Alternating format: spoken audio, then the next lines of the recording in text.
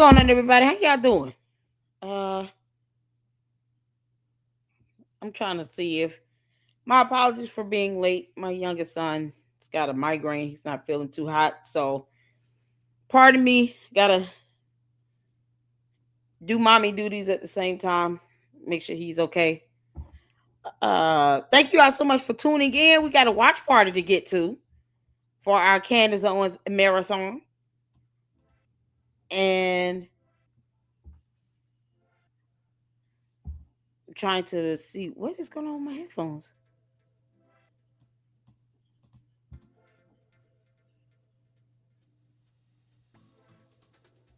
Okay, hold on 1 second. Y'all bear with me.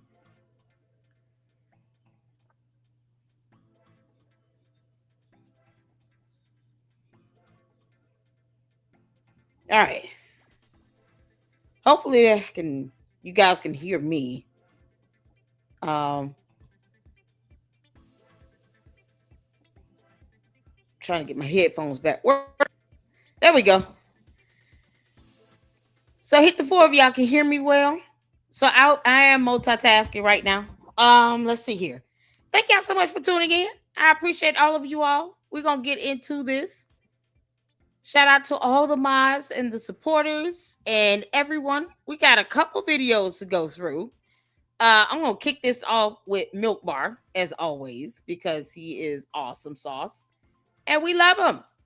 Make sure you guys go and show your love and support for Milk Bar TV. I'll drop the video link in the chat. Of course, Candace is always making claims about her. Careful, Joan Rivers got killed for exposing Michelle. The threat of her life, and then lie about having some assassination attempt. She can't prove because where those transactions from Club to Son, we're still waiting on them. Still waiting on them, you all. Thank y'all so much for tuning in. I appreciate all of you all. Happy Sunday. Shout out to y'all. See your C for up in here. New members, all of that. Y'all see the thumbnails. I told you all we're going to use those thumbnails. Shout out to you, Juju. Sherry, how you doing, honey?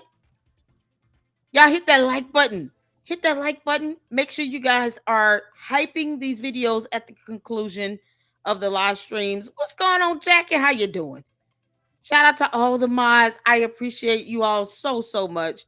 Please make sure you are hyping the videos and hitting the like button. I appreciate it.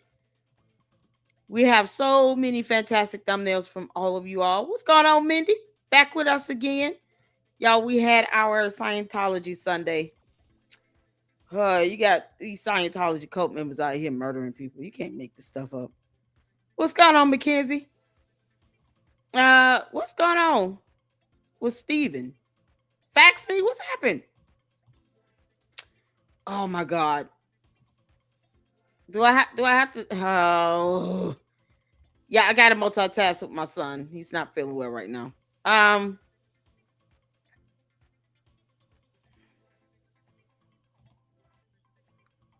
What the heck? So here's the thing with the letter. I don't know what's the deal with that. I didn't see comments. Maybe I missed them from Shady Lady. I saw the one comment where she popped in and showed support and said something about the letter. I said flat out, I don't think he forged that. I don't think Fax Me forged it. I think he was sent that and didn't realize that it was a scam or a phishing scam because we get those types of correspondence all the time. You got scammers trying every way possible to hack and get information, or to get you to send them money. It comes in a myriad of ways, right? I don't think he created that. I just think he, was sent a phishing scam and he needs to change his passwords and stuff. That's nothing to be embarrassed about. It happens. People get scammed all the time. That's why scammers out here doing it, because they actually do scam people. But luckily, he didn't have to lose any money. So all he needs to do is just change his email password and probably just get a new email address. And, safeguard any and every email that comes to him. If you don't trust it, hover over the email address. You don't trust it, don't open it. I don't think he's forged that letter. I'm not gonna say that because I know those phishing scams are just common and they are always sent out, especially if you're a content creator and you're drumming up enough, buzz online, you're gonna see those. Fortunately, those types of emails for me go to my spam folder. I have like a higher level security protection that I put on so that I don't get stuff like that sent to my direct inbox. So what goes to my sometimes you all's emails go to my spam, but I'd rather go to my spam and see it there and pull it into my inbox than for everything to come to my inbox and then something like that is sent to me. And it might look legitimate and then it ends up being a scam. But I think that's all it was. I think he just got scammed. It's nothing. He shouldn't be embarrassed by that. I just want him to be safe. Um, I watched his video earlier, not the live stream, and at the end he said that Gary counseled on him. What? Oh no. How you doing, Texas mother? What's going on? Oh, y'all. Poetry Princess back with us. Yeah, my son is not feeling too happy right now. What's going on, Realtor? How you doing? Good to see all of you all. Hit that like button. He did. Oh, Lord have mercy.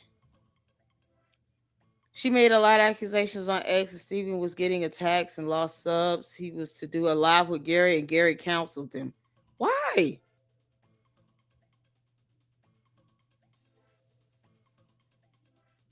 I wouldn't.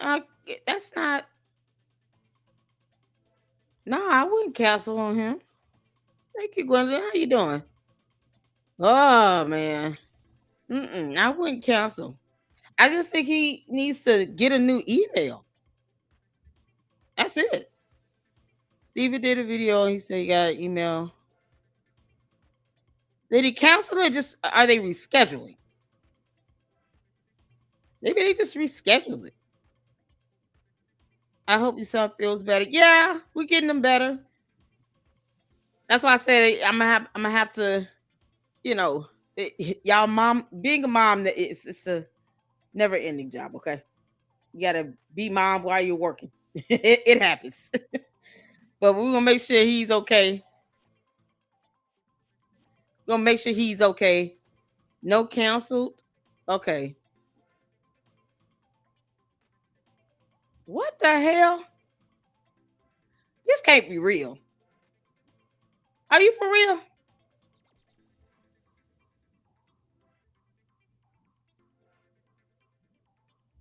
You can't be for real. Where you see it at? Where y'all see this at?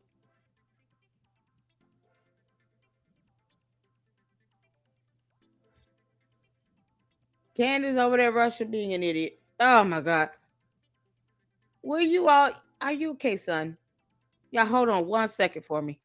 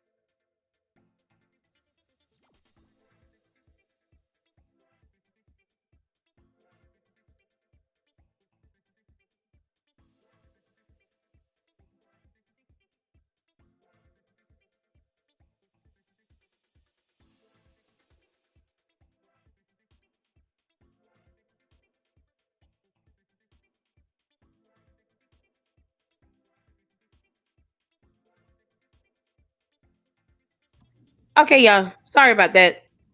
Just trying to make sure he's okay. He's laying down.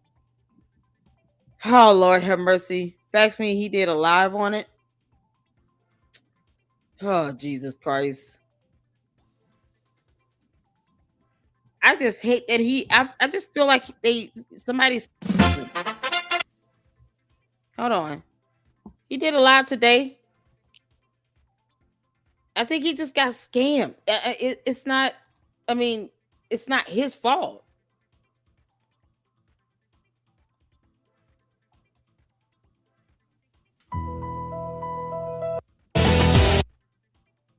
I hope he doesn't feel like and my grandson just work going to be actually going to try to take today off.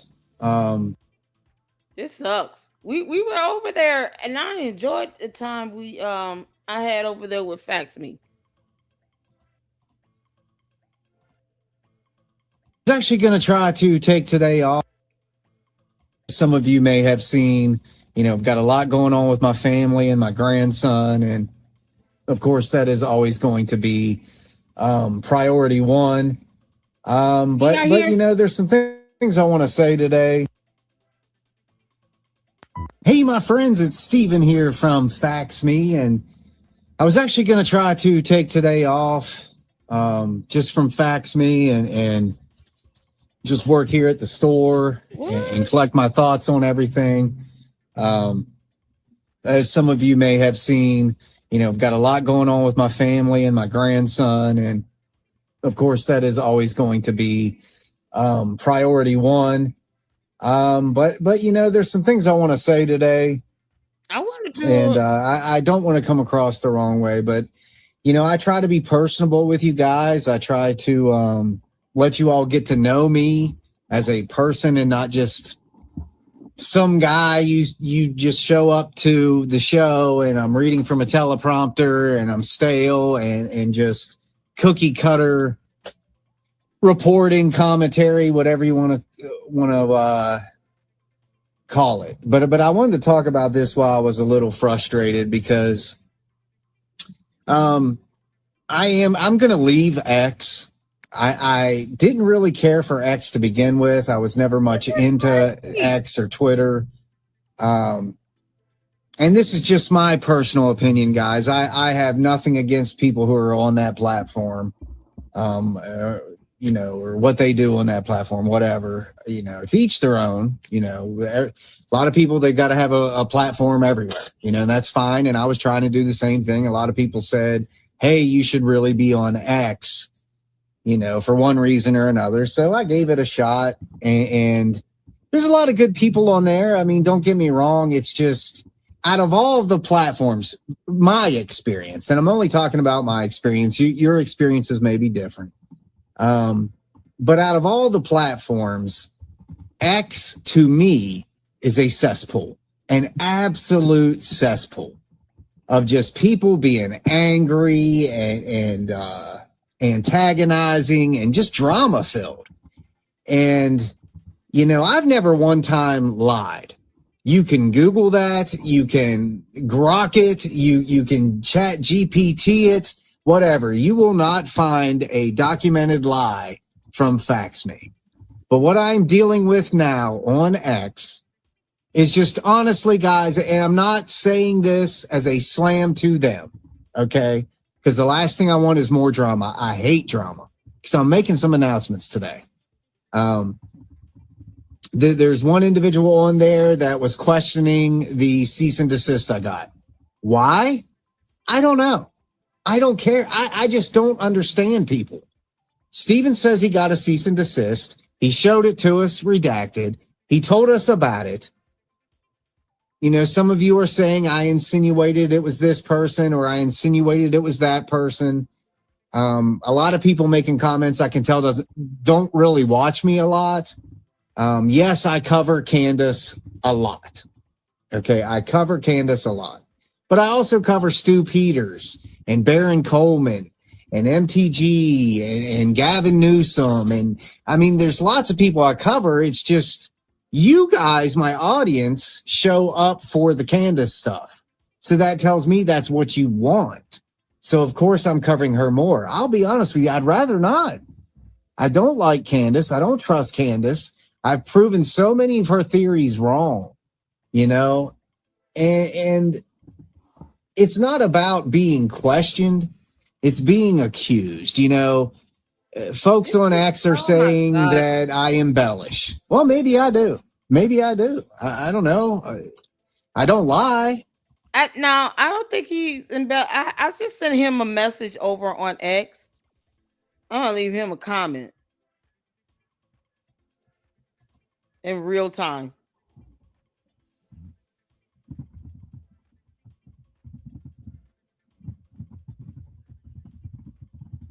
Um,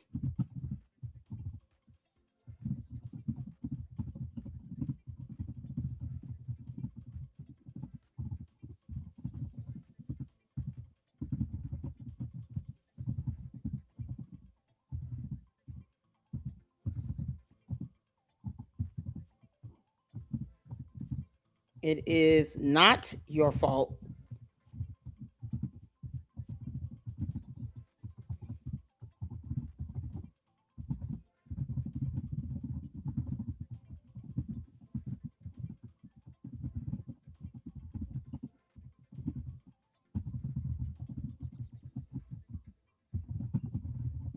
Please change your passwords.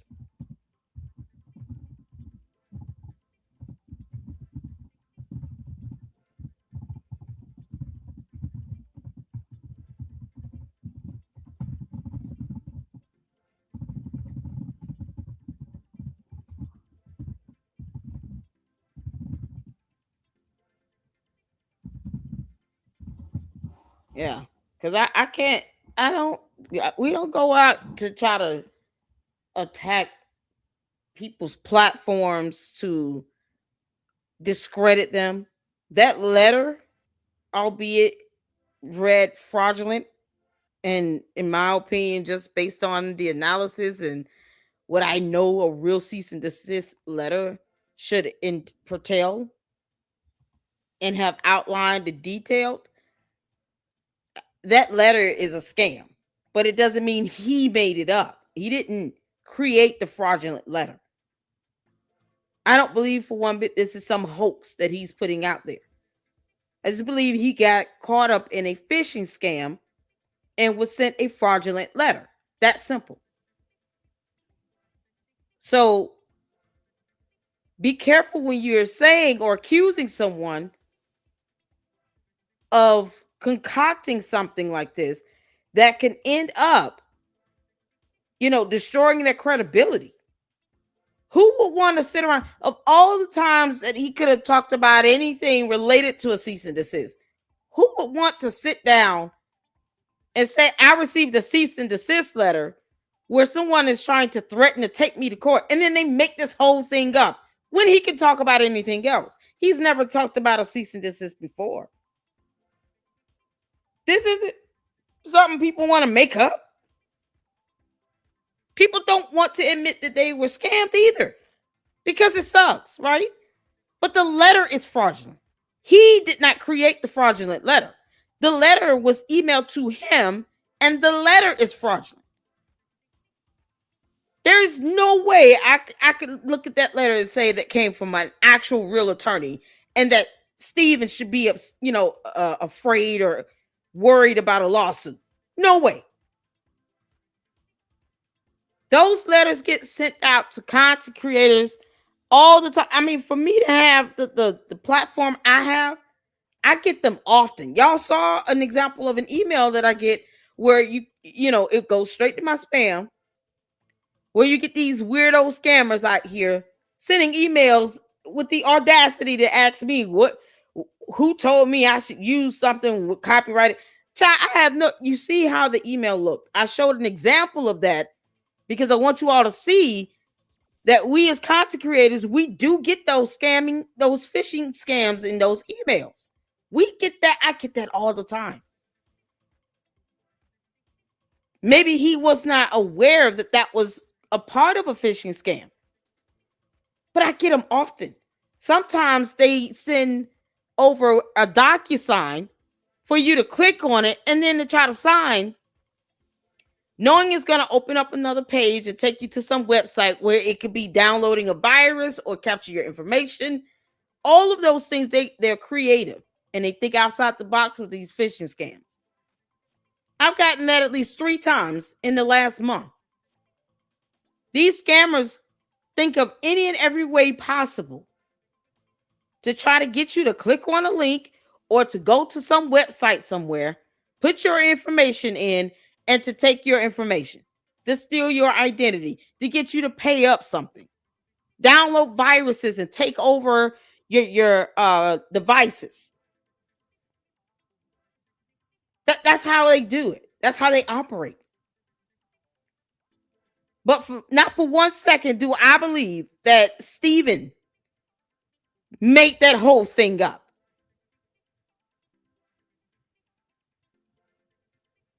And if you don't have any evidence of that, people don't want to be taken advantage of and scammed. You don't have any evidence that he created it. Why would you accuse him of that? Why would anyone find it easier to accuse him of this, of doing this, as opposed to seeing that this could just be a phishing scam? And he just unfortunately was a target of it. I honestly just, man, this sucks. I hate that for him, because I think he's a fantastic content creator. I certainly enjoyed, we've only collabed with him once and look forward to doing it again. And I just want him to know that this is something that's all too common. When I say I've gotten emails with links to a DocuSign where these scammers actually want me to electronically sign something. Like, hell no. But see, that's the thing. I understand what these scams look like and know how to avoid them. And it's a matter of just education and showing people these scams, these phishing scams come in various forms, in various formats. Don't fall victim to it. Be educated. Know what they look like, how they sound, how they read off. Look for the grammatical errors, the bullshit email addresses where it's just vague and ambiguous. You know, if you read it and you just read the tone of it, it's definitely unprofessional. The audacity of a scammer questioning me about something copyrighted, but couldn't tell me the name of the song or video or nothing. The lack of evidence in that letter, it was a fraudulent letter, but he did not create it. Steven did not create that letter. He was sent that letter via email, and I get them often, so I can say that. No one wants to make that bullshit up. And I think that's a horrible accusation to throw out against someone when I can attest to getting emails like that from scammers all the damn time. We got to calm down on this and stop attacking other people. Don't go and attacking him knowing it's going to affect his platform. Don't do bullshit like that.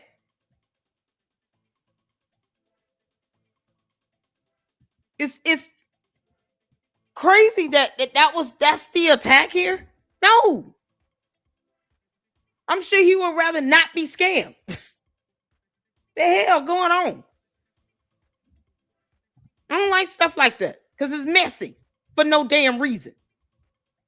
I have to fuss a little bit on this Sunday. Can't make this up. No one should be accusing him of drafting that scam fraudulent letter. He received it because I get those emails. And that's why I showed an example of the type of email, one of the types of emails that I get, where they sit here and talk about, oh, you're copyright infringing and blah, blah, blah. Stop, please. You know what I do? I delete them. They go to my spam, I delete them. The scammers can kiss my ass and kick rocks. No one wants to make stuff like that up. I just want people to be educated on what to look for. And that letter was absolutely fraudulent. But Steven did not create that letter. A scammer sent that to him on some bullshit. Probably a crackhead. Who knows? Can't make this up. Don't accuse Steven of doing that. That's terrible, man. We don't do that. Oh, child. So I've said it. There it is. You get mad at me to Kingdom Come. I'm going to tell it like it is and be very direct and blunt and straightforward with it. I don't wish a desire for anyone to have their platform or their accounts or anything tainted or destroyed or their credibility to take a hit because they got caught up in he was the target of a phishing scam. What the hell? If you all saw some of the phishing scam emails that I get,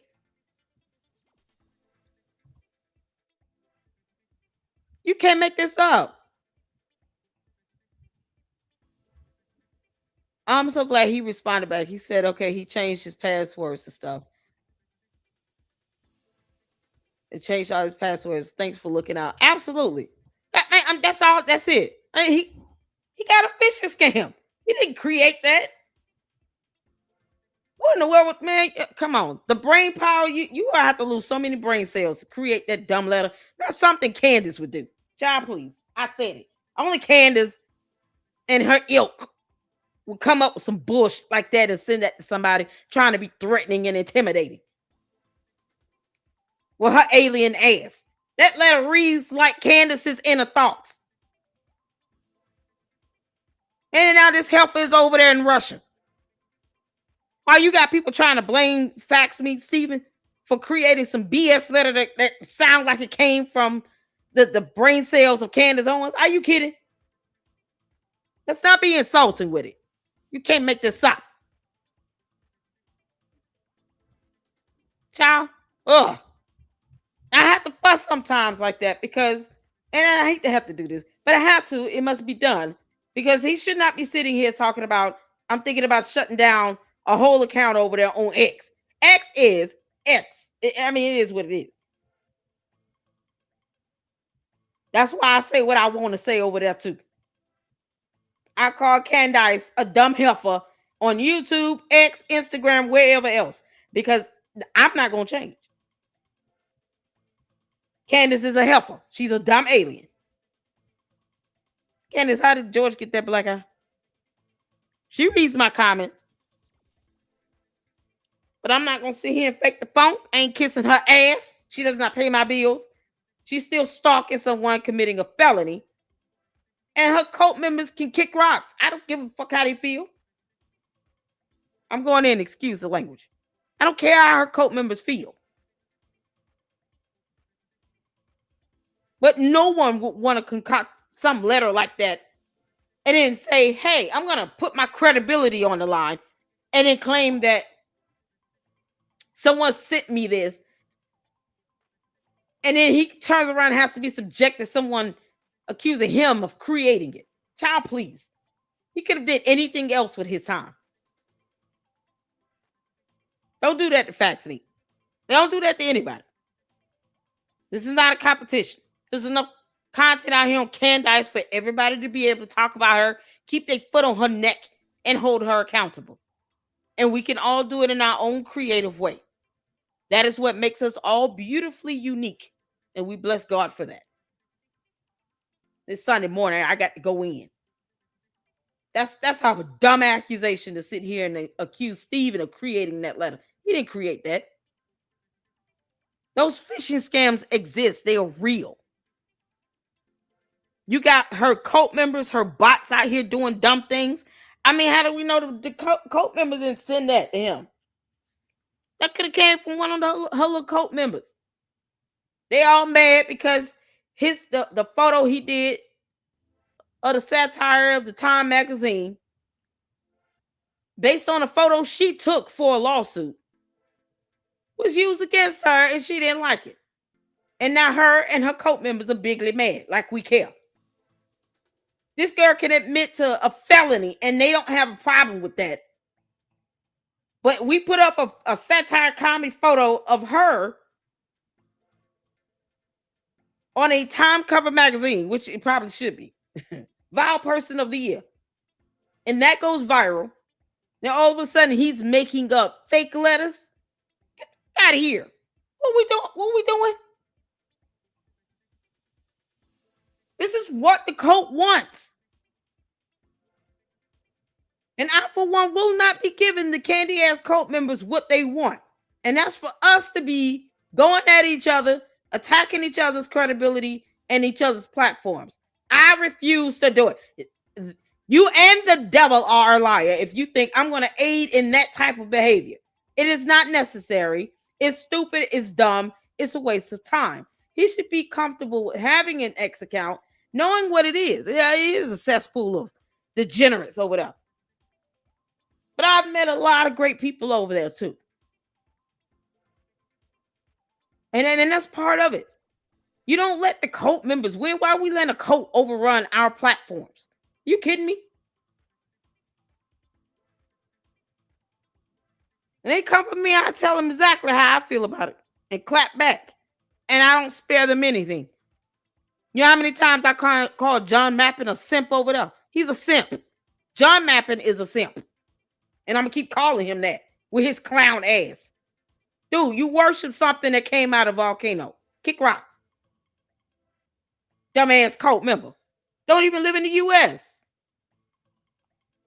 When you going to take Candace back and tell her to return back to her home planet? The hell on. Think I'm going to sit here and care about what a simp thinks? No. You don't pay my bills. Candy asks somebody, I'm getting paid $7,000. Where's the money? What do you mean? No, it's so crazy. Who child? I hope he does not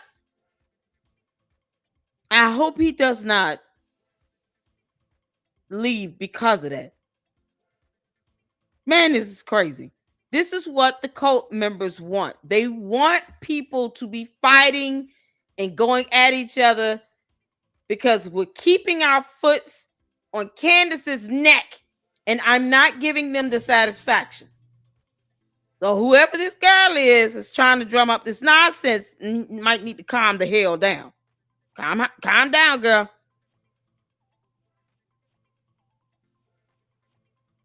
Calm all the way down. Don't accuse him of doing that.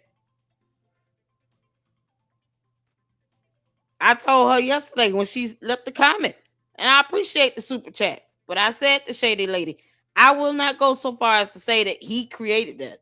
I don't think, no. I get them phishing scam emails all the time. And I showed an example of it. I've gotten ones where they want me to open up a DocuSign link. Chabu. These scammers are getting creative and bold. And it's not hard to believe that he could have been sent something as a part of a phishing scam. But no, don't accuse him of that. He didn't make that letter up. So I'm glad he changed his passwords because the goal should be we want him to be safe and protected. Candy asses are trying to find any and every way possible to get information out of people, to dox people, thinking that's just going to stop people from talking about Candace. The hell it will? No. Because then what you're going to end up doing is pissing people off to where it's like, okay, you done put me out here and now I have nothing to lose. So I'm really going to go hammer time on her.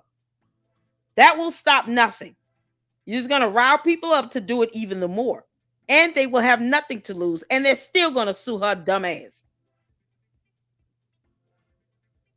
And don't think that YouTube or X will not uncover who's behind these profiles. Oh, yeah, no. You can get a court order and get this done. That NordVPN will only get you so far. The lady got doxxed yesterday on X. I sent her the link to file a claim with the FBI because that is a cybercrime. Doxing is illegal. It's a cybercrime. So if that ever happens, make sure you file a complaint with the FBI. Matter of fact, I'll show you all. I'm going to send you all the link. Because you got people out here, boy, they full of it. And nobody should be subjected to that.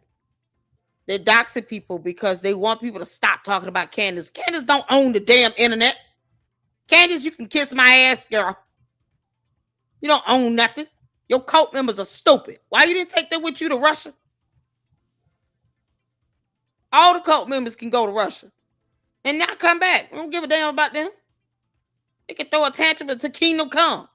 Project Constitution out here doxing people. Sue his ass. Sue the hell out of him.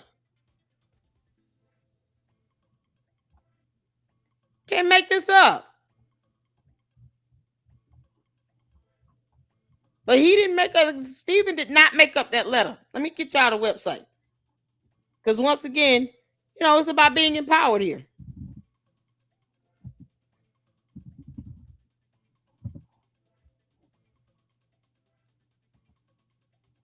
So I'm going to drop the link in the chat.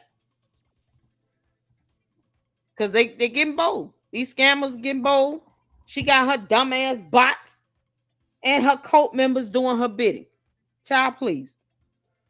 Anything happens, you all make sure you file a complaint to the FBI. Here's the link, www.ic3.gov.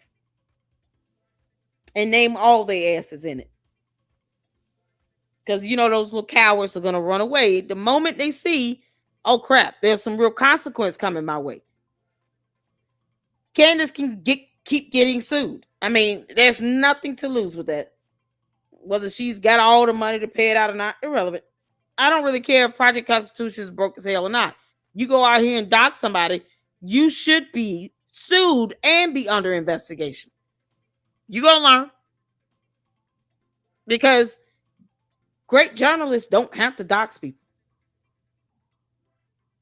Throughout history, ever since you've had members of the free press reporting information to the public, it is never necessary to just go dox random people because they're saying things you don't like.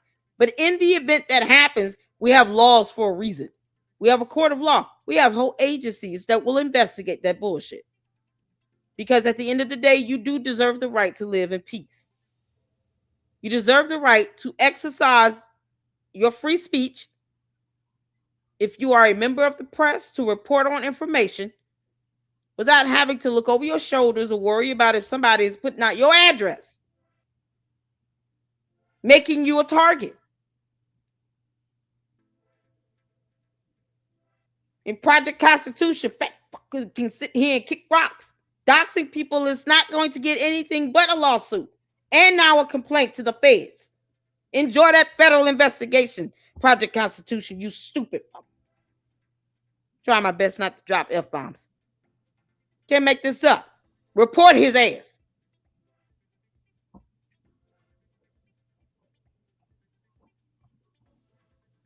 All right, let's finish up this video, y'all.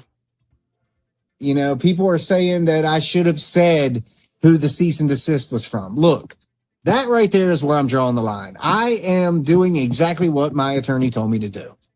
Period. And that's all I'm ever going to do. I'm not going to listen to any of you guys ever. I don't care who you are on anything legal. I'm going to listen to my attorney. Now, I'm sorry that has upset some of you guys, that I can't show the redacted stuff, that I can't blatantly say who is listed in this cease and desist.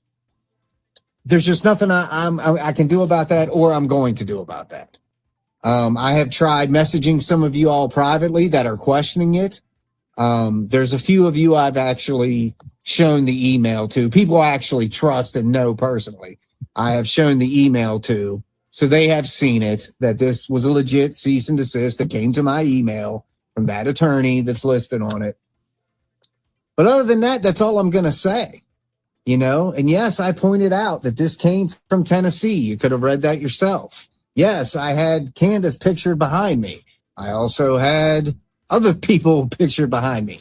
You've got Baron Coleman, you've got Stu Peters, you've got Candace. There are so many people that revolve around Nashville. Okay. But that's just besides the point. The point is, I was trying to be personal with you guys and just let you know, hey, this is what happened. I received this. So if something happens and FaxMe just disappears, you would at least know that, hey, that's probably why. Right. But the fact that some of you get so demanding, like I owe you something. I don't owe you anything. I don't have to prove anything after the show to you. I don't have to send you. I literally had somebody want me to print out a copy of it and mail it to them. Are you kidding me? No. Who do you think you are? That's none of your business. This is my business. This is my crutch to bear, right? Or cross to bear. I am completely regretting the fact that I even shared it. I get attacked on X, people calling me a liar, people saying I'm untrustworthy, whatever. If you don't trust me and you think I embellish things or you think I'm just asking questions or whatever, if there is any reason, then you just don't belong here. And I'm not saying that to be mean. I wouldn't go watch somebody I didn't trust. So if you don't trust me for whatever reason, that's okay. That's okay. There are plenty of people I don't trust that other people do, like Candace Owens. Millions of people trust her. I know she's a liar. Josh, I watch her for you guys. But that comes to announcement number 1. I am not covering Candace Owens anymore. Oh, no. So if you are just here to watch the Candace Owens drama unfold, it stops today.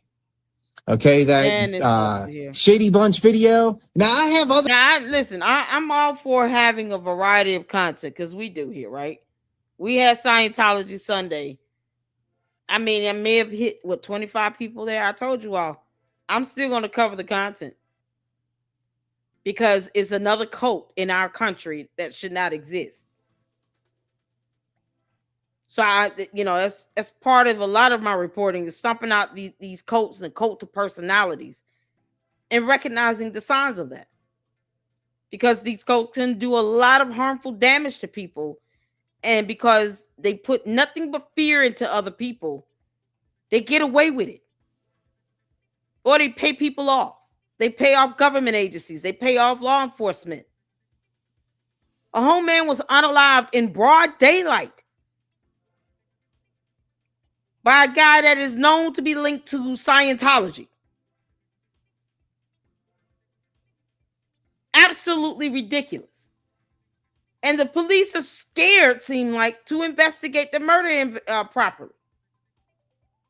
You think we need a cult of Candace Owens running around here? Just as worse than Scientology? This is why people need to continue to put the truth out there and to keep their foots on her neck. Because it's many purposes being served in that reporting. Reminding her she's not bigger than the rule of law or God or anything. And 2, if she does something that is wrong or criminal even, or that she should be held legally liable for, people should sue her. 3, this heifer is walking around openly admitting to stalking. The more pressure you put back on her, the less she feels she will be justified in doing when it is illegal, unethical, and immoral. So yes, people should be calling her ass out.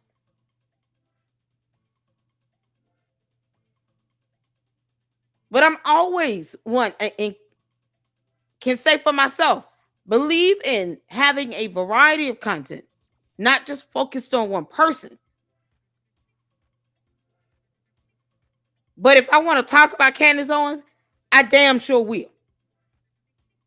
Her cult members can get mad until God returns. I don't care. But I'm not going to sit here and allow them to control the internet, to control YouTube, to control X, to control anything. And it's people like Steven at Fax Me that have a creative way of clapping back. And we all need that. We need people like him to continue to hold her accountable and to keep her dumbass cult at bay so that people don't continuously fall victim to being stalked or doxxed. Not just Erica Kirk, but there are other content creators and people on X being doxxed now because of Project Constitution, who's being a complete simp for Candace Owens. And they don't deserve that. You're trying to make people fearful of speaking their opinion. The hell you mean? In the United States of America, you will not. So yes, it sucks to hear this. It sucks to hear him say he won't talk about her anymore. Because the more people that keep telling the truth on her, the better.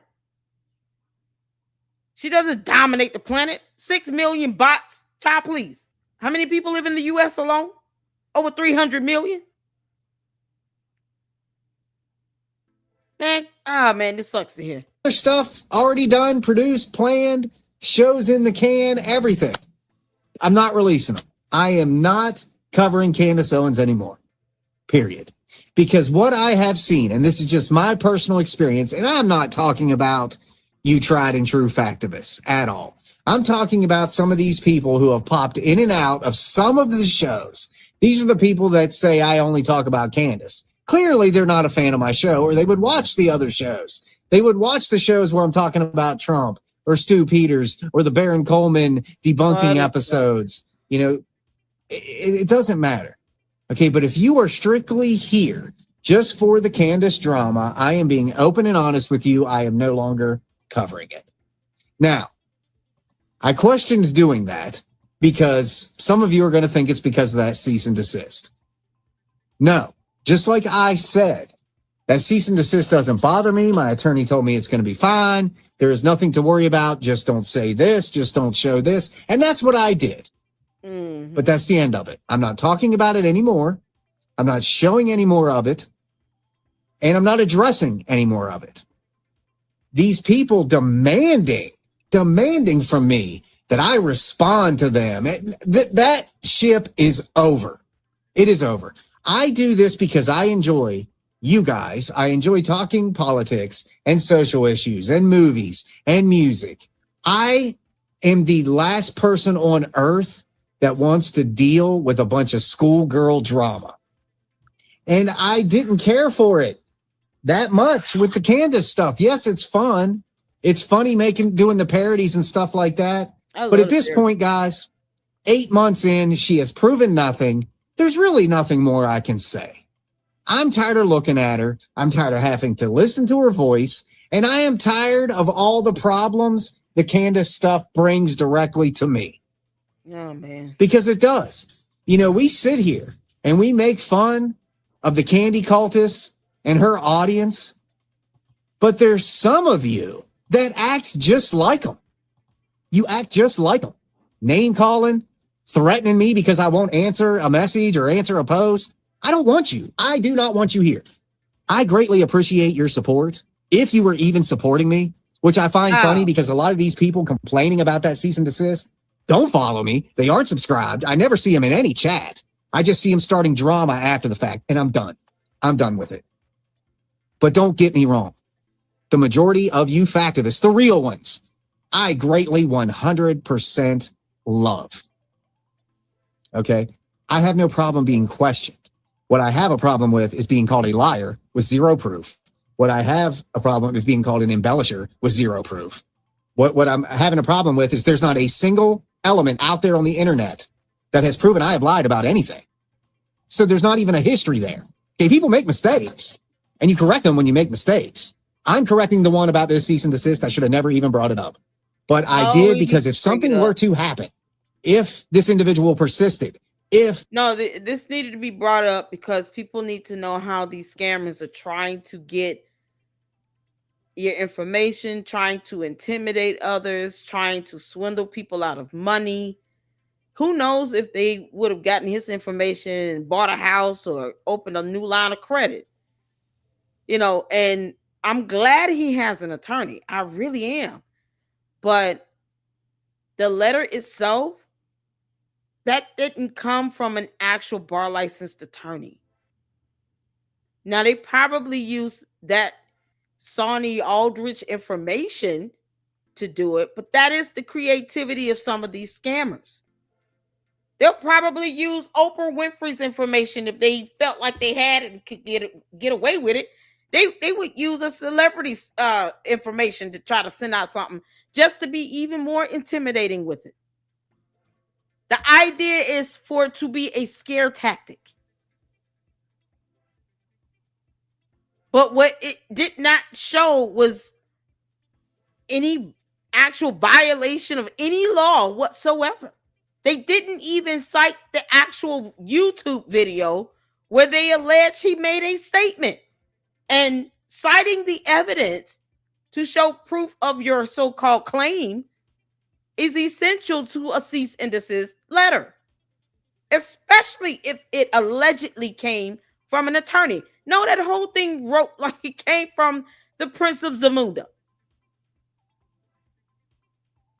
I mean, the next time I get a scam email with the DocuSign thing, because they done stepped it up now, I'm gonna show you all.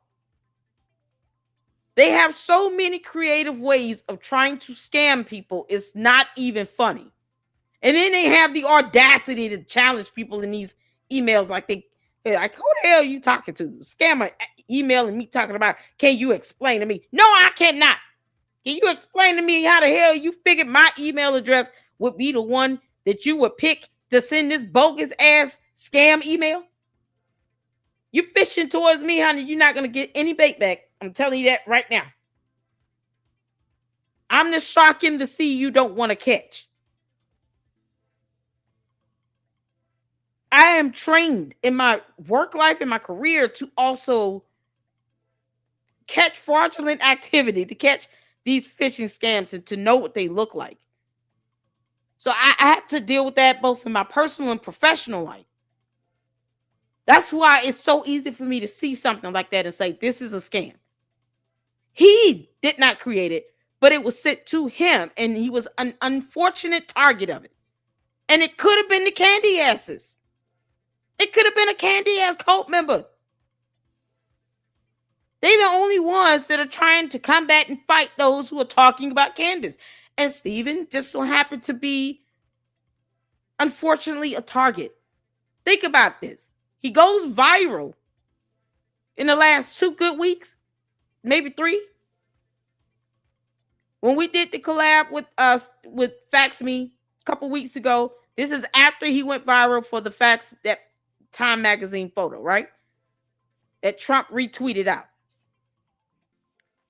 But see, you think the Candy asses care that their cult leader is the one that actually took that photo and made it available to the public by attaching it to very public court documents as an exhibit with her yeast infection face. So it wasn't as if the photo came from some private stash no one was supposed to know about. No, this was from a court of law, accompanied with a lawsuit. She filed and didn't even go to the actual trial hearing. The defendant won by default judgment because she's an idiot.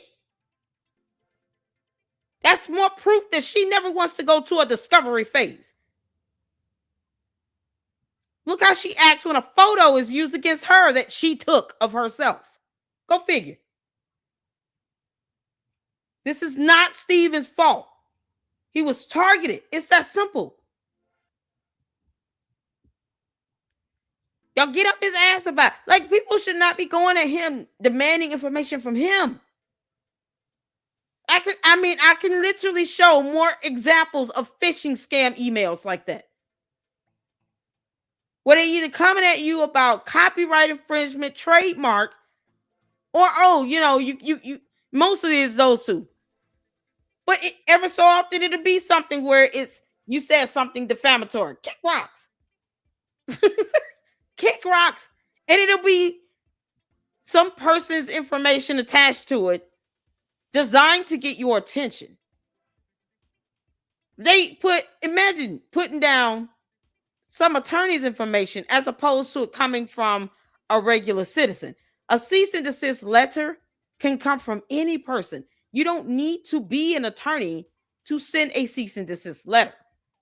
But people tend to kind of look a lot more closely at it if you see an attorney on it. Whether that attorney is real or not, that letter was fake as hell.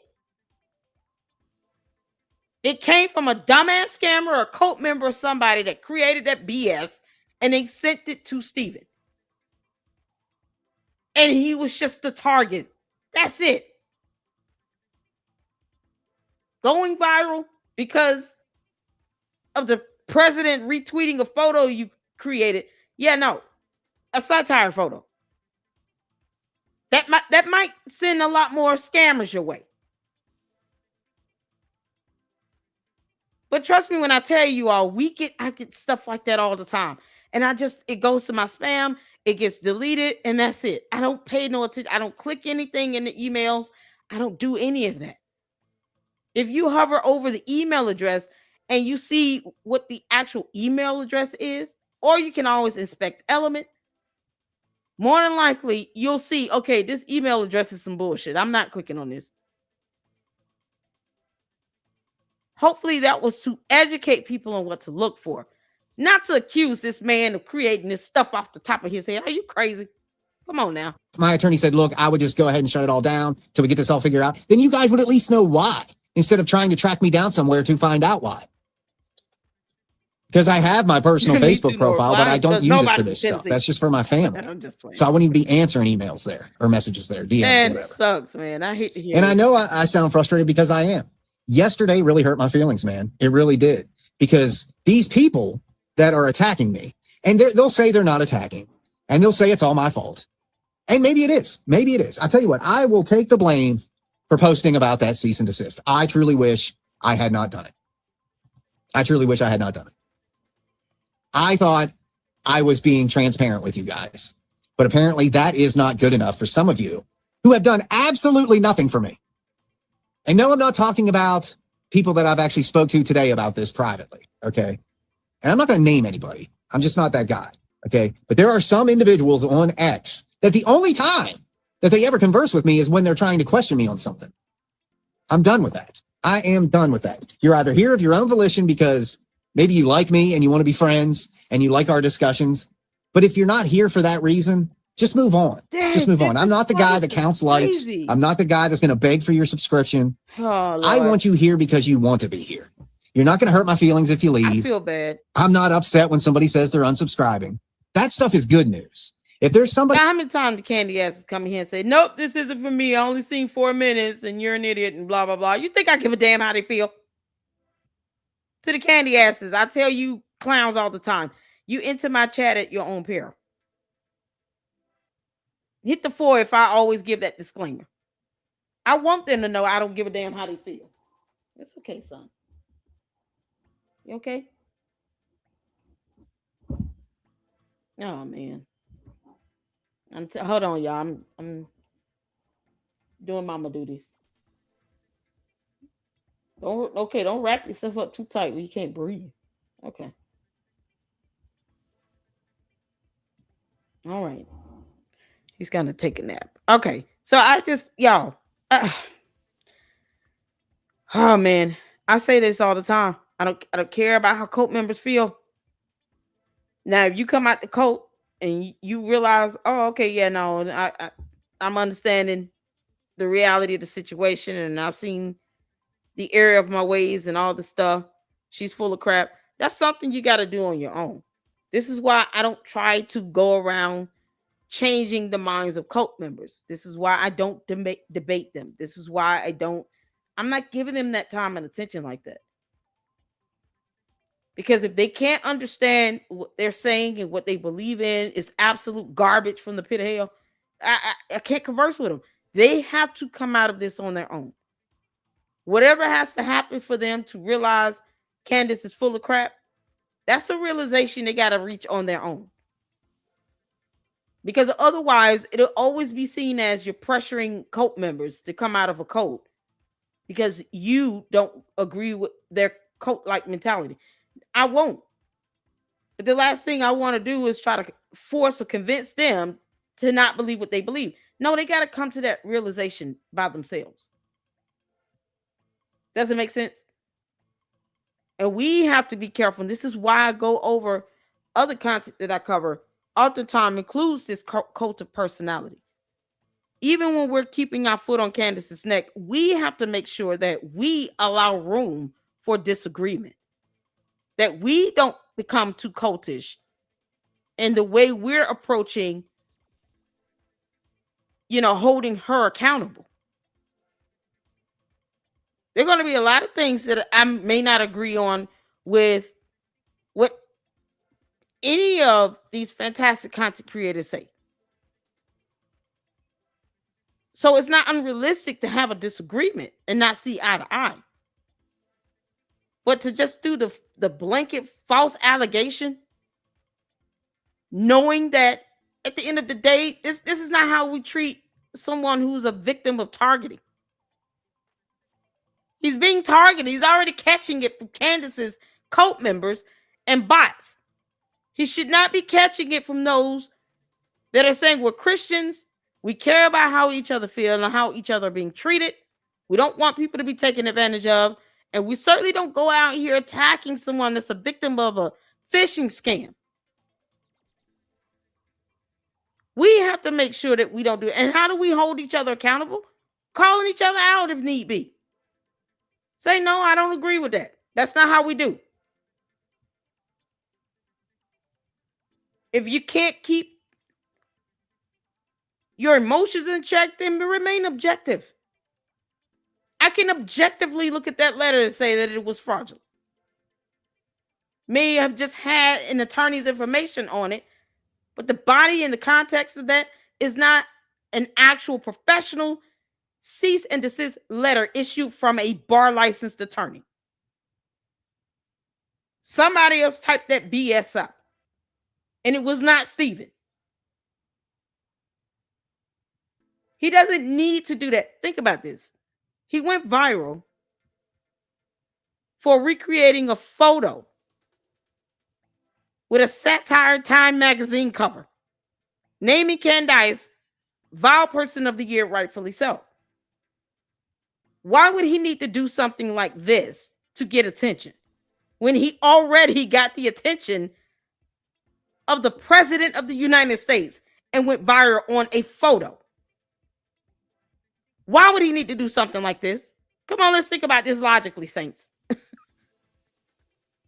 To all those that are Christians, think about this logically speaking. And all that getting get some understanding. Why would he need to do anything beyond his content to stay relevant or get attention when he has the ability to capture the attention of the president? That's going to automatically get him more views.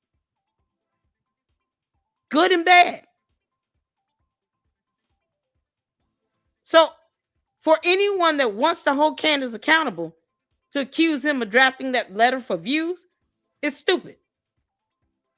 It's a very stupid thing to think when he already has the views, he has the attention because he caught the eye of the president. You can't make this stuff up. And now he wants to quit. Because essentially people who are saying, hey, we want to hold Candace accountable, we're going after other content creators doing the same thing. Come on now. That doesn't like you or they don't trust you and they unsubscribe, then that's good for them. They shouldn't be here. I wouldn't want to be subscribed somewhere where I don't like the person. Okay.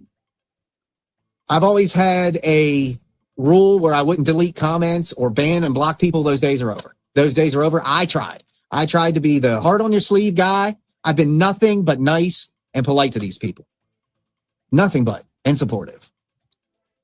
I'm just not going to take the hate anymore. So if you come onto my profile and you start throwing out gay and pedo and Trump this, Trump that, and you're just being belligerent, you're done. You're toast. You're blocked. This comment is so removed. crazy, man. My channel is going to remain civil. I've been trying to clean my mouth up. You know, I've been trying to represent Christianity better. You know, I'm working on myself and I'm going to make mistakes. I am. And I've always said, you know, there are things like mistaken belief. You know, where you see something everybody's saying is true, and then I say it, and then you find out it's not. Now, this hasn't happened. I'm just saying, I am not infallible, guys. I will make mistakes. And mentioning that cease and desist was a mistake, and I apologize to you guys. You know, you guys ran with it. You have posted it. You're defending me, and I greatly appreciate that. But I never one time said the individuals' names, the two people that are listed. I never one time asked for anybody to go do that. While I greatly appreciate it, and I really do, I never asked for that. And then some of you are mad because I won't come out publicly and validate who it's from. That's not on me, guys. I appreciate the help and I appreciate the support and the defending. I do. You know, and maybe I could have worded it all better. This is all new to me too, guys. I haven't even been doing this a year. So I'm trying to find that. No, you're fine, Stephen. You're fine. There was no other way to word it. You read the letter. His attorney did the redactions. Is that correct? Am I understanding that correct? See, I can say I don't agree with all the redactions from his attorney, but his attorney went to law school too. I don't believe you should have to redact statutes. But if the attorney felt these redactions were necessary, then he trusts his attorney. That's it. I'm not here to debate what his attorney did. I don't agree that any laws should ever be redacted. But beyond that, if the attorney felt it was best to redact the person that was the subject of the letter allegedly, then that is the decision that the attorney made. And you have to think about how would this play out in the court of law had the attorney not redacted that person. Because if you're talking about somebody so-called being singled out, the last thing you want to do is read the unredacted letter if it were valid. It came from some scammers with some attorney's information on it, but it still does not mean that the letter itself is not fraudulent. But let's just say it was real. If his attorney had not redacted the person, the subject of the letter, then the subject of the letter could go to court and say, Your Honor, even when we issued him a cease and desist letter, you would think that he would not post out all my information like this, and he did it anyway. Wouldn't that further prove what the subject is trying to say in the letter? So the attorney did the right thing by saying, I need to redact this stuff. Do I agree with him redacting the law? No. I didn't think that was absolutely necessary. But for the redactions that came down to the so-called subject, if you're not an attorney and you don't understand how that would affect Stephen in court, then of course you're going to have some issue with that. But the attorney made the right call to redact. But what needs to be redacted is necessary personal information, not laws and case law. No. And I don't think any judge would have had an issue in saying, well, you didn't need to redact the statute code. But as far as the subject, yeah, because if the goal is, we don't want their claim to be valid. We don't want the claim of them being targeted, having someone incite violence upon them. We don't want any of that to be valid. So if we're going to read it on a public platform, let's make sure that people aren't able to walk away knowing who we're talking about in the letter. I think most attorneys would have made that same judgment call.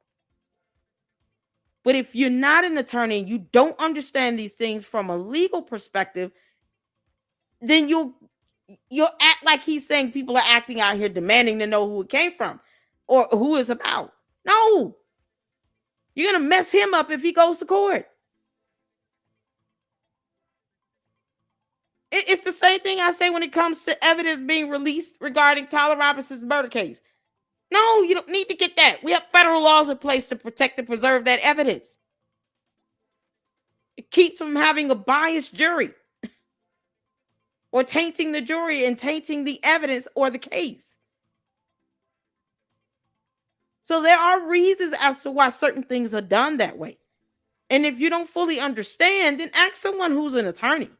Don't go attack a Stephen because he followed the advice of his attorney. Boy, this is something else, man. This is something else. Middle ground to where I can make you guys happy and deliver what you guys want while also making it fun and something I want to do. Yeah. So from this point on, guys, and again, I don't want you folks that, I don't want to name drop people, but you folks that I talk to on a daily basis in private, that I'm answering your comments and stuff. Hey, Dana. I'm not talking about you guys, and you all know who you are. I'm mainly talking about the crowd that has been coming from X. That's where Alessandra came from. That's where all the negativity I received personally. Okay, this is just me. It may work for other people, but all the negativity I receive personally comes from X. So today, after I'm waiting on a message from someone, I'm waiting on a message. Someone's disappointed in me. I actually really like this individual. and I appreciate their support. I had sent them an email yesterday about the debate, and I just responded to them privately today because they made a post upset that I insinuated it was Candace Owens. So I sent this individual a private message explaining things, and I'm just waiting to get a response from that. Once I get a response back from this person, so my conscience is clear, I'm off of X. I will no longer be on X. I appreciate you guys spreading my channel and that kind of thing, but there is a new Steven that is going to emerge starting tomorrow in Monday's Live. And it's because I can't do no right, man. First and foremost, if this stops being enjoyable to me, I'm not doing it anymore. And that's not a threat. That's just reality, guys. Okay. And 90% of you, I absolutely love. I look forward to seeing the comments from every day. I look forward to the messages. I love you guys. And I know this sounds like one huge complaint fest, and it is. But I just wanted to explain some things, that some stuff's going to change. I'm going to focus solely. I mean, I barely focus on TikTok now as it is. I'll randomly upload something here and there. But I am solely focusing on my Facebook crowd and my YouTube crowd from this moment on. Because from what I have seen, the bad outweighs the good on X. People that are claiming to support me are the very first people over there that are trying to question me. And questioning is okay. But when you do it in a post that says he's been known to lie with no proof, he's been known to embellish with no proof. This isn't the first time he's done this with no when people are saying things like, you're not my follower, you're not my supporter. The proper way to have handled that, and it would have worked out better for you, I can promise, because there are other people that actually took this road and received the information they were looking for. The proper thing to have done would have been to message me in private and say, hey, there are going to be some people, including myself, that's questioning this cease and desist. Then I would have said, well, I don't care if anybody questions it. It's not their business. I was just letting people know in case something happened to me and I had to pull everything down that you would know why. But is there anything you can do to prove that this blah, blah, blah? Some people I would give that proof to, some I wouldn't, because I don't know you people personally. But the ones that I do, the ones that I have built relationships with, I sent the email to so they could see directly. One of them is my mod for this show. And if he wants to say, hey, yeah, I saw the email. I saw it. It's legit. He got it. He received a cease and desist. Okay. I sent it to him because I absolutely trust him. That's why he's my moderator. I've never met the guy. We've only had online conversations, but he's never done me any wrong. And he's moderated for other people. So with that being said, I showed him everything from my back end that is private. So he can see. So somebody has at least seen it was all legit. Okay. And if it ever comes down to it, he can say, yeah, I saw it. He showed me the email. He showed me the attachment. He showed it to me. So with that being said, I'm dropping X as soon as I get this email back from this lady, because I like this lady. She's been nothing but supportive. I personally think, I'm not trying to speak for her, but I think she got roped in to the other lady who was blatantly trying to paint me bad. And she did. She painted me bad. And I saw comments where one individual was saying, hey, I just found Fax Me and I've started watching his stuff. I'll be careful now, or I'll be cautious now. So she's affecting how people are viewing me. And I'm not saying her name. I'm not going to say her name. I don't want people attacking her. I don't want people attacking anybody in my name. That is not what I do here. Me. Okay. So I have removed her from my X account, which is irrelevant now because after thinking about it last night, I'm closing my X account. And I'm just not going to be associated with her anymore because she's out there calling me these names while not calling me these names. Oh. She gets mad at me for saying I insinuated it was Candace. And I'm no better than Candace because I did it that way.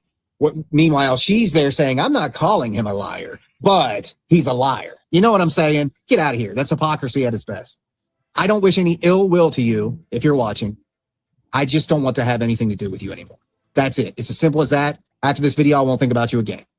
Just want that one email to come through because this other person I do care about, and they appear to have been, thank you. You just gave me cold chills. Look at that. Live and in color cold chills. This girl, oh, look. Whew. You just made my day, RG. That's all I'm going to say. RG, you just made my day because that really bothered me because I like this person. And this person's been nothing but straightforward with me. I think this person just got wrapped into the chaos. I'm not going to speak for her, but thank you. Thank you for responding back to me. I appreciate that. When there's people that I truly care about and they think poorly of me for some reason, I'm going to do everything in my power to change that because I try very hard to be a really good person, and I've got I'm telling Is he? Oh man, is he crying? Y'all, this is crazy. This is crazy. Is he crying?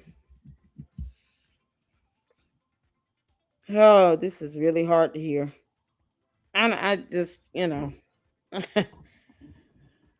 Lord have mercy. I hate that this is happening. I really do. Y'all have no idea. I hate this is happening. I mean, a strong presence like him in the YouTube community, holding Candace accountable, being attacked by other people that claim that they want to hold Candace accountable. You don't say and do things to be accusatory. That person could have, like he said, whoever this is, could have emailed him and asked him some questions about it. I agree with the subject being redacted when you're talking about releasing this information to the public, because it would make him look worse in court if it were all this was real and this so-called attorney decided to take him to court. Y'all have no idea how bad it would make him look if he did not redact the subject's information and name out the letter,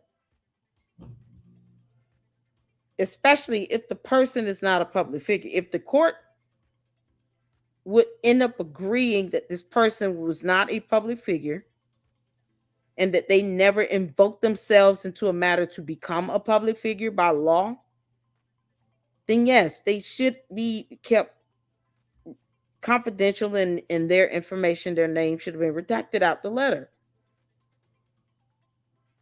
What the bigger focus should have been on is you have letters going out trying to silence those that are keeping their foot on Candace's neck, that are holding her accountable, and her cult members and her dumbass goons. And they're trying to attack free speech and expression by doing something like that, by sending out letters to be intimidating and threatening. Oh no, huh? How dare you talk about our cult leader? Now I'm just going to throw out a bunch of words that you can't make sense out of. And no, I'm not going to provide evidence of you saying something and it's in a video that's on a public platform. Of course, I'm not going to tell you the name of the video. Like, I mean, just that alone, the fact that evidence was missing. He was victim to a phishing scam. It's just that straightforward. I'm telling you, man, the stuff with my grandson, I've got a lot weighing on me, and I'm not saying that for pity. Oh man. I'm just a very driven person that's trying to do the right thing here, guys. And RG, you just made my day by messaging me back. I appreciate that. Oh. All right. With that being said, I don't want anybody to take. I receive all of your emails. I see you guys will send me an email. I guess this whole video is just addressing you guys. I get your guys' email, and I've said before that I'm one guy. I've got one mod now that I forced Jeff into. I just made him a mod one day. There you go, buddy. I didn't ask him or nothing. I just did it. But I mean, if he would have said, dude, I don't want to be your mod, I would have, taken it back. But he's a great guy. Jeff is. You guys see him in my chat. He's just one of the greatest people I've met on here. He came out supporting me, and he reminds me so much of a close friend that I have here locally who's from Hawaii. And let me tell you something. The Hawaiian culture, wonderful people, man. I have learned so much from my buddy Lapaka. He was in the military, was in Hawaii, and he's always introducing to me to all these like exotic things that you all eat in Hawaii, or different things that y'all make, like cookies and stuff that I've never had. Like I never even heard of these things. He'll bring me this like beef jerky stuff that's made in Hawaii. Such a cool guy, such a godly man too. But Jeff, you remind me a lot of him, so I know you and I would get along a lot. But with that being said, there is one thing I want to cover today on Stu Peters, which I think is absolutely disgusting because he's another one that I've debunked. I'm going to talk about him more tomorrow because I debunked his exploding microphone theory, right? As if that hasn't been debunked enough. But guys, I just clearly wanted to say that I'm done with Candace. Has nothing to do with that cease and desist. I promise you from the bottom of my heart, it has nothing to do with that cease and desist. I am just done. You know, I was having a conversation with, see, this is what I want. I want this intimacy with you guys. You know, the internet is so desensitized to where everybody's just a puppet or they're just a character on a show. I don't want to be a character. I want to be Steven, your friend, you know, Steven, the guy you're coming to hang out with. You know, I don't want to be that inaccessible person. And it's hard to get to every comment, get to every message, which was something I started to say a minute ago. I saw Robert this morning. Yes, Robert, I got you just left me a comment asking. I did get your email. And yes, you're absolutely right. Absolutely right. And I'm not going to mention what his email was out of his privacy or whatever, but I'm working on that, my friend. I am working on what you suggested. So it's just only so much time in a day, but I don't want that to deter you guys from contacting me because you guys see it. I take your advice on a lot of things, and there's some things I won't, you know. Do want to give you an update of what's going to be coming up. Me and Artie Trolls, we are connecting soon. I think I need to confirm with Artie, but I think him and I are looking at the I might get him this Wednesday. Don't hold me to that. But Wednesdays are good for him. And you guys know that's my only day off a week. That's when I do recordings with other people. Which LLC, if you're watching, I'm trying to work out something to where I can do something with you on Sundays. If I remember right, I think you told me Sundays were your day. LLC, if you're watching this, please let me know again. There's so many messages to go through. I'm trying to work something out so I can do something with you on a Sunday. Artie, I'm going to try to have this week. He's committed to coming on. I think me and Artie are just going to rock it, man. I really do. There's something, man. You know, when you just feel people, does that happen to you guys where you just know, not know, you just know, Artie, I think he's on the wavelengths, man. I do this way too. Yeah. All right. And we're going to have him on. I'm going to have, Ryan Morrow on to talk, Candace's Russian ties. Now that was one of the things that I've had set up. That it is going to be a Candace-oriented conversation, but that's not coming from me. That's coming from Ryan. He's got info. He's been releasing a lot of great stuff. He was on Paramount. He was Paramount Tactical talking about the Russian ties with Candace. You guys all know she's in Russia this next week. And what a great week this is going to be to not have to hear her mouth. That's awful. Isn't it? Isn't it awful to think like that? Anyway, what else I got coming up? I'm going to be on Paramount Tactical's show. What did we agree on, Jen, the producer? I forget. I think it's the 17th. The 17th, I'm going to be on the morning show. The 10 o'clock, I think is what it is. I'll make some announcements on YouTube, Facebook when that time comes. Anyways, so we've got Artie Trolls that's going to be coming on. Ryan Morrow is going to be coming on. Me and LLC are trying to work out a time where I can come on her show and wreak havoc. You know what? And LLC, I'm going to make a specific video just for that appearance, right? So you'll have an exclusive that you can show from Fax Me. We'll do something fun. Okay? We must do it. But I'll get you something prepared for that once we lock down the time. And I know that's... Yes, I'm emailing him right now. He has reached out to me. I'm responding to him. Now, I know this was not... This is a marathon, you all. So the highlight of the marathon was going to be the collab that Paramount Tactical did with, what's the guy? Maru or somebody. You guys want me to check out because Candace went to Russia. And of course, that is concerning on its own, not because it's Candace, but because she's not smart.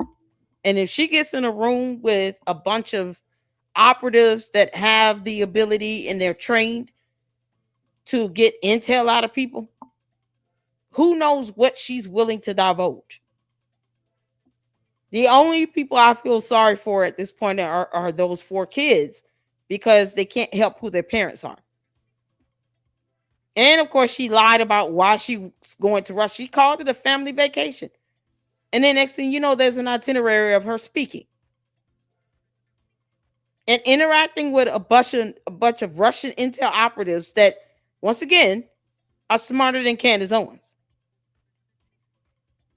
So if you care about the security of the United States, you would not want someone like a Candace Owens going over to Russia. Be in a room with at least one intel operative that could easily get information out of her and she doesn't know how to shut the hell up. She talks too much. That is a huge problem.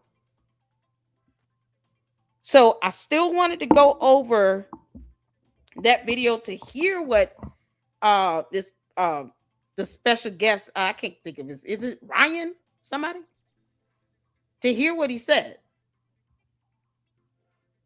because I think it's imperative to understand why we're, you know,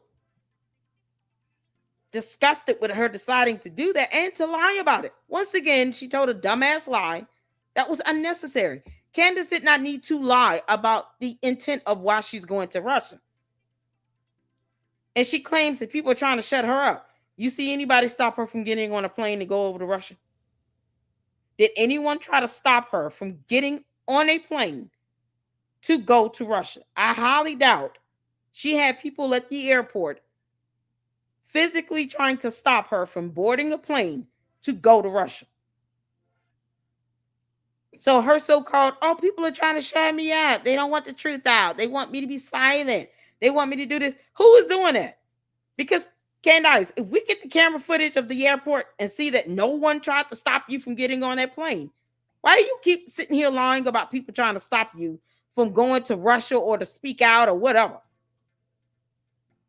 You've been trying to say people silencing you for all this time. No one's trying to silence you because you have not shut the hell up. You're still doing videos. And somehow YouTube thinks that they're all okay and cool and they can't have them posted. Meanwhile, I'm getting phishing scam emails from people talking about, can you explain something about some music? They can't even tell me the name of the damn song. It's unbelievable.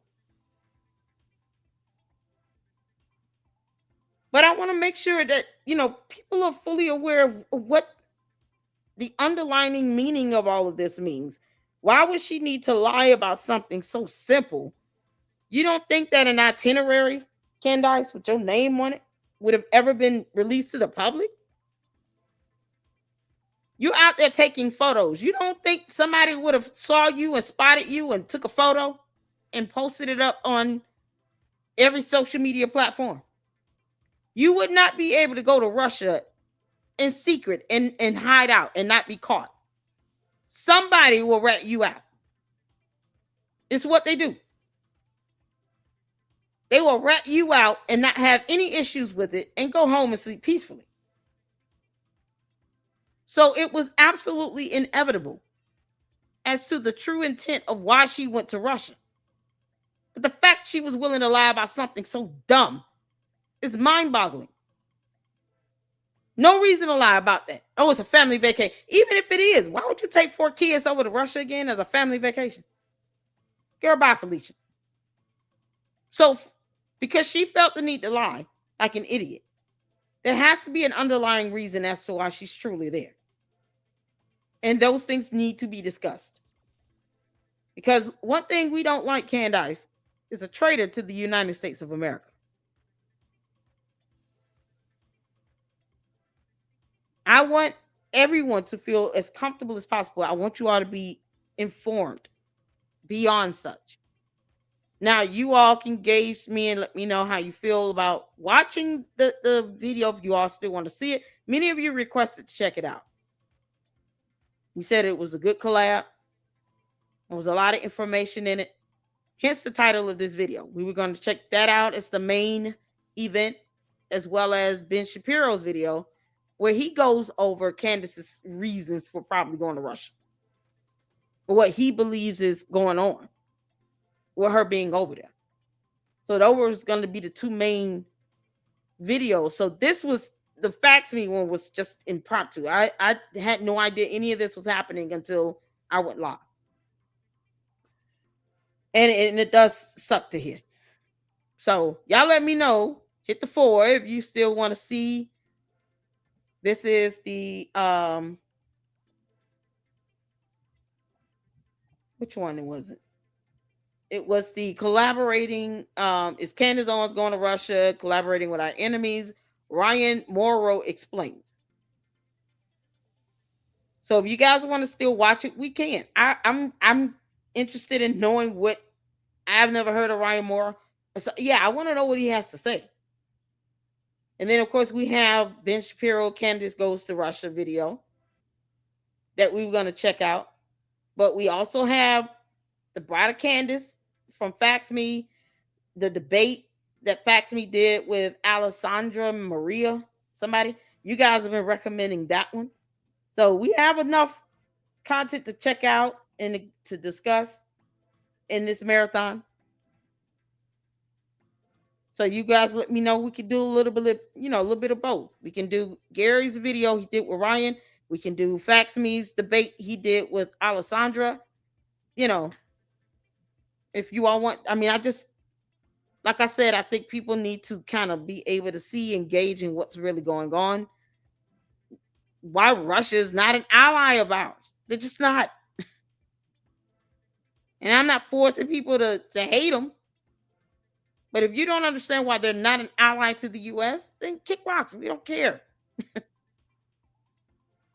But they are. That's the reality of the situation. And it's not changed. Period. So, y'all let me know what you guys want to check out. But we'll finish this up. And then we'll get to the next one based on you guys' responses below. I personally want to see the collab.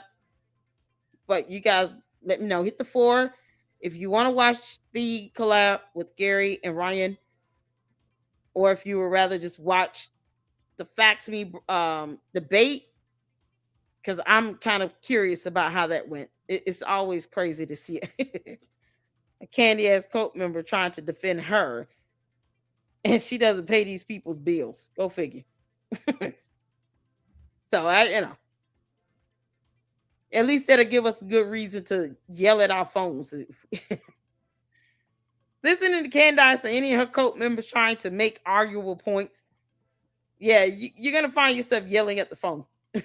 On me, guys. I know you guys have wanted to see more of me and LLC, and it's been me, man. It's been my availability. It's not her.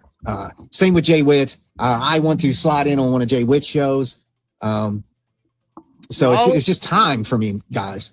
Trying to make this stuff work, plus be a family man, plus be a dog man, plus be, handling all the things with my grandson and just all of the bad news we've received, guys. Out of respect for the family, they've asked me right now not to put it all out there, but it is not good. And I do ask for your prayers.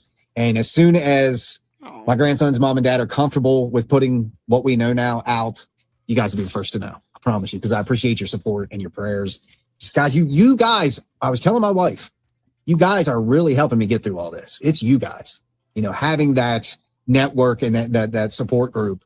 You guys make all the difference in my life. You really do. You really do. But I just wanted to clarify and hear it from myself about this cease and desist. I'm working on myself. Hey, mister. Because I wear my heart on my sleeve. And I know to some people that comes across as a weakness and Lancaster can't be as tough as he appears. Well, I am. And hopefully you guys don't ever have to see that. But I'm living for God now, guys. I welcomed Christ back into my life after suffering from alcoholism for 20 some years. And I'm working on things piece by piece. And I try so hard. I said to Graham yesterday, or maybe it was Gary from Paramount, I can't remember. I don't know how you do it, man. I don't know how you keep getting all this hate from people and just moving on, just going on, man. It tears me down. It does. I'm not afraid to admit it. When I see somebody who claims to have been supporting me to then turn around and be like, he embellishes, he lies, he uploaded. Do you guys remember? Maybe not. You guys might be too new of followers, but last year, one of you factivists sent me an audio file and was claiming that it was Candace talking about going to a bridal shop with Charlie. Well, I posted it. And I even said, this did not come from me. It came from a factivist. So take it with a grain of salt, right? Well, a few people said, man, that's AI, or man, that's not her. Or, I would take this down so it's going to make you look bad. And that's really before I started building my following. So I was taking this stuff to heart. So I took it down. And then the factivist that sent it to me said, why did you take that down? I said, there's a few people saying it's AI, man. I don't want to be misrepresenting things. And they're like, well, you said you're not the one that even. I said, I know, but that doesn't matter. I'm the one posting it, though. So then I did tests on it and I ran it through AI detection and it came back like 70% authentic. So I re-released it. Then I get crap again. So I just deleted it. Whatever. Well, this individual's using that. Oh, remember when he posted that fake AI phone call? Okay. No one ever determined it was fake. No one ever determined it was a lie. But this person was wording it that way. Like he can't be trusted. So, and you claim to be supporting me when I've been nothing but kind to you. I took your advice and I removed it based off of you, based off of your advice, you telling me it was fake. I didn't even verify that myself. I listened to you because I was just starting out and you said I was going to look bad. I'm not doing that anymore. Okay. I'm not doing it. There is nowhere on the internet where you will find Fax Me or Stephen Lancaster has lied. No verification of that anywhere. And again, the girl that started this stuff on X, I'm not mad at you. I don't hate you. I just don't want to associate with you anymore. It's as simple as that. I'm not asking people to subscribe to anything I say because I said it. I don't want that. I thought I've made that clear from the beginning. I want the people I have, the critical thinkers and the people that are going to say, yeah, Stephen, but have you thought about it from this angle? Because you guys would be surprised. You guys give me these ideas, these thoughts, these messages, these emails. I'm like, I never looked at it that way. Let me look at it that way. And then I go and I discover something and it comes on my show all because of you guys. You guys are literally, you don't give yourself enough credit. You're out there investigating yourselves and you're bringing me information for me to look into, just know you guys are 100% appreciated. But I just wanted to put that out there, because I caught a lot of crap about the debate with Alessandra, which by the way, okay, some of you said, oh, because you lost that debate. Okay, first off, it wasn't even a debate. Okay, it was her talking over me almost the entire time with insane Candace theories. That's all it was. Okay, I knew going in I was going to let her do that. And the whole reason was so there was a video out there that proved 2 hours worth that one of Candace's cultists has literally performed defamation to Erica, to TPUSA, to Brian Harple, Mikey McCoy, all this stuff is all there. And actually, the girl I was waiting on, RG, I was waiting to respond from me. She can tell you that her and I had this discussion in an email about using this debate's material to give to Erica and Brian Harple and TPUSA to prove that Candace is affecting the minds of people and it's proving defamation. Her and I had this conversation before the debate even happened. Her message to me about it. So those of you saying, oh, just after the fact, you're saying that was the plan all along, you're making that up. It was the plan all along. And this individual can actually say, yeah, I'm the one that gave him that idea. RG. So if you want to speak up and say that you gave me that idea, that'd be great. That would clear up a lot. Because a lot of you guys are like, oh, Lancaster can't debate. He let this girl walk all over him. I tell you guys after the fact, that was the point. That was the plan. Some of you believe me. Some of you are like, no, you're just saying that now. Da, da, da, da. No, it was the plan from the beginning. And that idea came from this individual I'm talking about who could actually vouch and say, I gave him that idea. What's up, buddy? Sorry, my friends. Clearly, this is pre-recorded. I'm at my store, so I had a customer walk in that I had to take care of. But that's about it. I just wanted to clear the air because I was having a conversation with Tara Schuster yesterday on Facebook, and we were talking in private about the cease and desist. And she's another one I gave the information to because I know her. I've had her on my show. She's somebody I can trust with the real information. So ask her, did you talk to Stephen? Did he verify this? And she can say yes. So, and so can Jeff in the chat. Yes, I saw Stephen's email. Yes, I saw the cease and desist. Anyway, not that I should have to prove it to you guys, but there it is. Anyways, I was talking to her and I was just like, my biggest fear is that when Candace is all said and done, when she starts losing these lawsuits, when Tyler's convicted and this whole mess of hers just drops off, are people still going to want to be with Fax Me? Is it just Candace? Is that the reason they're here? And before you question why I'm saying that, I see it in the videos. I do a Stu Peters debunking video, gets nowhere near the hits as a Candace debunking video. I do an entire live on God, hasn't even broken 500 views. Same day, do one on Candace and it's 3, 4, 5, 6, 7,000 views. Okay. I see it, guys. And that's okay. I get it. People only want to watch what they're interested in. I'm the same way. But that is a fear of mine that if I stop talking about Candace, do I lose all you guys? Because Fax Me has it's getting the reputation of just being Candace oriented. And yeah, it's a bulk of it because I'm trying to give you what you want, right? And I'm not going to do that every time because if I don't agree with it or if there's just something I don't want to cover, I got to look out for me first. Oh, well.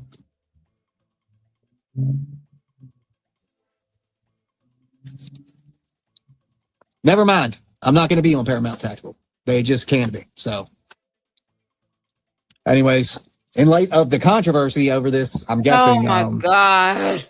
This is crap. What? See? You see? People start putting this stuff out on X, and now all of a sudden I lost the one show I was looking forward to going on. Oh, good grief. Out of everything. I was so looking forward to this. So this happened in real time.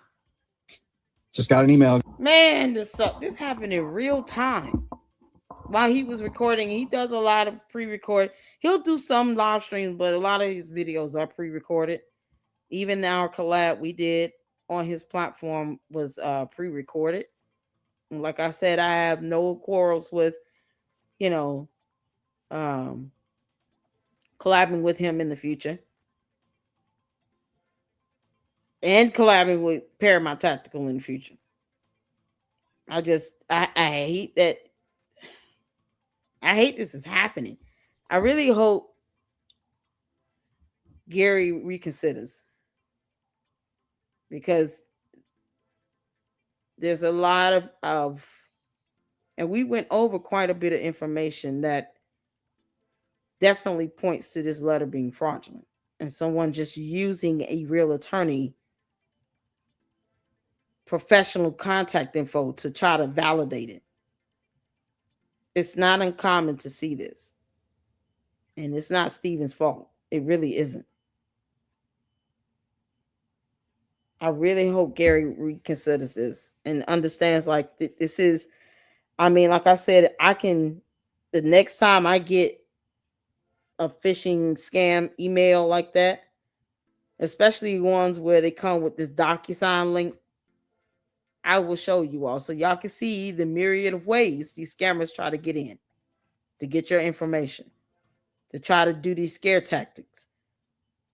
If we know that Candace is being trolled in her tip line, we also have to accept the fact that there could be people trying to troll us as well. That could have easily came from a cult member.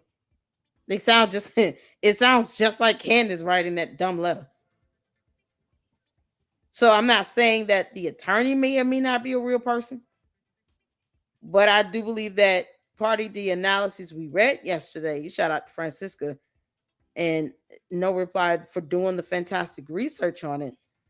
But part of that analysis also included they could have very well been just the header from an actual attorney being used to further this fraudulent letter itself. Now, the worst thing about this is that you don't need to be an attorney to send a cease and desist letter. So for anyone to go out of their way to do that, knowing it could have just came from a regular citizen. The subject of the actual letter, whomever that is, they could have just sent it themselves. You do not need to be an attorney to issue a cease and desist letter. Only an order comes from a judge in a court of law, but a letter can be sent by anybody.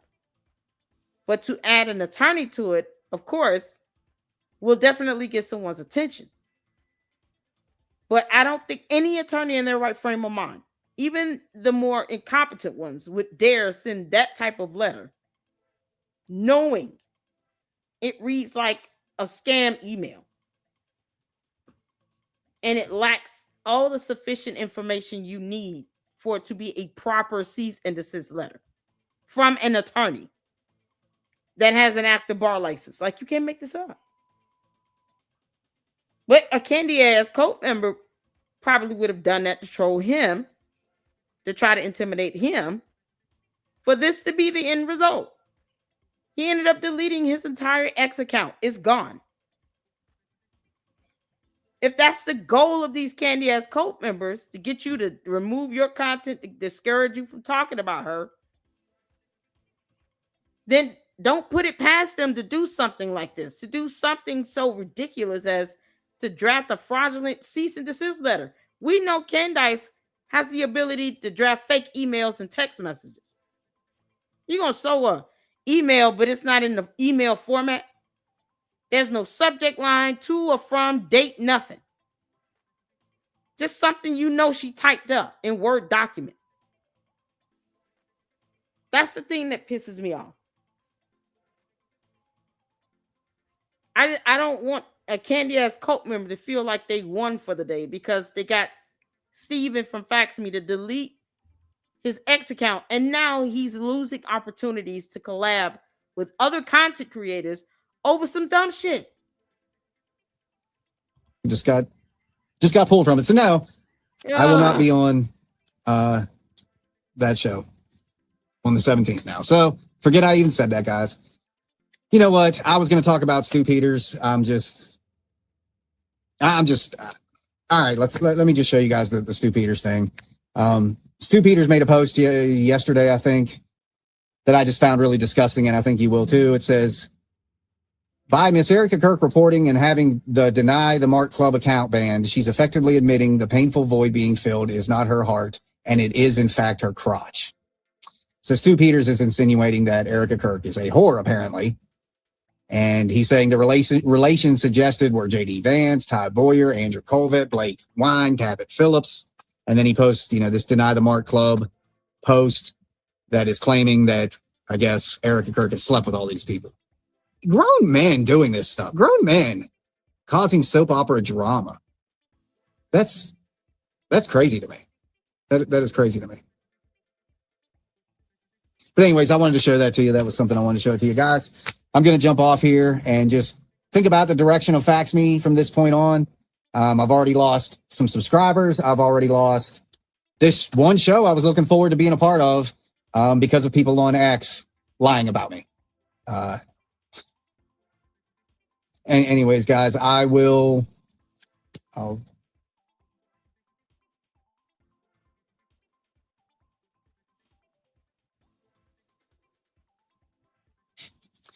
talk to you guys later.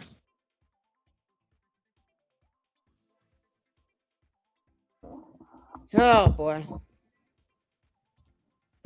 God. This really sucks. I'm responding to him now.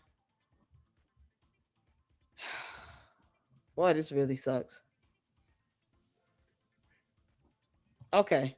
So while I finish responding to him and check on my son, we're gonna go ahead and get to shout out to Milk Bar TV. I'm just kind of thrown for a loop myself. Oh boy. Yes, so you guys make sure you check out and support Milk Bar TV. I'm at a loss of words right now regarding this Fax Me situation. It is not his fault this letter was fake. It was nothing more than a scare tactic. Good grief. And then after this, we will get to the collab from Gary with Paramount Tactical and Ryan Morrow. And if you guys want to see a little bit of the debate with Fax Me and the Candace cult member, let me know by hitting the phone. And we'll do that. All right. So we got plenty of great content to check out. We also have the Ben Shapiro video as well. So you guys sit tight, get comfortable, and get your wine, popcorn, Kool-Aid, Sprite, whatever you want to drink. And let's get into this. Hit the 4 when you all can see and hear. Shout out to you, Milk Bar TV. We love you. And Fax Me. And Gary. Gary, please reconsider. All right, let's get to it. Hit the 4 when you can see and hear. Careful, Joan Rivers got killed for exposing Michelle Obama. I appreciate that. I also know that if they want to kill you, they will. I mean, that's the truth, and that's a sad thing to say, but at least you'll know who did it. It was the Frankists. I just want to be clear. Anything happens to me, blame the Zionists. In a full year of plots against my family, and we have been in just warrior mode. I am telling you to back off right now and think you're going to slide into his chair, okay? Over my dead body, which I'm sure can be arranged. There's another phone call that I had with Andrew Colvett. I mean, I am talking maybe 72 hours max after Charlie was killed. He said, and I quote, "Candace, it was supposed to be you." Was Andrew trying to maybe communicate to me after, especially given the fact that I told you that while the actual day on September 10th, while Charlie was in the hospital, he told me that there was a list and that me and Tucker Carlson were on it and that we had to lay low, but he never told me who told him that. I never got a call from the feds telling me that. That threat may have been coming from the government, actually. That the globalized government that we live under, right, LOL to the idea that we have the national sovereignty, may have wanted me and Tucker to watch our friend die. And then that global gang wanted us to know that you will be next if you don't shut up. Like, really, it was supposed to be you. I was just physically sick from having watched Charlie's assassination. I was physically sick from then being told that I was on the short list, that they were going to move to try to murder me. They would rather protect Brigitte, even though the whole world no longer believes that Brigitte Macron was born a female. They are taking this way too far, the lengths they will go through to keep things a secret. Killing people more is actually going to catalyze the understanding that we're all having that there is something very dangerous, something deep and dark that is going on. Macrons have executed upon and paid for my assassination. There was a paper trail that Macron allegedly paid $1.5 million. 2 assassins were hired, one Israeli, one French-Canadian woman, okay, a man and a woman. Daily Wire, unhinged. I don't even know what to say. They have dropped another video that kind of, if I'm being honest, feels like a laced threat. Again, dropped on my old socials. So using my face to attack me in a really strange way by suggesting that they are following my every move and my every personal decision that I make, that they will be watching me. So there is, in my mind, therefore, there was a 0% chance that Erica had a viable threat. So anyways, like I said, if I get killed, it's definitely Zionist. Can't make this up.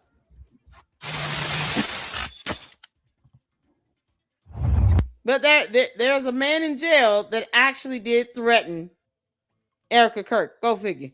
Candace, they ought to report your ass to the FBI. You don't have Sloppy Joe Kent to protect you, you dummy. The girl has 2 minor kids. While Candace is sitting here considering going to Russia family vacation, Erica Kirk is still catching death threats. The audacity. Shout out to Milk Bar TV for putting that together. As always, he is a fantastic content creator. Make sure you guys go show him some love and support. Looking forward to having another collab with him. I definitely will reach out to him. Ami will be with us on June 2nd, 8:30 p.m. Eastern Standard Time. And Candace, the dumb alien, has court on June 22nd at 1 p.m. Eastern Standard Time. Not Utah time. Or, the freezing point of water. Oh, God. All right, y'all, let's get to this. Here is video with Gary and his guest, Ryan Morrow. Am I saying his name right? I'm probably messing it up. Morrow. We're going to get into this. So y'all hit the 4. Let's get to it. I don't know where all that came from. I don't know how that was, who fed that to her, or maybe she. Hold on. I've been saying this for a really long time. Going back to about late October, November-ish, when I first saw what Candace was doing, I knew this was something larger. But even I underestimated it. I knew that she was telling lies and that she was damaging this country in ways that it wasn't as innocent as it looked. And there was a lot of people like, Gary, why are you doing this? What are you saying? Like, it's just ignore her. And I saw the disinformation. And then, of course, what really focused my attention was the Mitch Snow, that original, I think it was December 8th.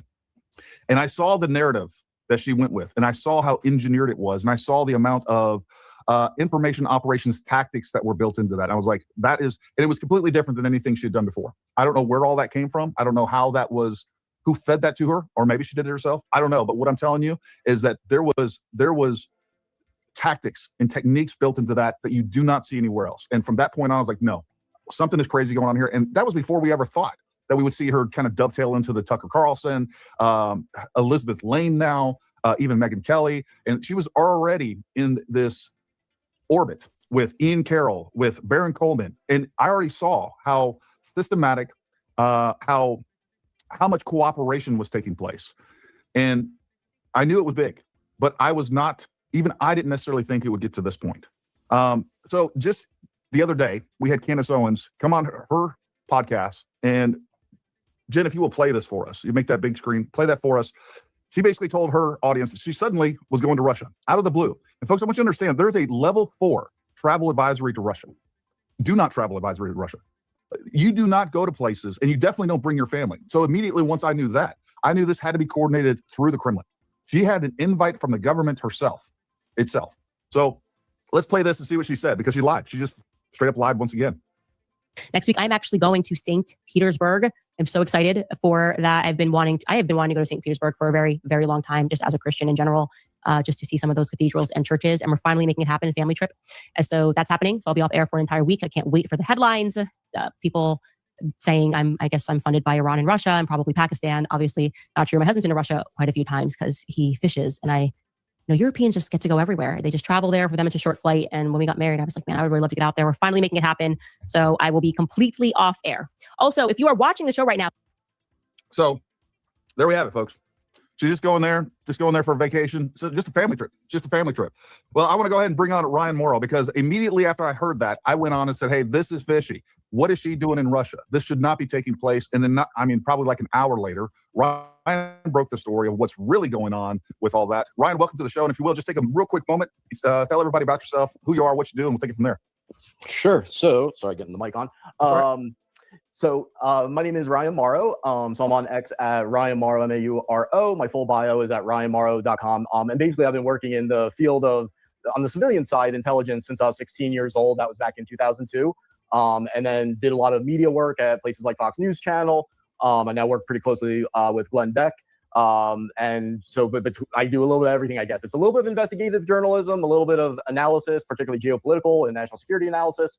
A bit of intelligence. I've done a lot of work with basically every law enforcement agency in regards to criminal suspects ever since I was a teenager. And Russian intelligence operations is like a thing I studied for fun as a kid. So I have a pretty good feel for when I see something, whether there's going to be some fire around that smoke. And man, with Candace Owens, there was a lot of smoke. And then the fire ended up being bigger than I anticipated. That's for sure. Well, in a second, I want you to explain to everybody who Alexander Dugan is. But one of the things I realized right off the bat, as Candace was putting out this narrative under the guise of investigating Charlie Kirk, I saw the anti-American propaganda and the anti-government propaganda that was being smuggled in there. And really what it was directed at the Trump administration. And look, anytime, folks, I don't care if it's the Democrats or Republican or some of these voices on either side of this. And we've seen this for a long time. We'll talk about Russia Today, that is constantly now retweeting anything and everything that Candace puts out. They've been doing it with Tucker for a really long time. But I realized the things that she was saying was there to undermine our government and the Trump administration and MAGA itself. And look, anytime that there's an opportunity like that, we're going to have adversaries that start latching onto that and start boosting certain messages, narratives.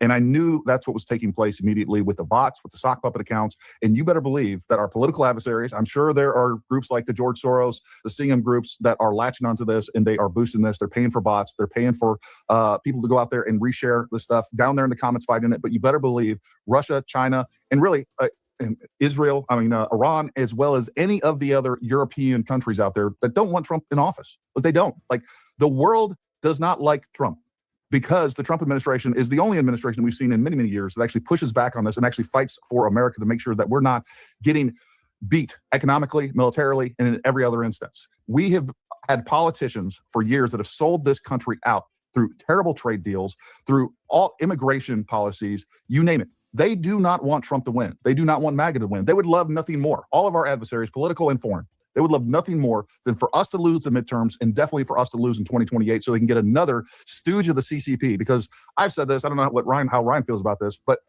look, the DNC is the CCP. They are. Like, they are so ideologically aligned. They both hate America. They both want to see the downfall and the degradation of America. And that's what they do. That's why the policies that everything that the DNC, the Democrats put out, it just destroys this country. Open borders, rampant socialism throughout this country that is just draining us dry. We're now close to $40 trillion in debt.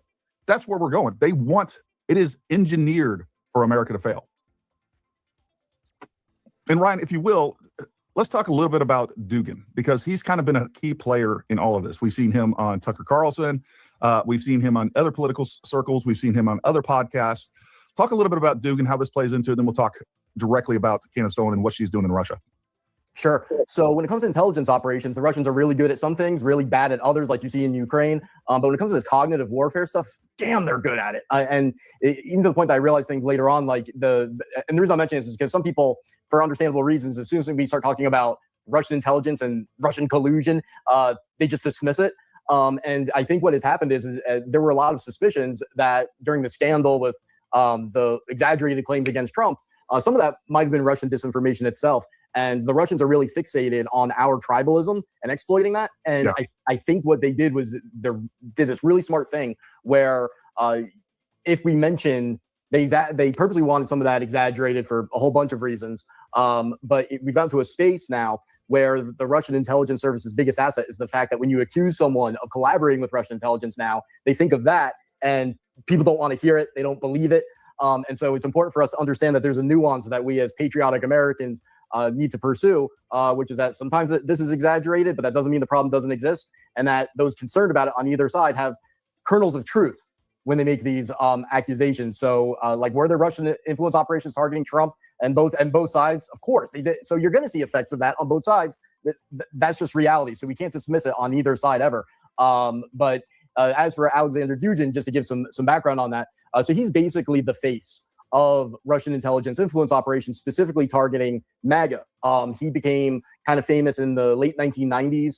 I first started talking about him back in 2002 and reading his stuff because he was saying, and he wrote this in his book, that Russia's strategy, which he wanted to implement, because he's connected to Russian intelligence, the Russian government, even if he's not an official employee of the government, as far as we know.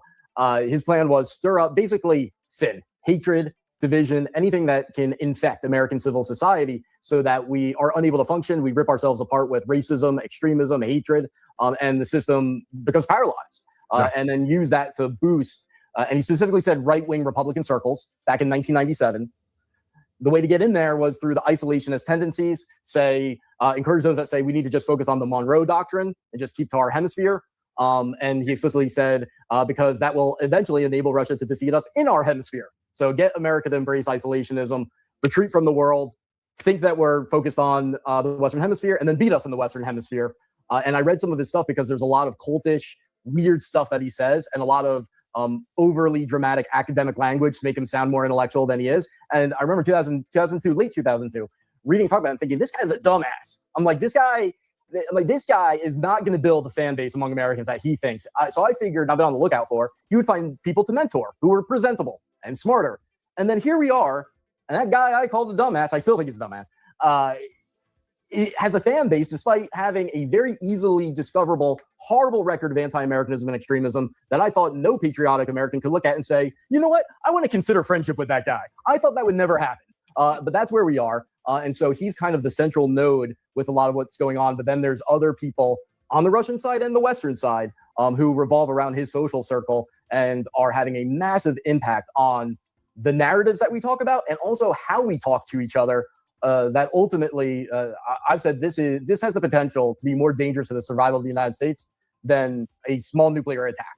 Like if I had to choose an enemy with nuclear weapons or the ability to manipulate social media and wage war on our minds like this, I prefer the guy with nuclear weapons. Yeah. Yeah, no, it's much more obvious. Explain to the audience, this is one of the things I've been talking to. When we have rampant distrust of our government, and we see the impacts of the Biden administration where they weaponized the DOJ, where we had January 6th, where they had massive lockdowns, where they're putting people in jail for walking on a beach. When there is distrust in the government, and then on top of that, you have an event like the Charlie Kirk assassination. Explain to the audience how the Russians and all our enemies, China and many more, and by the way, the Europeans, which are frenemies at all times. Sometimes we work together, sometimes we don't. They're not overt enemies, but covertly they are. They recognize this. They have their finger on the pulse of the American people, and they look for ways to exploit the American people. And these are just opportunities for them time and time again. Talk a little bit about that. Sure. Well, Americans are very rightfully boastful about the fact that we won the Cold War because we understood it was an ideological war and our ideas and system won. But we haven't followed that thought with, well, obviously they're going to study the flaws in our system. I mean, they're going to work full time to say, well, then how do we identify vulnerabilities in that system and magnify them and then defeat them? And somehow we just haven't really focused on that and understood that part of the reason America is so special is because our freedom makes us fragile and it makes it hard to maintain. And that's why it's so amazing that we've survived and prospered for so long. Why America is so special is in a way because of that vulnerability. But we have to protect ourselves, and we really haven't done a good job of that on this particular front. And I would say to get to your point about the Charlie Kirk assassination, how they weaponize conspiracy theories, and you see it amplified in Russian media outlets, Chinese and Iranian as well, but they all work together and they openly say that they coordinate and work together on this stuff. Is that they are trying to make our worst tendencies become the dominant features of our dialogue and our personalities. And so hate the other side so much that you only see the flaws on that side. Believe the worst. Your impulse is to believe the absolute worst of the other side. So Charlie Kirk gets assassinated. People on the left that say, oh, that's a good thing. Plus, there's a reason Israel and the Republicans did it. And then on the other side, you'll say, oh, there's a reason that I'm sure Barack Obama shot him. Like you just immediately assume the worst of the other side. Yeah. And the key to all this is destroying our ability to see and crave nuance. So when we talk about things like the DOJ under Biden or Trump or anyone, because there's scandals under each president, it seems each side only remembers the scandals of the other side. And it's never includes, well, here's why they did X, Y, Z, even if I disagree with it. So by eliminating that nuance, you're able to get people to become cultivated, to become, for example, Candace Owens fans, to just start with the assumption of not connecting, assuming that they should be connected, and saying there's a plot without explaining how the plot happened, why you think there's a plot. It's just what they start with is saying, they look at something like Charlie Kirk's assassination, they say, well, who benefited? And they think that that's an intellectual triumph for them to be like, I asked the question, who benefited? Yeah, you're real smart. Okay, so you start with that mindset, and then you say, all right, well, then who benefited? And then those are the dots you connected. You can do that in any situation to anyone that you don't like. And so if you start with that premise that there is a plot, and so what dots can you connect if that plot is true, is the exact reverse process of what you should be doing. And so Dugin and all of the other people in the intelligence services, in the propaganda apparatuses of foreign countries, have said for decades and written about for decades how they're studying how we think and how to make us do things like what you're seeing. And they've accurately predicted the effects of it, which, like I said, 2002, I thought Dugin had an understandable strategy, but there was no way he'd build a fan base. And now he has a fan base. And I just can't believe it. Well, he's also getting in the back pockets of people that do have a fan base. So he's weaponizing those people, right? So, and that's what I saw back in December when Candace started going down this path of saying the U.S. military was involved. When she gets in front of a camera and says, the story I'm getting ready to tell you, by the end of it, the only thing that the U.S. military is going to have to come out and admit they were involved in the Charlie Kirk assassination. Okay. Folks, when you start going down, and who's she really accusing? She's really accusing Donald Trump. She's really accusing the Trump administration of being involved in this. That's what's really happening. And when a foreign adversary sees something like that, you better believe they're going to put a lot of resources behind it. And we know, like, if you're in the military, if you know anything about, number one, I've said this before, the fact that she's going to accuse the military of doing something like this is just unbelievable. They would never use a conventional forces, Joint Task Force, Southern Border as an apparatus to do something. Let's say the U.S. government did want to assassinate a U.S. citizen on U.S. soil. They're not going to bring in the conventional army, you morons. Right? It's not going to be a meeting at Fort Huachuca. It's going to be at a black site somewhere. And you're definitely not going to have some moron like Mitch Snow, who is a pathological liar and con artist, walk in on it and just happen to see Brian Harpole and, Erica Kirk. So when look, a large program like Candace Owens, and quite frankly, all of these podcasts, they understand that, like, the American people have abandoned mainstream media. We no longer care what they say because they've lied to us time and time again. And the way that they've lied to us, and the reason that they lied to us, and the reason that they have been able to convince us of narratives that aren't true is using anonymous sources and unverifiable information. And that's exactly what Candace does every single time. It's anonymous sources, unverified information, time and time again. And people are like, oh, this is great. This is great. What they did and how they destroyed the credibility of the mainstream media, we're like, hey, we're not following you anymore. We're going to follow these independent news journalists, these podcasters, these people that we trust. And now these people are abusing people 10 times worse. They've gained their trust as individuals. And then they just tell them, oh, you know what? I had a phone call today. And guess what? Donald Trump killed 10 people, whatever it is. And They just believe it. Yep. Like, where's the proof? Well, I don't need proof. I need you to prove that it didn't happen. And it is frustrating to sit here and watch the American people willingly get duped, just be willfully ignorant and not hold anybody to any standard. We are getting to the point of where we were back in 2015 with the mainstream media and even before, 10 times worse. Like, these people will believe these podcasters no matter what they say, no matter what narrative. And by the way, in spite of evidence, they have no evidence. And in spite of evidence proving that they're liars. And then when people like me and you and other people out there show you time and time again that these people have lied to your face and are completely distorting reality, they're like, nope, I'm still Candace, Team Candace. Woo! Go Max, Candace. It's a wild situation to watch, to say the least. And I just want to show everybody this real quick, because we're going to get into the middle of this. But what I do also want to show you is the end game, what they're going for. And I'd like to hear your thoughts on this, because I've been saying this for a couple months now. It should be called Project 2032, because that's the goal. Lose the midterms, lose 2028, create a woke right opposition party to usurp MAGA, and present a party candidate in 2032 running on extreme isolationism, Israel's the devil, and other policies, as well as railing against the policies of the incumbent, which will be a Democrat. That's what they want to do. They're going to run opposition. You're going to be given a binary choice. You can either go with the Democrats that are destroying our country, or now you can go with this isolationist conservative party that hates Israel, and you can go with them, and they're going to destroy our country too. Because it won't work, but that's the plan. It will diminish U.S. power and influence globally. It's the leftist globalism repackaged for the global right. This is the end game. This is what's taking place. What's your thoughts on that, Ryan? So this is part of the reason I'm a political independent. I've voted for both sides over the course of my life. Aside from the fact that I agree with George Washington that political parties are horrible, but I won't go off on a tangent on that. Sure. The way that the Russians, the Chinese, and Iranians view our system is a little bit different than how we talk about it. Sure. So even the question of which party do you favor doesn't really exist in their ideology and their psyche, because they see it as more of an assembly line, like a line going across, rather than something being cut in half and you have two sides. They don't view they view us as a system, as a machine. So I think they don't know which side they're going to back.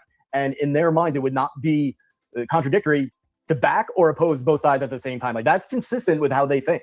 So even having this conversation with them and say, well, which side do you want to back? It wouldn't even land. It could, you'd be misunderstanding each other, because to them, it's... I'm not necessarily talking about their strategy. I'm talking about the woke right strategy. Right, yeah. Woke right is trying to do. They want us to lose the midterms.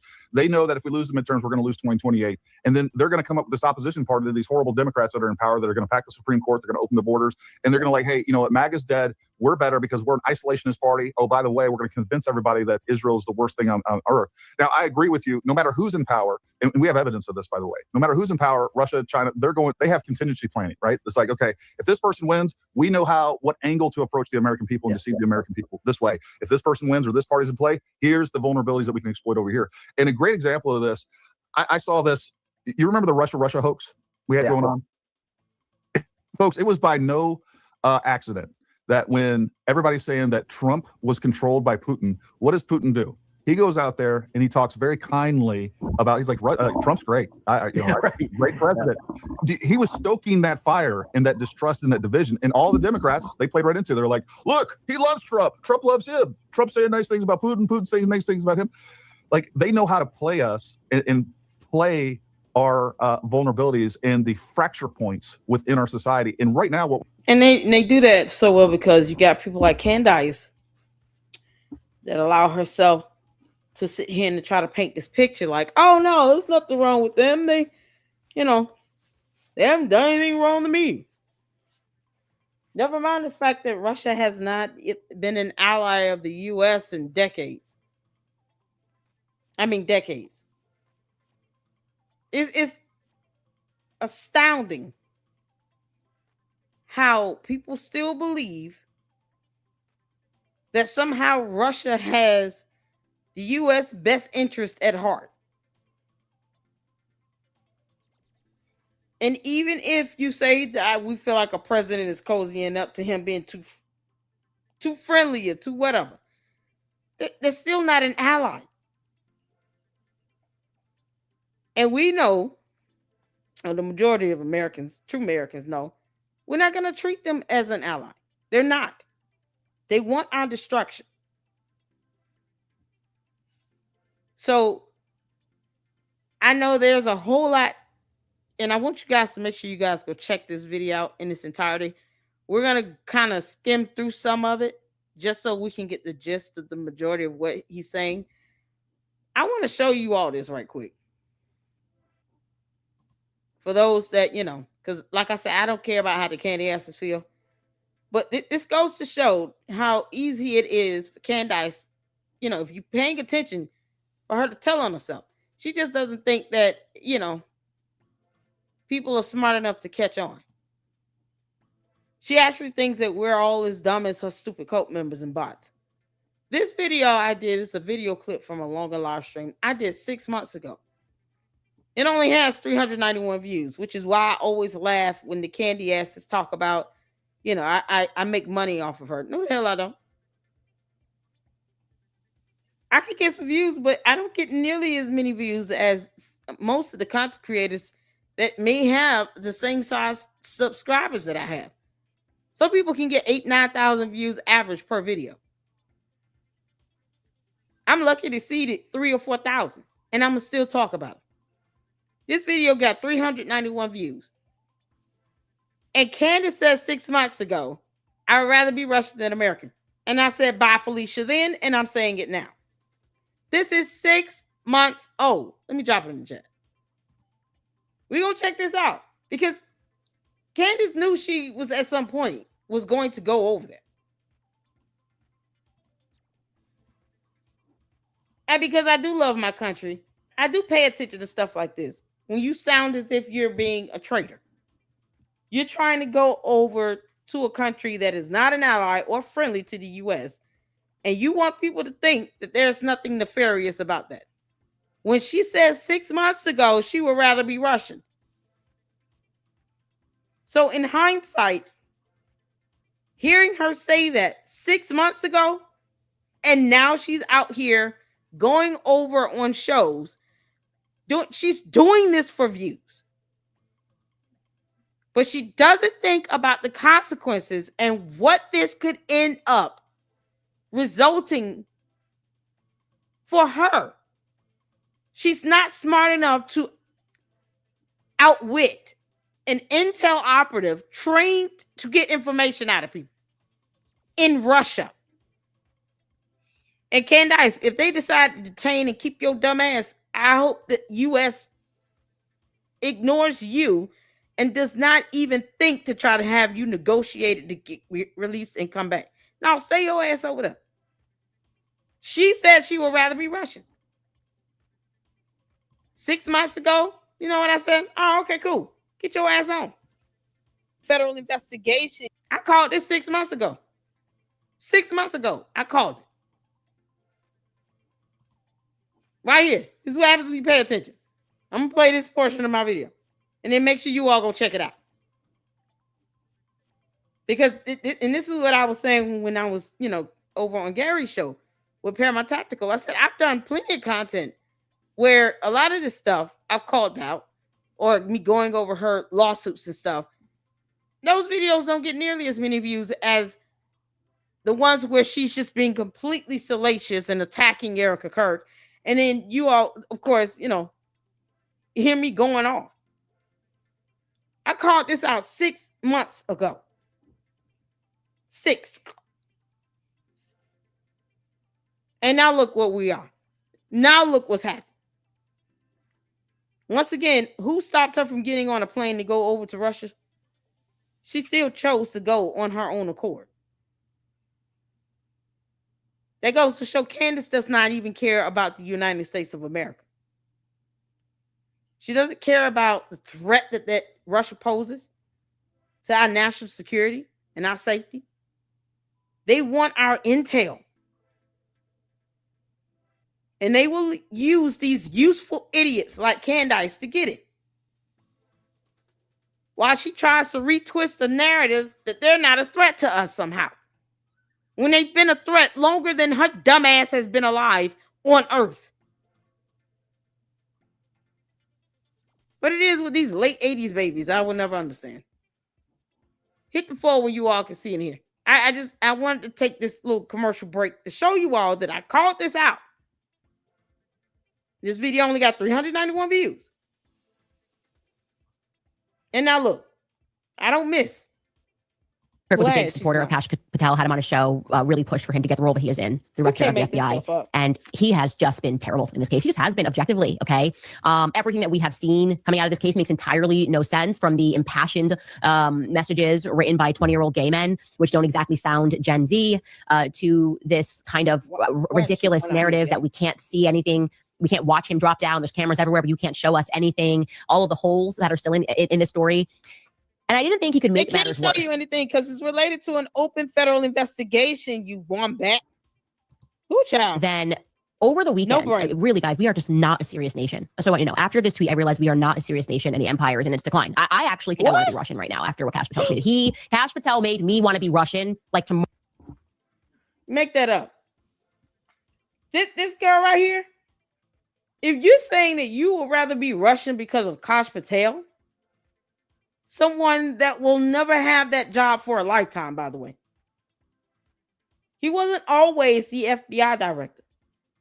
You mean to tell me that Kash Patel can somehow get you to betray your own country and say that you would rather be Russian than American? Kash Patel is the one that can do that. You realize that if they keep your ass over there and detain you, and let's just say for shits and giggles, they decide they want to try to negotiate her release, guess who would be at the helm of that negotiation? Aside from the CIA and other allies, our FBI. So you want to sit here and blame your so-called deflection to Russia on Kash Patel?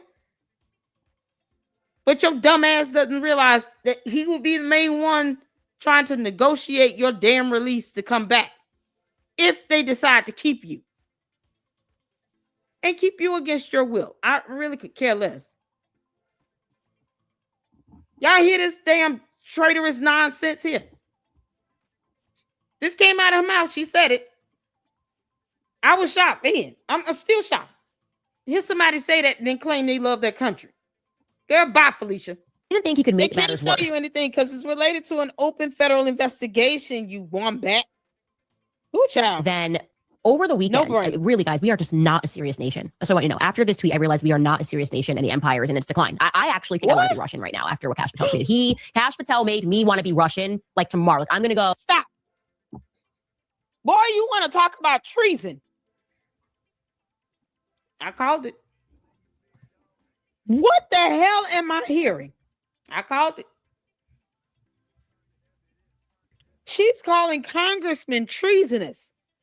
And she makes statements like this.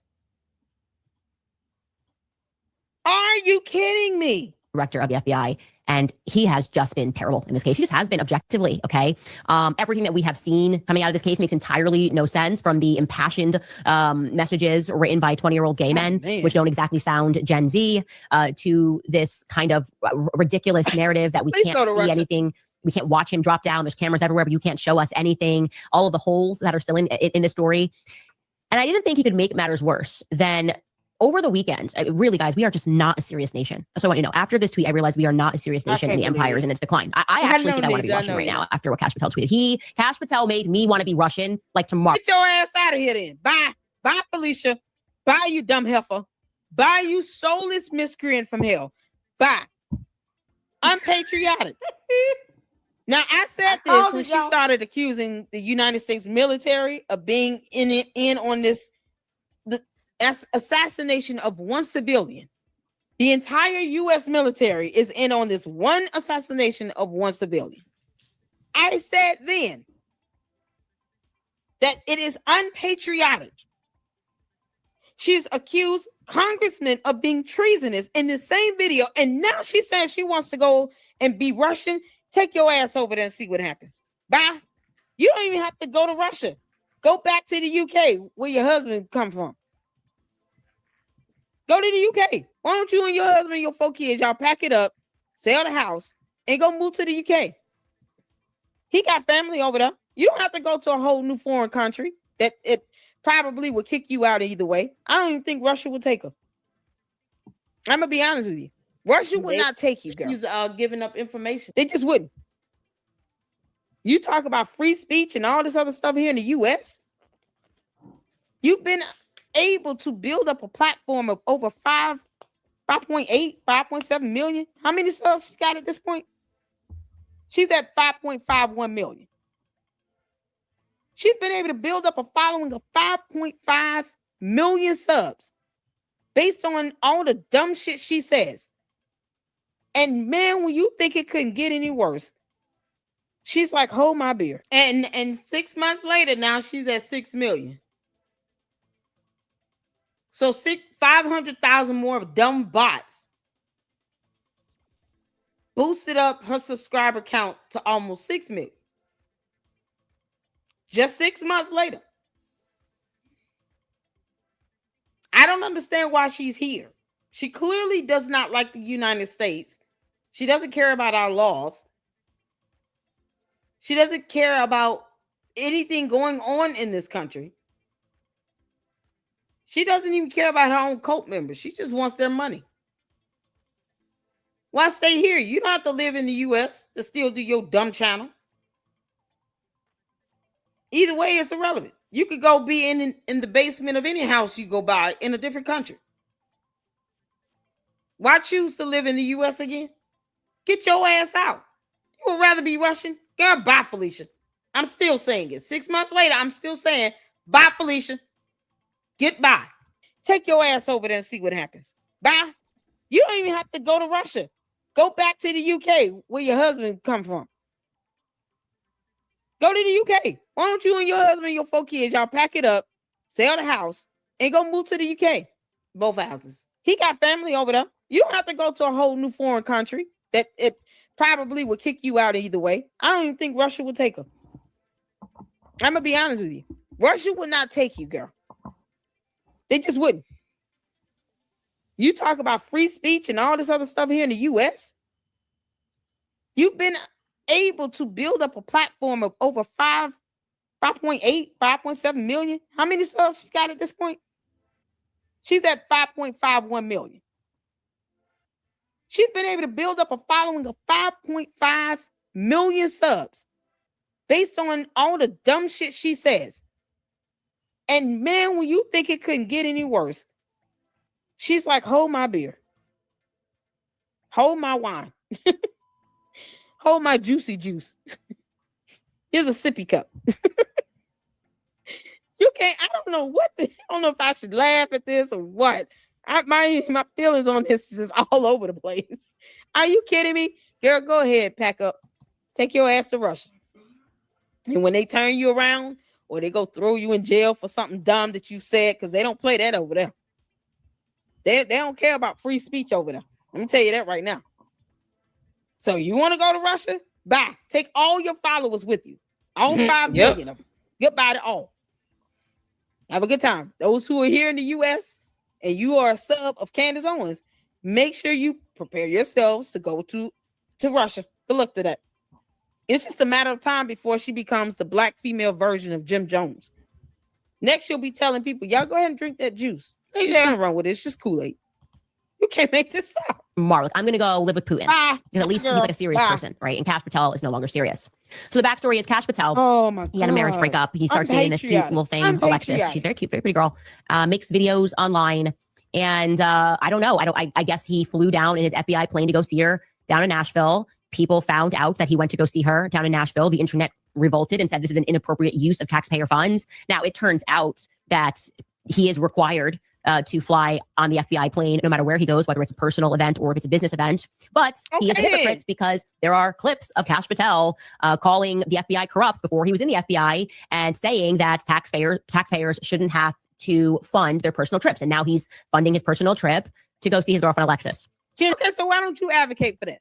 Why don't you advocate for him to be held accountable and then all the others that were corrupt doing the same thing across the board? No matter what political views they have, I don't care.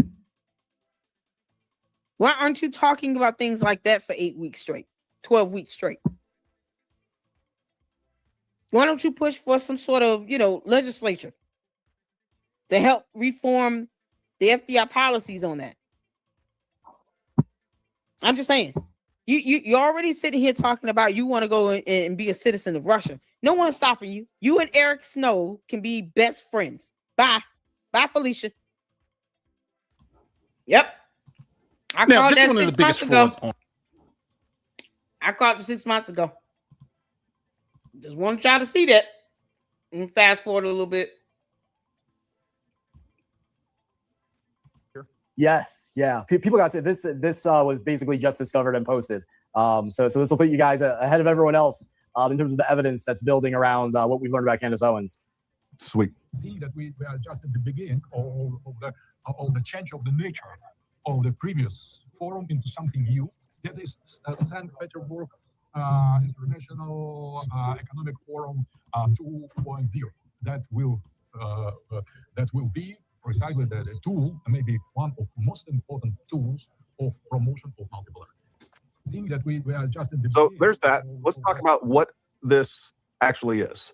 So we have the St. Petersburg International Economic Forum. We now know that Candace Owens is going to be a guest speaker. She's probably one of the main speakers of this, among other things. A lot of people were saying, "Oh, she's just going, she's just attending." And I want people to understand how this stuff works as well. They don't bring these Americans in and just like, "Hey, look, we are going to try to use you to overthrow your country." Look, they're going to indoctrinate them too. Like, "Hey, look, we want to help you help your country." They've already identified a vulnerability in Candace Owens, thinking that, certain elements of American society, certain elements of the Trump administration are evil for one reason or another. And right now, it's probably the thing that's easiest to convince Candace Owens is like, "Hey, you know what? America and Trump has allowed Israel to influence your country so bad. Like, we want you to come and talk about those things, and we want to help you help America." That's how this stuff works, folks. That's how they capture people. They're not going in there like, "Hey, look, we want to help you bring down the Trump administration. We want to help you become a traitor." That's what they're doing, but that's not how it's sold. So talk a little bit about this economic forum, what it actually is, Ryan. Sure. So, and while I say this, I don't know if maybe Jen's able to do this. The video where Candace announces that she's going to Russia, there's something I want to point out at the very end of that clip when she starts talking about how her husband has been there a few times, because as part of when I was studying these intelligence operations for fun as a kid, I learned different tells and how to pick up on certain things. And that will relate to what we're talking about. Now, the video that we played, that was Dugin. That was the Russian influence operative who's targeting MAGA. No, wait, what's going on? I never accused Steven of making anything up. What the heck is going on? I even said that when I saw Shady Lady Katie. What is it? Shady Katie? Shady Lady Katie? The Shady girl. And when I saw her super chat, because she left a super chat. I even said that I will not go as far as to say that he had anything to do with it, making it up. But I'm saying that the letter itself seems fraudulent. It seems fake. It reads like a phishing scam or a scam email. Even kept saying it sounded like it came from the Princess Zamunda. But never once said that Steven wrote it. I believe he was targeted. I get emails like that often. And they're phishing scams. They're emails. They're scam emails.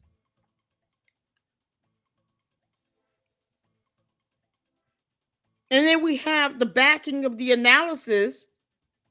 And plus, she could easily just look at an example of a real authentic cease and desist letter from a real attorney.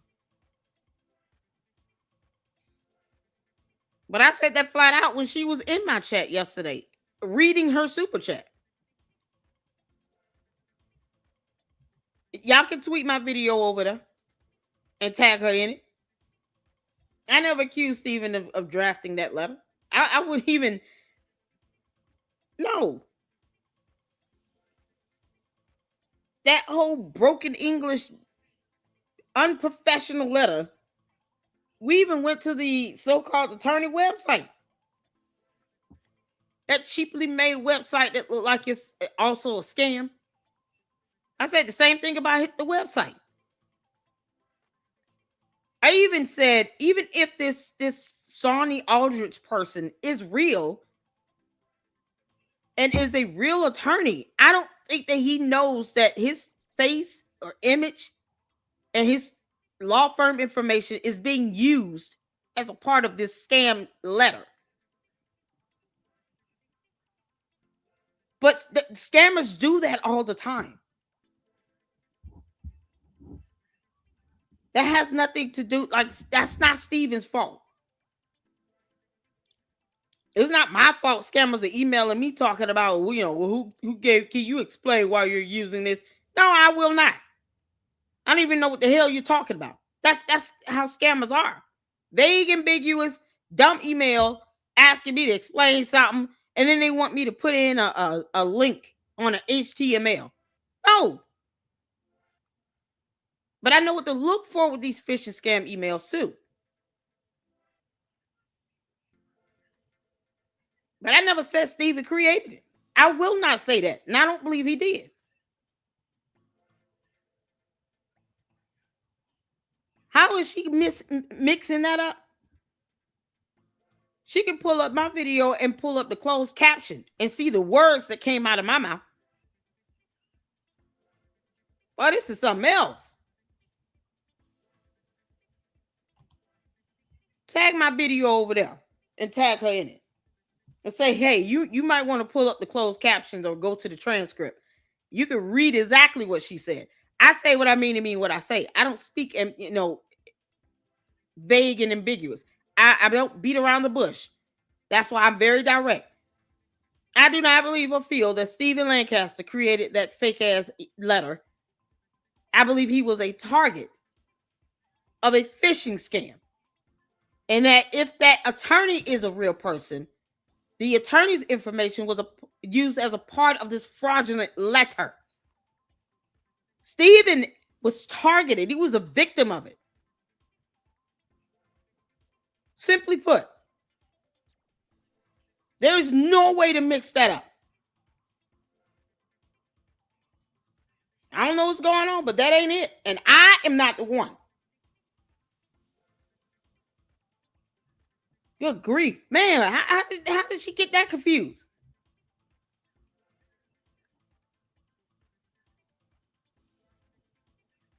Man, you can't make this stuff up.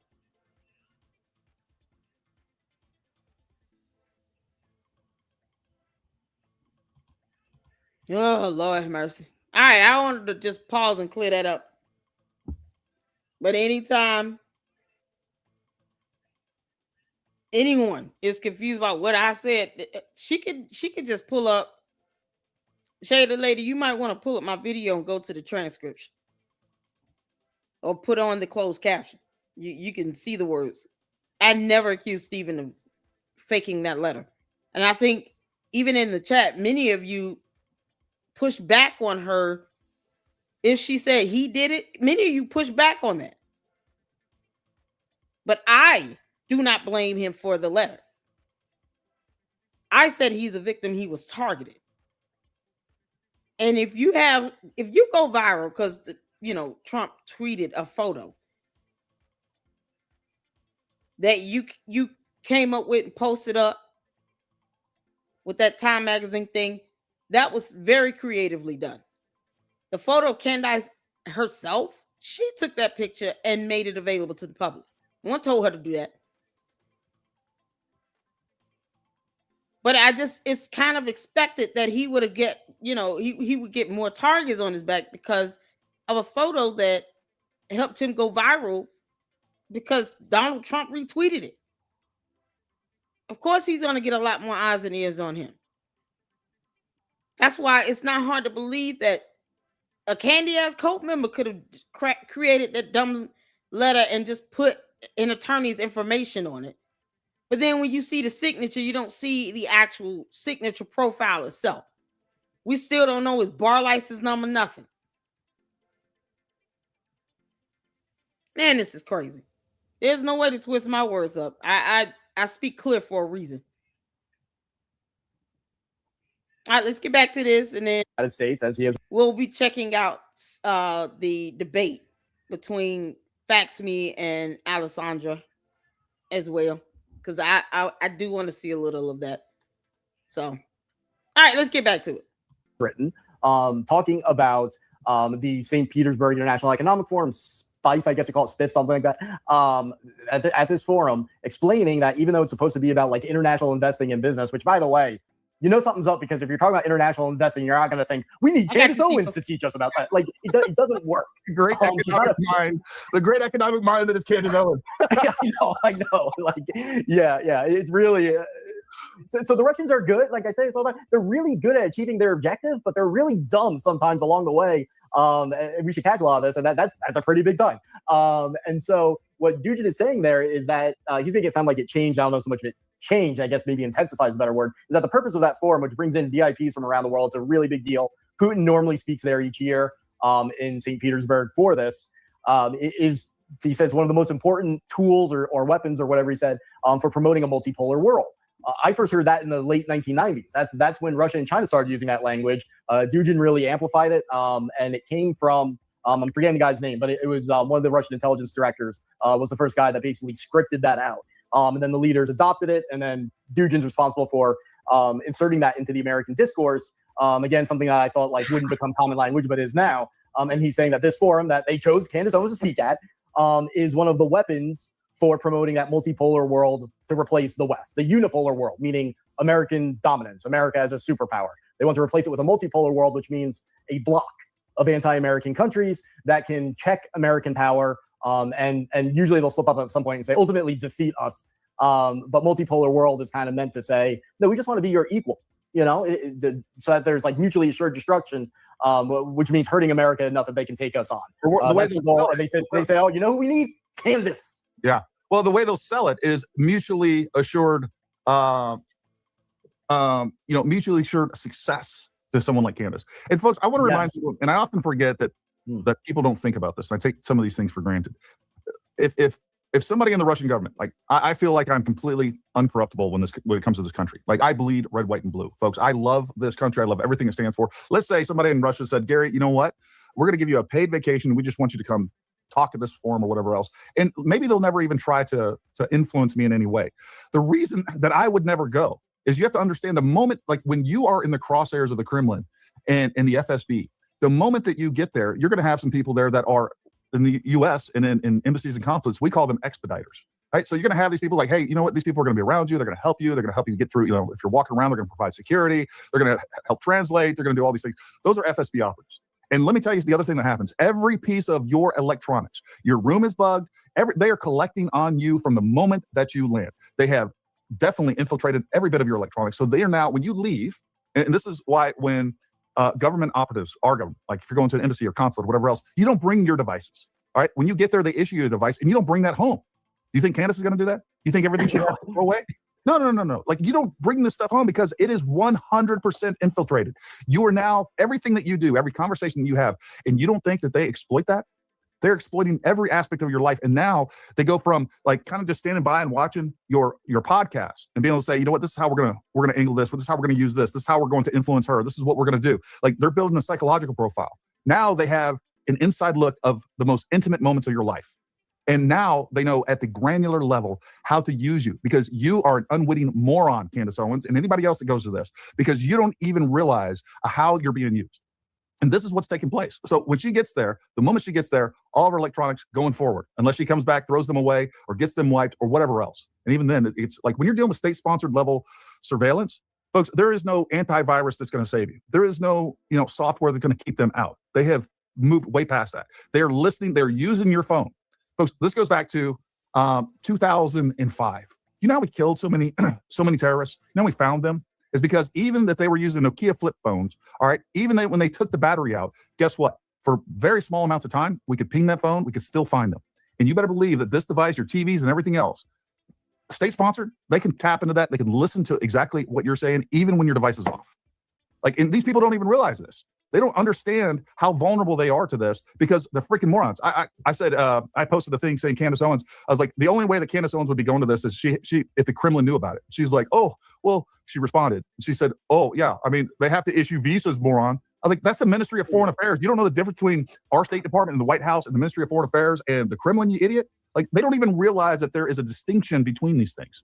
So they exploit. You know what drives me nuts, too? Is like, as much as you may dislike Candace Owens, if she was doing this and she was like, well, what should I do? Like, she doesn't reach out to her adversary. She doesn't reach out to, if she has any friends who know this stuff, I don't know if she does. She doesn't reach out to anybody when everybody would be willing to help her in order to limit the damage of this. Like, she doesn't, like, I doubt she's had any conversation, reach out to anyone saying, is there any risk here? What should I do? How do I protect myself? Like, and you see that throughout her research. Like, she very, very rarely addresses other opinions, tells her audience that they even exist, addresses the criticism in a fair way, says, here's everything that they said, here's my response. Like, she does everything she can to create this little echo chamber where what she wants is in there for her audience and what isn't in there is not in there. But it applies even to things like this. There is no evidence that there is a A-team, B-team analysis where she or anyone that she runs ideas against to say, do you think this is a good idea? Is there any information I should know about before I say this or do this? I have not seen any evidence that process exists in her brain or in her physical process with her team. And you're right, when she goes to Russia, she's owned. She's owned because I find it highly unlikely that there isn't something in her phone, maybe something she thinks she deleted, that they can use against her. And think about everybody else.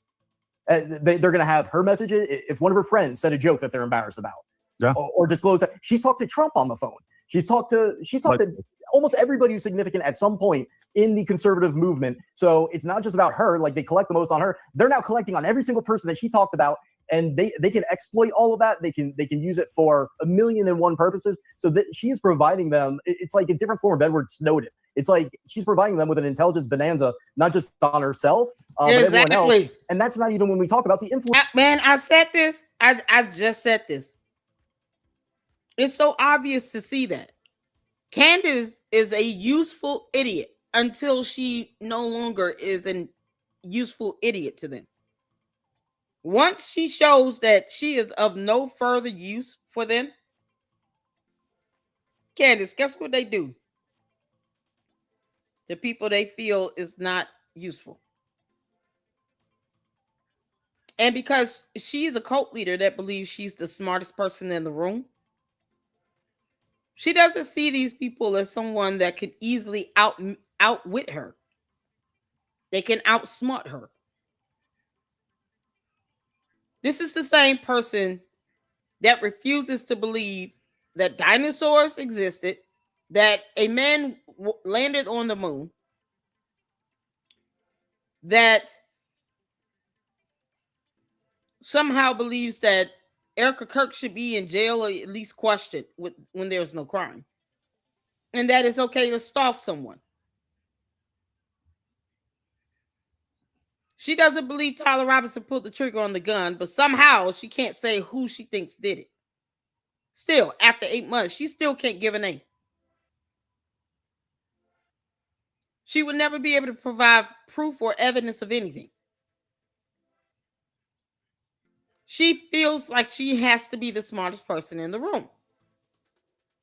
And I hope they humiliate you on every level, Candace. I hope they remind you of how stupid you really are.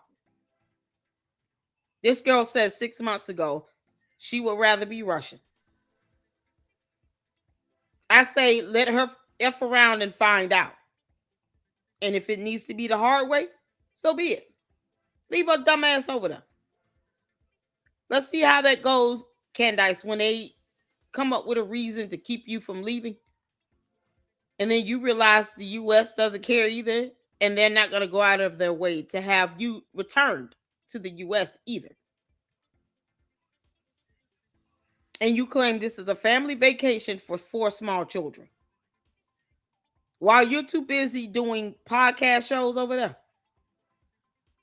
She did a whole interview over there. You think those 4 kids are enjoying themselves while you go out and do interviews on their television show? How's that fun for those kids?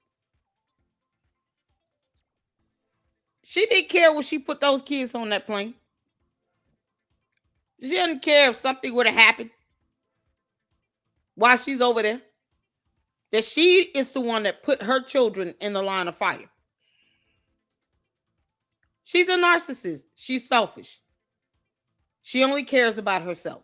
She doesn't even care about the kids in this situation. She knows damn well that's not a place you take 4 kids. And then for her to do what she's doing, she's not completely just relaxing and going to theme parks. She is going to speaking engagements. And had the audacity to put the Russian flag next to the American flag. You Ma, I told you all. They can have her. I just don't want her to come back. They can keep her. Keep her. Influence operation part. So Keep let's her. just say somehow she goes there and says, oh, there's drunk hookers everywhere, which is what goes on at these events, by the way. There's a lot of honeypot operations apparently that goes on there. It's known for the debauchery that goes on. And so say she doesn't like Russia. Well, operationally, first of all, they probably own you. I mean, they're going to have leverage over you. I don't know that she's patriotic and moral enough to say, I'm willing to be embarrassed and not go along with you. But they've won already that. So there's two planks here for them in terms of Candace Owens, the influence operation thing, and then it's spy stuff and collecting on Americans and weaponizing that. And in terms of how things work today, yes, the Russians are happy to get classified documents from a government operative. They're just as happy to get not classified information from someone who's highly influential. That's just as useful to them. And this is the equivalent of Snowden or someone else swiping files from a classified computer and going over there and giving it to them. That's what she's doing, except the stuff isn't classified. Yeah. Yeah, I know. The problem with her is that she's a subject matter expert in everything. She's her worst enemy because whatever she thinks the world reality is, that's what she applies. Even though like subject after subject after subject, she has no clue what she's talking about, and she presents things that are completely false, partly due to her ignorance, partly because she wants to twist them and use them for propaganda and push narrative. But even the things that she presents as fact that are completely false, just out of ignorance, she will spew with the utmost confidence, and she will convince people that she knows these things or knows about these things when she doesn't know anything. It's, we've seen that time and time again. And, we're getting ready to play this clip. We played it at the beginning of the show, but I'm going to play it again for you because you're right. We already know that her husband has been to Russia multiple times. And there's no telling of the different ways that he's been exploited from those previous trips that may play directly into what's happening now. So let's just go ahead and play this clip and go ahead, Jen, hit play on that for us. Jim, we're not getting any audio. Yes, I'm funded by Iran and Russia and probably Pakistan. Obviously, not sure. My husband's been to Russia quite a few times because he fishes. And Europeans just get to go everywhere. They just travel there. For them, it's a short flight. And when we got married, I was like, man, I would really love to get out there. We're finally making it happen. So I will be completely off air. Right also, if you are watching the show. Go ahead. Yeah, so you see the eye movement that happened there? So she has the line, but we're going on vacation. She's very comfortable. But she's uncomfortable enough that she feels she has to add something. Russia and probably Pakistan. Obviously, not sure. My husband's been to Russia quite a few times because he fishes. And right here. Europeans just get to go everywhere. They just travel there. For them, it's a short flight. And when we got married, I was like, man, I would really love to get out there. We're finally making it happen. So I will be completely off air. You see that little moment there? Good. Yeah. She's comfortable. She's smiling. She's uncomfortable enough that she feels she has to go a little extra mile. She's improvising. She knew before she was going to say that part. She decides I need to add a little bit more. She's feeling insecure about this. But it's not planned, so she starts talking about her husband because she knows that's a point of vulnerability. The fact that her husband has been to Russia is on her mind. She feels better disclosing it. And then if you look at her eye contact, no, she's looking off to the side. Eye movement's going back and forth. What do I say and I don't say? She's making a choice. Yeah. And she becomes a little inarticulate. She's off script. And then because she's uncomfortable, she goes into the defensive dismissive mode where it's okay, I said what I said, still feeling anxious. Oh, Europeans just always do that. Just in that small point of 5 seconds, that's everything that went on there psychologically. Well, I also want to point out some deception there at the beginning that was very calculated as well. She's like, oh, I'm going to Russia. Now they're going to say I'm paid by Russia, Iran, Pakistan. Like, why would anyone say that you're paid by Iran or Pakistan if you're going to Russia? Like, that was intentional obfuscation to like muddy the waters a little bit and start making you think about something else before she moves on to the next thing. Like, it's the most ridiculous thing. It's like if I suspected you of stealing something, you're like, oh yeah, I'm just a thief, a murderer, a con artist, of whatever. Okay, we got you. Like, exactly. I didn't say that you murdered anybody. I said that you stole something. It is intentional confusion, obfuscation. Yeah, it's saying that what my opponent's about to say is equivalent in value to these other ridiculous things, so that when you remember that, so then when you hear the critic point something out, because people make a judgment call before a sentence is finished, you're already saying, oh, this fits that box that Candace told me about. And then you don't listen to the rest of the sentence, just like my thread there. You may not scroll down to see the rest of evidence. Why? Oh, I know the rest of what Ryan said because it fits that box I already heard about. And I don't even know if it's conscious, because a lot of these people who lie a lot, like you meet manipulative people, it's just like instinctual for them. But that clip, I mean, it's just really telling if you look at the body language there and the changes in speech patterns, that she's lying. She feels insecure about lying. Maybe not immoral, but she's nervous about it a little bit. And there's something there with the husband. There's stuff I haven't published or said yet that would make a lot of sense of that. But I have a full report coming out that it just gets crazier and crazier. Let's say that. Folks, if you're not already, make sure you go down in the description below, and all of Ryan's socials are down there. Make sure you're following him. Make sure you're sharing his information as well as ours. Make sure you share this. This is your call to action. I appreciate all the super. Yeah, so let me just, we all know when Candace is getting off script and she starts to lie. Because she doesn't have eye contact. She starts to almost like she's grimacing a little bit. And then she starts slurring her speech and stumbling over her words. It's like that yeast infection is still flaring up. Candace, you said 6 months ago you would rather be Russian. And I told you all, there's no way George Farmer went to Russia to go fishing. And they were not watching him. Candace, obviously they have some information on you and George Farmer you don't want to get out because they believe in blackmail. Let's just call it what it is. Russia is a huge proponent of blackmail. They will get intel on you and hang it over your head for the rest of your natural born life. And if it's something that you don't want people to know about, then they got you hooked. Because now they get to use you, being the useful idiot Candace is. Because you are too concerned about George Farmer being your lavender husband, knowing damn well he probably has a boyfriend or two on the side. Just like how she didn't want us to know that he had a DUI. It's like, girl, if you don't kick rocks. You didn't think any information related to that would ever come up? I find it odd that the court documents aren't even there. Like it was just completely removed and expunged or never existed. But she wants us to believe that she'll be able to go to Russia, do whatever it is she's going to do, and then come back and nothing happens out of that. They don't have to let you in their country. Despite the fact they're not an ally to the United States of America, they would only let someone like you over there, Candace, if you're being useful to them. You think you're an opportunist, Candace. You're not smarter than the KGB. You're not smarter than their intel officers. You can't even answer a question about your degrees without lying about it. So what do you think they're going to ask her about when it comes to intel on the U.S.? Especially if they may have damning information on George Farmer. Personally, I said I don't think he went fishing like that over there because he knows he would be watched. Why would you want to go to Russia knowing you're going to be stalked?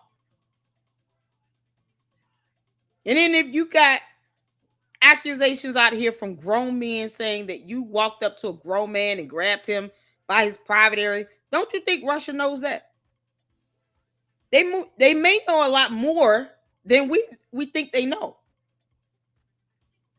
Especially about George Farmer's little adventures, boys club and all. They know he's in the Bowling Down Club. They know he's probably done a lot more property damage and got behind the wheel of a car and drunk drive mostly everywhere he's ever went. If he's behind the wheel of a car and he's drunk as hell, that DUI in 2023 more than likely was not his first or only DUI. May not even be his last. Depends. But don't you think they would have a lot more information than what's available on the internet? So if he takes a photo with Milo, whatever, and he's all hugged up on him, and he has an allegation from another grown man about a claim of SA assault, and he walked up to a grown man, grabbed his private area, and nothing, like the guy came out, put up posts on X about it, but yet and still no investigation was done, none of that. Don't you think Russia knows that and some? They probably could blow the lid off this entire thing and once again prove that George Farmer is gay. Who knows? They may have sufficient evidence to prove that George Farmer is definitely gay. Who knows what they got on him? But the fact that he felt the need to keep going there when he could have went fishing anywhere else is staggering to me. It's mind-numbing. Of all the places, even if you're in the UK, Russia's not friendly to the UK either. The UK is one of our allies, not theirs. So imagine how much they have on George Farmer. Candace has always been stuck on stupid. But they know that her stupidity, her narcissism, her willingness to do any and everything for clicks, likes, views, and subs can be advantageous for them. A great opportunity for them to take advantage of it and to get whatever information out of her that they can. And she, having this so-called disdain for her own country, the United States of America now, would have no problem telling them whatever they need to know. As long as they keep giving her all these bots and assuring that she's going to make all this money, yeah, they're not going to, she's not going to fight them too tough if they ask her questions about intel. What it comes down to is this. Thieves have no loyalty amongst each other. What if they ask her questions about Tucker Carlson or Megyn Kelly, or they want information on them? Then what? What if they ask her specific questions about certain blueprints for the White House? Information she may have been somehow become aware of that she should not know about. She demands evidence to be released from the FBI, even when they're not spearheading a murder investigation. You don't think that she's capable of spilling the beans and saying a whole lot of nonsense over there to them? I said this 6 months ago when she said that. Why would she say something like that? It's like she was giving us a heads up without verbally coming out and giving us a heads up. And I peeped that. So make sure y'all go check out that video where I reacted to her saying this crap 6 months ago. She would rather be Russian. Girl, please. Kash Patel will never, ever get me to proclaim that I would rather be a citizen of an hostile country against the U.S. because I don't like Kash Patel. The hell you mean? But see, that's how stupid she is. Well, I hope they clown her ass to her face. Chats, I appreciate you subscribing. The biggest thing that you can do is share our content to make sure that we get this information out to people and people start waking. Russian assistant with all sorts of connections over. I'm gonna fast forward just a little bit, yeah. State-controlled software spot. It's not going to be at a coffee shop that the few people are at, and so if an unexpected guest arrives to record you, you're going to know. The full brunt of Russian security and counterintelligence measures are going to be present there because you have Putin there. You have the Russian equivalent of the Secret Service there. So it's a secure spot for them to have these conversations and meetings at. And historically, what we also know is this. It is the location for Russia's dirtiest operations. So there's influence operations and intelligence operations. And what we know from people who have been arrested, deported, and investigations into them is that you have a more overt objective where this has actually been written down. Find foreign influencers and strike things like media partnerships with them and incorporate them into state-controlled soft power programs. So those are exact quotes from leaked investigative documents into how this operates that I posted on my thread.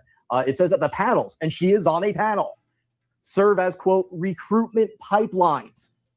Yep. And pipelines into what?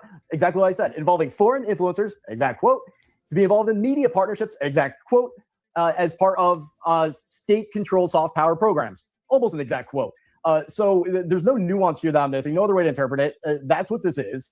And to give you an idea of how bad it is, well, first of all, look at our co-panelists, most of which are sanctioned by the U.S. and European Union for their involvement in propaganda and disinformation operations and the war in Ukraine, more operational role. Alexander Dugin is sanctioned by the United States. He is. He's not speaking on our panel because that would just be too ballsy. But he's gonna be there. He's sanctioned by the United States. So are his organizations and his propaganda sites. So when people say, "Oh, he has nothing to do with the Russian government," that's just crap. Yeah. And we can prove that. But this is so dirty that one of the things this is known for is the presence of escorts. Modeling agencies say that they work with the staff of the forum to send in these models, going to be escorts, into the place to target affluent people. And it's so bad that there's people locally complain about this, how much filth comes in during this time of year when this event is held. So, I mean, so dirty that one of the leaders of this forum, who is speaking this year at the same event Candace Owens is, used to be like one of Jeffrey Epstein's best Russian friends. Like, Epstein had a Russian assistant with all sorts of connections of her own. So Epstein is far more connected to Russia than the CIA and Mossad, like miles ahead. And his Russian assistant got a letter of recommendation from the Russian intelligence FSB guy who runs this. The guy who runs this, that same guy, the FSB guy, is friends with Epstein. They discuss business deals. And he sent an invite to Epstein to attend this event that Candace is speaking at as a way of getting Epstein a Russian visa. It goes even further.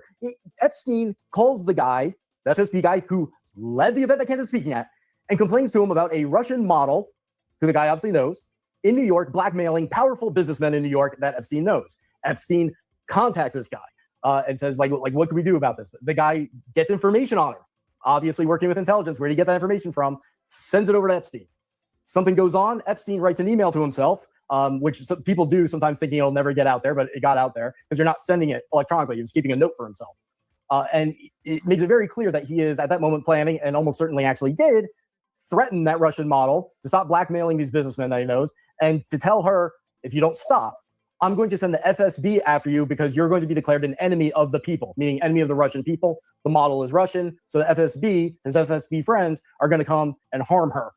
So, I mean, that part, I mean, I get consistently surprised when I looked into this, but I also kind of love the fact that I can connect Candace to Epstein, like rhetorically. She didn't know him or anything, but using her same logic, she's way closer to Jeffrey Epstein and foreign intelligence services than anyone she accuses of those same things. Well, I mean, even John Mappin. John Mappin is in the Epstein files, and nobody cares. Apparently, they want to, try to hang this around Trump's neck all the time, but they never talk about all these people that are actually in the Epstein files. Is there anything that indicates any sort of criminality? No, but it's we're just asking questions, right? I disagree.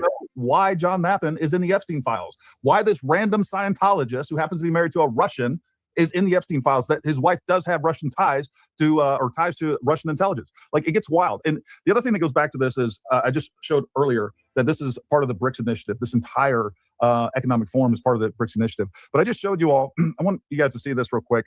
So here is a list of all the speakers at the 2026 St. Petersburg International Economic Forum. And then, just for giggles, what I did is I threw into Grok. I said, from a American adversary standpoint or American threat assessment standpoint, let's talk about the different people that are coming. They're going to be speakers at the Economic Forum. We have Alexei Volkov, senior organizer of Russia's flagship international business events. Ross Congress, under presidential patronage, promotes Russia's global economic outreach, often emphasizing de-dollarization, local currencies, and partnerships with global South, non-Western countries to bypass sanctions so that we can stop everything. Look, BRICS, and if you want to talk a little bit about BRICS. So BRICS is the idea to unseat the American dollar. And if that happens, folks, our influence, and this goes back to this whole push to diminish America's influence in the world, and this goes back to the one world order. That's what they want. They want to get rid of the dollar as the standard so that they can push this BRICS initiative so that they can bypass this and they can just run amok in the world. That's why these woke right people are trying to sell you on, like, look, we need isolationism. We've been too interventionalist. Like, we've got to pull in. We want extreme isolationism so that they can do whatever they want. And this is a selling point. This is propaganda from Russia, China, Brazil, among many other people, the communists and globalists of the world, to trick the American people to voting for this idea that America just needs to collapse down on itself and just leave the world alone. The only thing more dangerous, significantly more dangerous than us going out there and, meddling in the world affairs is extreme isolationism. Folks, it will destroy this country economically, militarily. Interventionism has nothing on extreme isolationism. It just doesn't. Yeah. And well, first of all, Epstein, you mentioned BRICS. So Epstein was trying to get a meeting with Putin because, and this is in Epstein files, he wanted to help Russia dominate essentially cryptocurrency. He said, I want to help Russia leapfrog ahead of the rest of the world in upgrading the financial and economic system. So he openly wanted Russia to defeat the U.S., wanted to help Russia. This stuff about him being an Israeli, I understand why some people say it, or being a CIA agent, I understand it, but like, you've got to do a comparative analysis here. I mean, the evidence connecting him to Russia when he's openly saying, I want to help Russia defeat the United States, and he has all these Russian intelligence contacts, and there's an assistant who's Russian and probably connected to Russian intelligence. It's just unbelievable. Now, you mentioned some of the people speaking at Candace Owens' event. Well, it's not her, but the event that she's speaking at. Yeah. So to really drive this home, the people that she is going to be, that the Russians have chosen to surround her with, aside from Dugin, let's take a look at who's on her panel, right? So the people she's going to be next to. The moderator, Maria Sittel, she's sanctioned by the European Union because she's an operative in Russia's hybrid warfare, according to the Europeans. She specifically targets European audiences with, there's a quote, information manipulation. Gee, I wonder why they felt she's a good match for Candace. Yeah. Information manipulation. Then the panel. So that's a moderator. One of her co-panelists, Alexander Zarov, one of the top propagandists for the Russian government, appointed to that position by Putin and is sanctioned by the United States. Another panelist, Julia Barana, I'm not even going to try. Julia is sanctioned by the EU because she's a disinformation operative, going so far as to justify how Russia kidnaps Ukrainian children from their parents. The other panelist, Anna something, is sanctioned by the US, is the deputy chairman of Russia's State Duma, a government body. She is a protege of this really well-known Russian Orthodox oligarch who is sanctioned by the US and is identified by the Institute for the Study of War as one of Russia's top, quote, cognitive war fighters. So one of the top cognitive war fighters has a protege. That protege is on the panel with Candace Owens, connected to the Russian Orthodox Church, that Candace has openly contemplated joining. She praises it, so she's saying a Catholic, but at one point she almost converted to it, and she still is a fan of it. She advocates for a Russian Orthodox Catholic alliance for all of this. And that guy, the oligarch whose protege is on the panel with her, has taken Candace's content and rebroadcasted it on his Russian government-controlled propaganda network. So they put someone who is familiar with her content, who has been active in amplifying it, on the panel with her. So just those speakers on her panel tells you what's going on here, aside from the leaked documents I mentioned, saying the panels are a recruitment pipeline for doing things like establishing media partnerships with foreign influencers to incorporate them into soft power programs for the Russian government. It's rare in life you get this many smoking guns related to a story of covert influence operations. Very rarely happens. You have it 10 times over here. Yeah, I'm typing in another thing here in the Grok. So I'm going to pause it here so we can go on to the next one with Ben Shapiro and his take on this. But you guys, make sure you go check out this video. It's 2 hours, 31 minutes long in its entirety.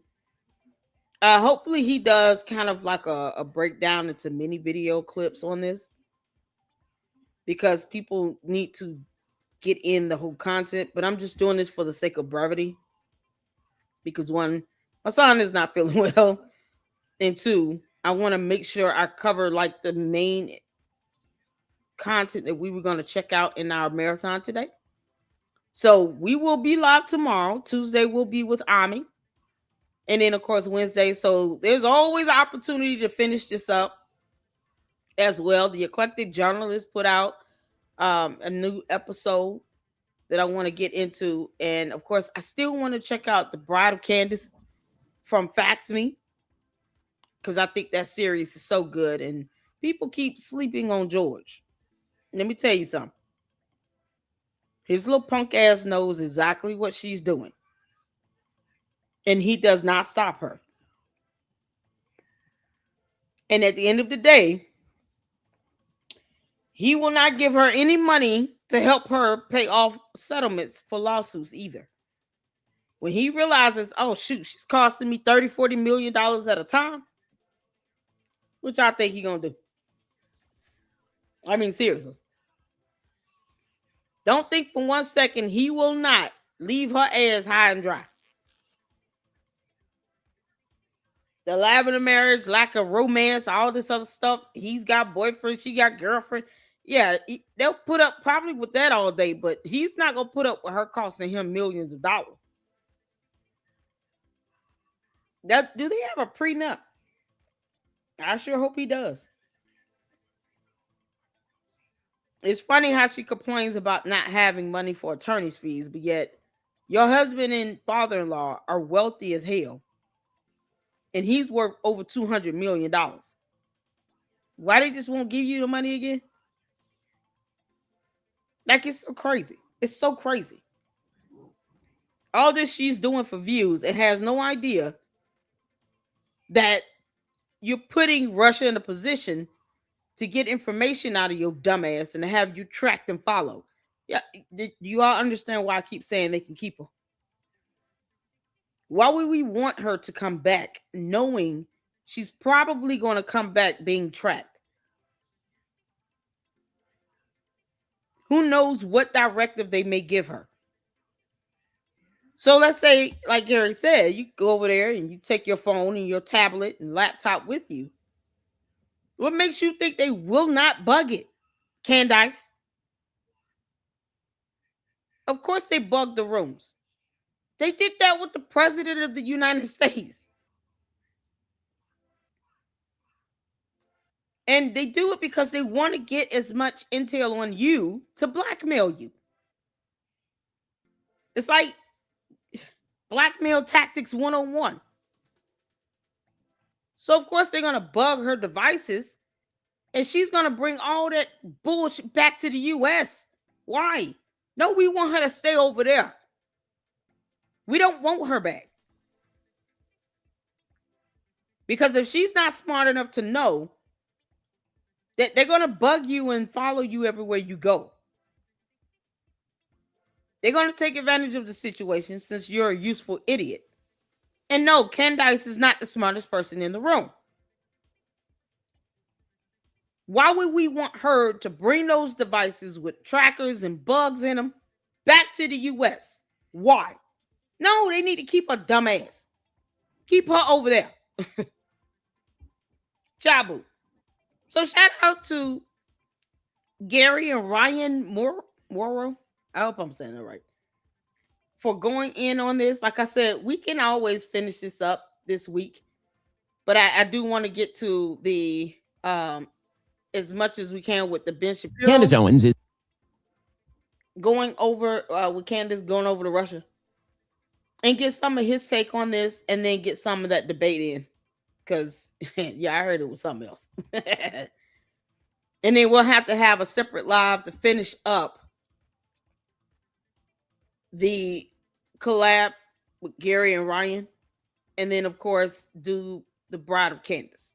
Okay? I mean, the Bride of Candace from Fax Me. We're going to do those this week.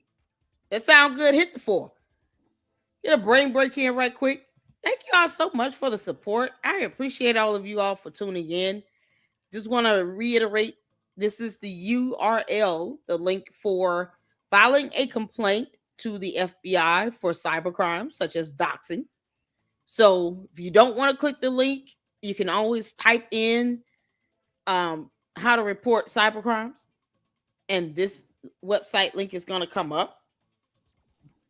But it is the official way to submit complaints to the FBI.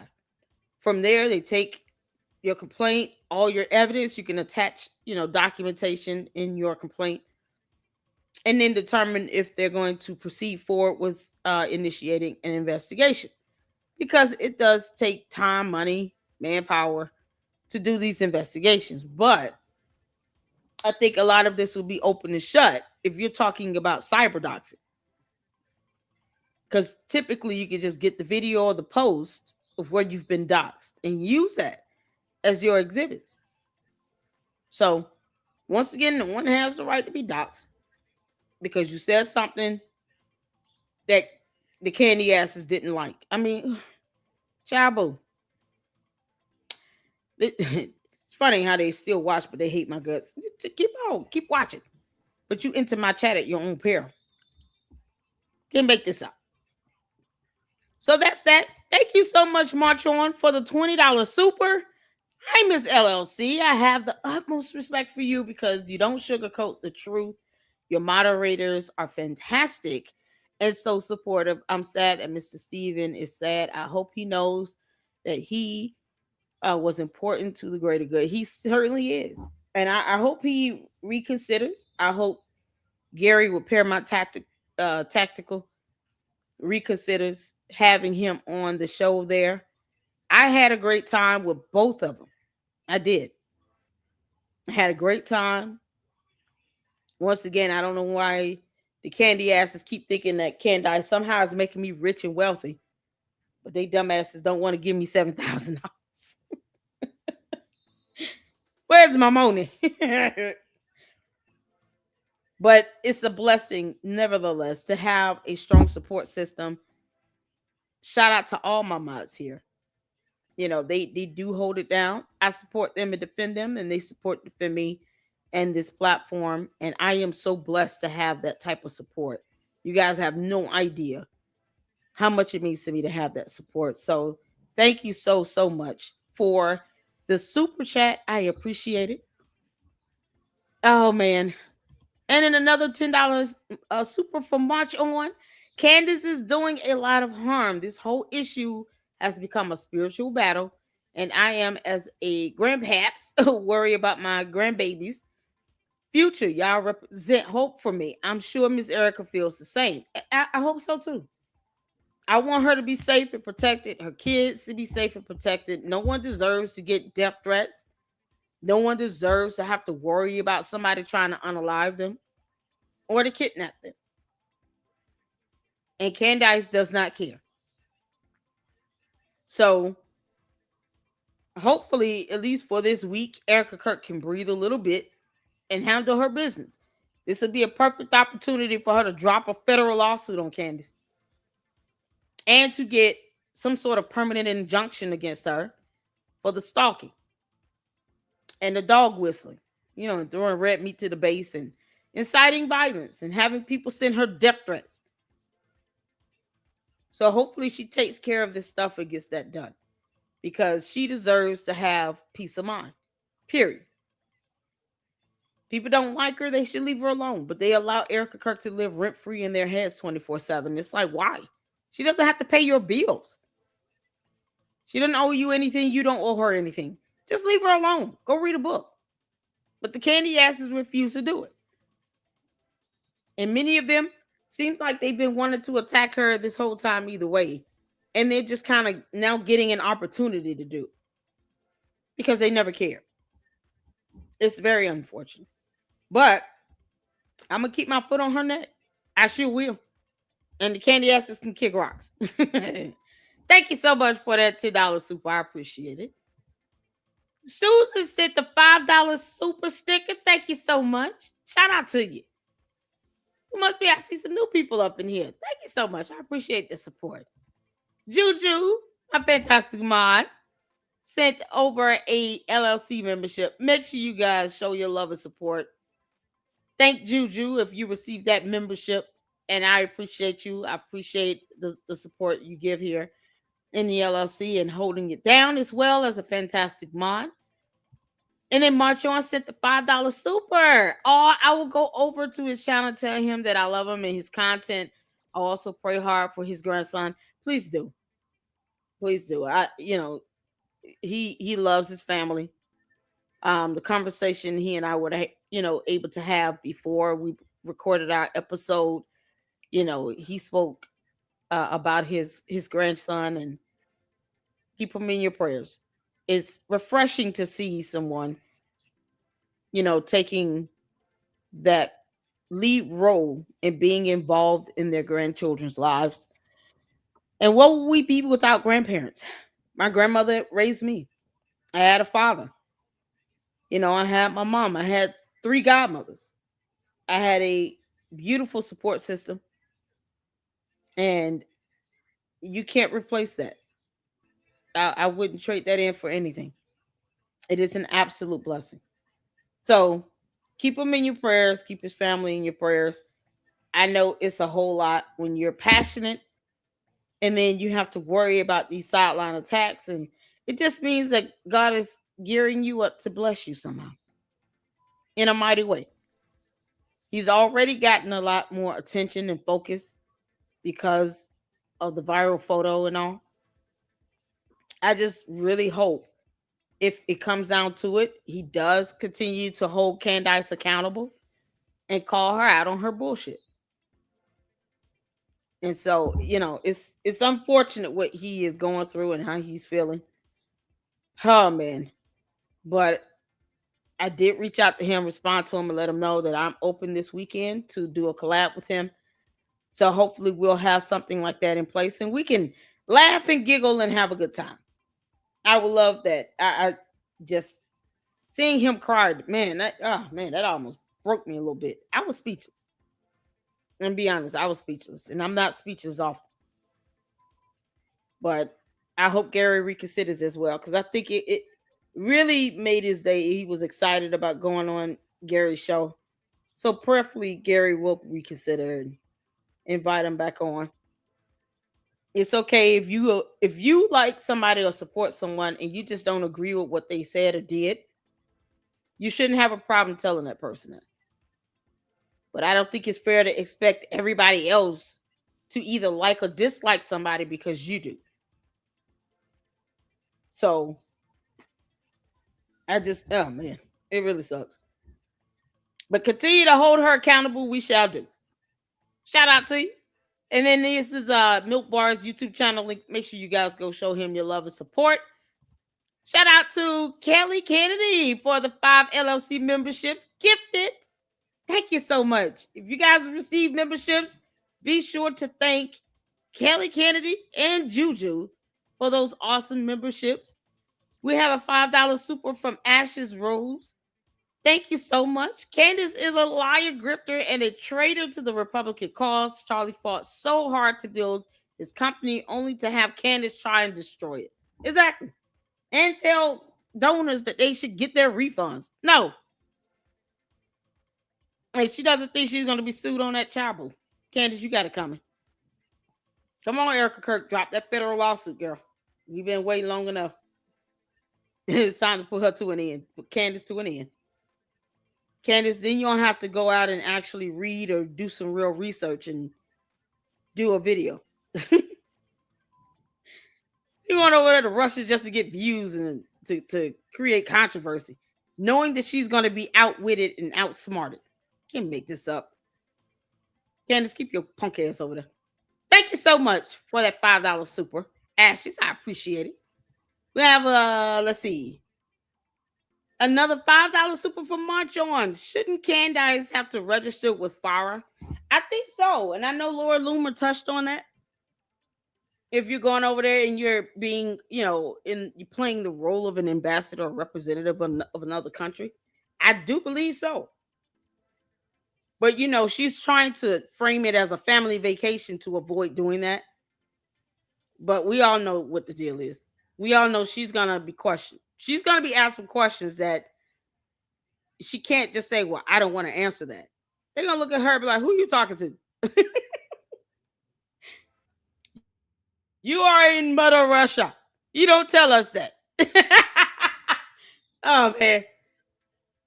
The way she feels over there, she should have that same fear over here in the United States. But now, what does this helper want to do? Go there, claim it's a family vacation, and then come back here, knowing she's going to be bugged and tracked. And they want to have 4 kids around her with all that. Unbelievable. Sorry about that, you all. I'm making sure my son was okay. Thank you so much. I hope she does register. If not, they need to penalize her for it. Because she doesn't have a reason. That's not a family vacation spot. Girl, Candace, stop lying like hell. You lie. Your lies are dumb, Candace. Your lies are so dumb. She said 6 months ago she would rather be Russian. I don't know why she just won't permanently move over there. Just stay over there and don't come back. I mean, really. Shout out to the S-Files. Thank you so much, honey. This is I can't click on the links in StreamYard. But here's a video for you all to check out. Candace uses child as rage bait. Lord have mercy. Make sure you guys go check that out. Shout out to you, S-Files. Thank you so much for dropping that link in the chat. And then we have the $5 super from Susie Q. Red heart. Much love right back at you. I appreciate all of you all. Let's get in on Ben Shapiro. Thank you so much for tuning in. Let's get to it. Headed on vacation to Russia. It's kind of a weird choice. Most people head to Hawaii or maybe to the Caribbean or hell to Montana. She is headed over to St. Petersburg. Wait, who else has headed over to Russia in the recent past? Oh, yeah. And who else has been promoting the ideas of Vladimir Putin and his government, a government that seeks the destruction of America's power in the world? Well, I like that one, and maybe also like that one, and also probably, yeah, that one too. Yes, something is going on, and it's been going on for a while. That thing is called ideological subversion, and it's an actual threat to the United States of America. This is The Ben Shapiro Show.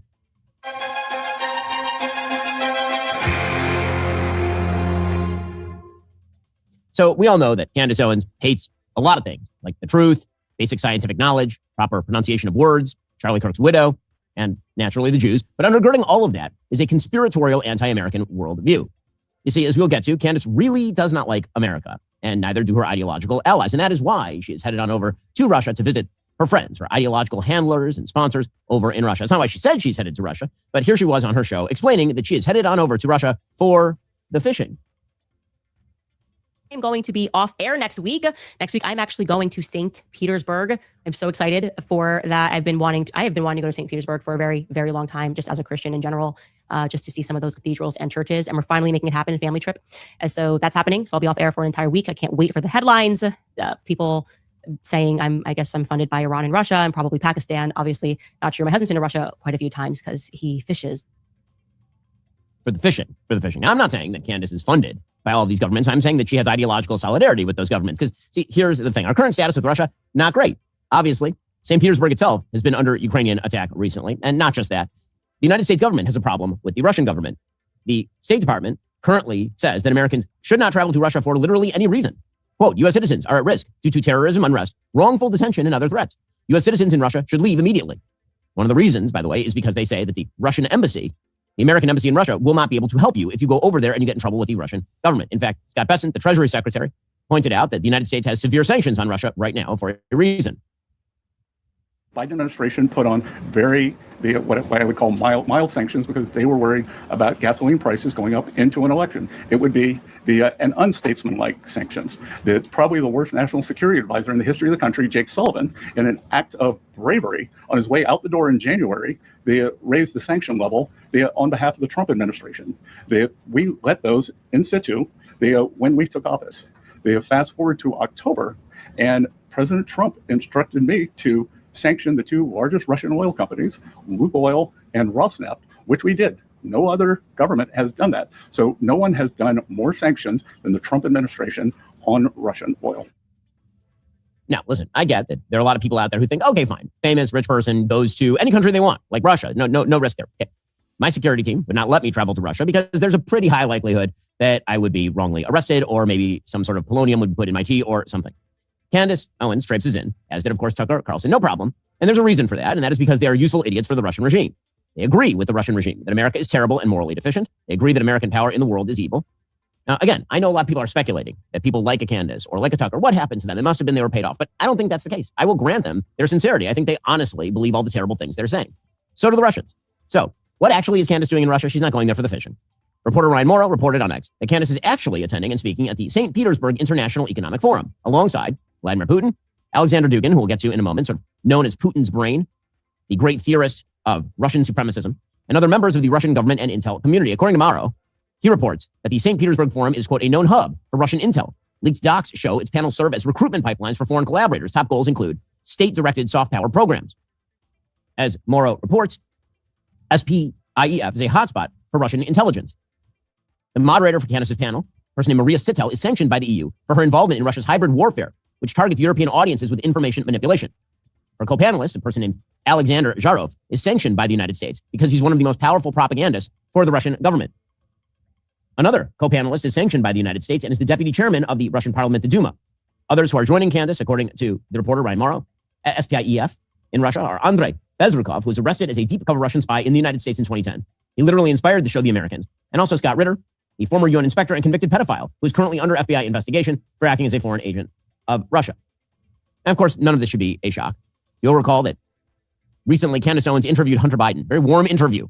Very, very strange. And after her interview, Laura Loomer correctly reports that Russia Today, which is the Russian state media, posted 17 separate clips of Candace's interview with Hunter Biden, which of course is not a shock because she is an ideological ally. They do the same thing with Tucker Carlson. And Tucker is another one of these Russian allies, pretty obviously and pretty clearly. And he's been spending years at this point just parroting whatever Russia's perspective on the world is, like over and over and over again. In 2022, it was actually widely reported that the Kremlin had issued a memo saying, quote, it is essential to use as much as possible of broadcasts of the popular Fox News host, Tucker Carlson. That's going back to 2022. There's a reason for that. Here was Tucker in 2022. Before that happens, it might be worth asking yourself, since it is getting pretty serious, what is this really about? Why do I hate Putin so much? Has Putin ever called me a racist? Has he threatened to get me fired for disagreeing with him? Has he shipped every middle-class job in my town to Russia? Did he manufacture a worldwide pandemic that wrecked my business and kept me indoors for 2 years? Is he teaching my children to embrace racial discrimination? Is he making fentanyl? Is he trying to snuff out Christianity? Does he eat dogs? These are fair questions, and the answer to all of them is no. Vladimir Putin didn't do any of that. So why does permanent Washington hate him so much? If you've been watching the news, you know that Putin is having a border dispute with a nation called Ukraine. Okay, so permanent Washington hates Putin. This is, again, Tucker back when he was on Fox News. This is why when people say, what happened to Tucker? The answer is nothing happened to Tucker. Tucker always believed these things. He just had people in seats above him at Fox preventing him from going fully off the rails. And so the Tucker you're seeing today is, in fact, the real Tucker. And Russia loves that real Tucker because he agrees with them, obviously. Which is why Tucker in 2024 headed on over to Russia and praised the magic of their Russian-operated shopping carts because the man's never been to an Aldi's. He is one of the most silver spoon people in America, astonished by the workings of basic grocery stores. So a long-standing feature, maybe the longest-standing feature of Cold War propaganda in the West was the Soviet grocery store. No products, no choices, shoddily made things. And it wasn't actually propaganda, it was real. And you can look up the pictures on the internet if you want. So we thought it would be interesting to take a look at a contemporary, modern-day, 2024 Russian grocery store 2 years into sanctions. Here we go. All right, here we go. So I guess you put in 10 rubles here, and you get it back when you put the cart back. So it's free, but there's an incentive to return it and not just bring it to your homeless encampment. Okay, this is the grocery cart escalator. I still can't believe this can end his credibility in the conservative movement. The wheels don't I mean, it's just insane to me. He literally went over to Russia and was astonished at things that you can see at your local Aldi's or at Target. Like this silver spoon, Walter Duranty. Unbelievable. Unbelievable. In just a second, we'll get into why all of this is happening and also why is it important? Why should you care? And you really, really should. It's a threat to the country. First, remember when you were younger and sleep felt kind of optional. You could stay up way too late, eat trash, survive on caffeine, somehow wake up the next morning ready to function like a normal human. Now, one bad night of sleep follows you around for 2 days like an unpaid debt. The quality of your sleep setup matters an awful lot more than people realize. That's one reason Helix has become such a popular mattress brand. Helix makes mattresses tailored to different sleep styles because not everybody sleeps the same way. Some people sleep hot, some need extra support, some toss and turn, some wake up every time another human moves. You know, like this is part of the problem for me. I'm a light sleeper and I tend to sleep in positions that hurt my back unless I have the right mattress. Well, Helix made me a mattress just for me because they offer more than 20 different mattress models. And that means you can actually find something designed around how you sleep instead of buying a one-size-fits-all mattress and hoping for the best. According to Helix, a study they conducted found that 82% of participants saw an increase in deep sleep after switching to a Helix mattress. The mattress ships directly to your door. It comes with a 120-night sleep trial. It includes a limited lifetime warranty. Better sleep can affect everything. Your energy, your focus, your mood, productivity. It's one of the highest return investments you can make in yourself. Right now is a great time to check out Helix. They're offering a special deal for listeners of the show. It's not going to be around much longer. Head on over to helixsleep.com/Ben for 27% off site-wide. That's helixsleep.com/Ben for 27% off site-wide. Make sure you enter our show name after checkout so they know we sent you. helixsleep.com/Ben. Also, what's that thing you've been thinking about starting for the last year? Business, a side hustle, podcast, online store. How many times have you talked yourself out of it? Most people never start at all because they're waiting until they feel ready. The reality is that pretty much nobody is ready when they begin. And the reality is you just kind of jump in with both feet, and that's the only way to know whether you're going to be able to succeed. When we started Daily Wire, we didn't know we were ready, but now the Daily Wire shop is powered by our friends over at Shopify. They help us out. Shopify powers millions of businesses all around the world and roughly 10% of all e-commerce in the United States. With Shopify, you can build a professional online store using ready-to-use templates, manage inventory and payments, run analytics, create email and social media campaigns designed to help customers discover your business. And Shopify's built-in AI tools can help write product descriptions, generate page headlines, even improve product photography, allowing entrepreneurs to spend more time building and less time troubleshooting. Everything lives in one place: inventory, payments, analytics, marketing tools, customer management. If you get stuck, Shopify offers 24/7 customer support to help you keep moving. Start your business today with the industry's best business partner, Shopify, and start hearing. Sign up for your $1 per month trial today at shopify.com/Shapiro. head on over to shopify.com/Shapiro. That's shopify.com/Shapiro. Well, what is actually happening here, right? That's the big question. Why is all this happening? Candace and Tucker, Alex Jones, Steve Bannon, Thomas Massey, MTG. Why all this warmth toward Russia? And the answer is ideological kinship. So we understand that, and I'll get to that in a moment. But the really big question here is, why is this important? Well, we've been watching over the past several years, really over the past decade, and it feels like everything in America is kind of falling apart, right? I mean, it feels like that. We see it every day. The polarization is extraordinary. We've seen institutional distrust and economic unrest and civil unrest. And a lot of that is not a coincidence. It is part of an actual plan. Now, again, that doesn't mean everything we're seeing in America is dictated by the Russian government. They don't have that kind of power. They didn't rig the 2016 election or some nonsense like that. And a lot of the institutional distrust that Americans have right now is earned. Russiagate, or the government's response to COVID, or the Black Lives Matter scam, or the cover-up of Joe Biden's mental incompetence. A lot of blame to go around for institutional distrust. But here's the thing. Our enemies, Russia, China, Iran, they wait for vulnerability in the United States. And then they exacerbate divides and they exploit them. Here's how the world works through the lens of actual legitimate influence operations. These are real things. They've been going on for decades. There's a guy named Yuri Bezmenov, who's a Soviet informant and KGB operative. He defected to the United States in the early 70s. In the 1984 interview that's become pretty famous online, titled Deception Was My Job, Bezmenov laid out the 4 stages of what he called ideological subversion that were created by radical Soviet Marxists to indoctrinate and weaken nations from within and then destroy them. Listen to how he lays out the operation here. To change the perception of reality of every American to such an extent that despite of the abundance of information, no one is able to come to sensible conclusions in the interests of defending themselves, their families, their community, and their country. It's a great brainwashing process, which goes very slow, and it's divided in 4 basic stages. The first one being demoralization. It takes from 15 to 20 years to demoralize a nation. Why that many years?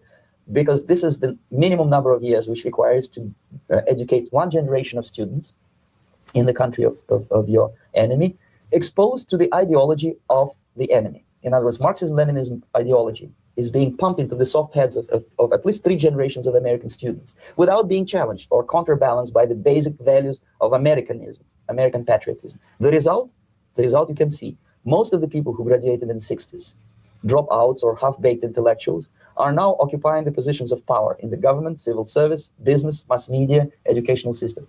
You are stuck with them. You cannot get rid of them. They are contaminated. They are programmed to think and react to certain stimuli in a certain pattern.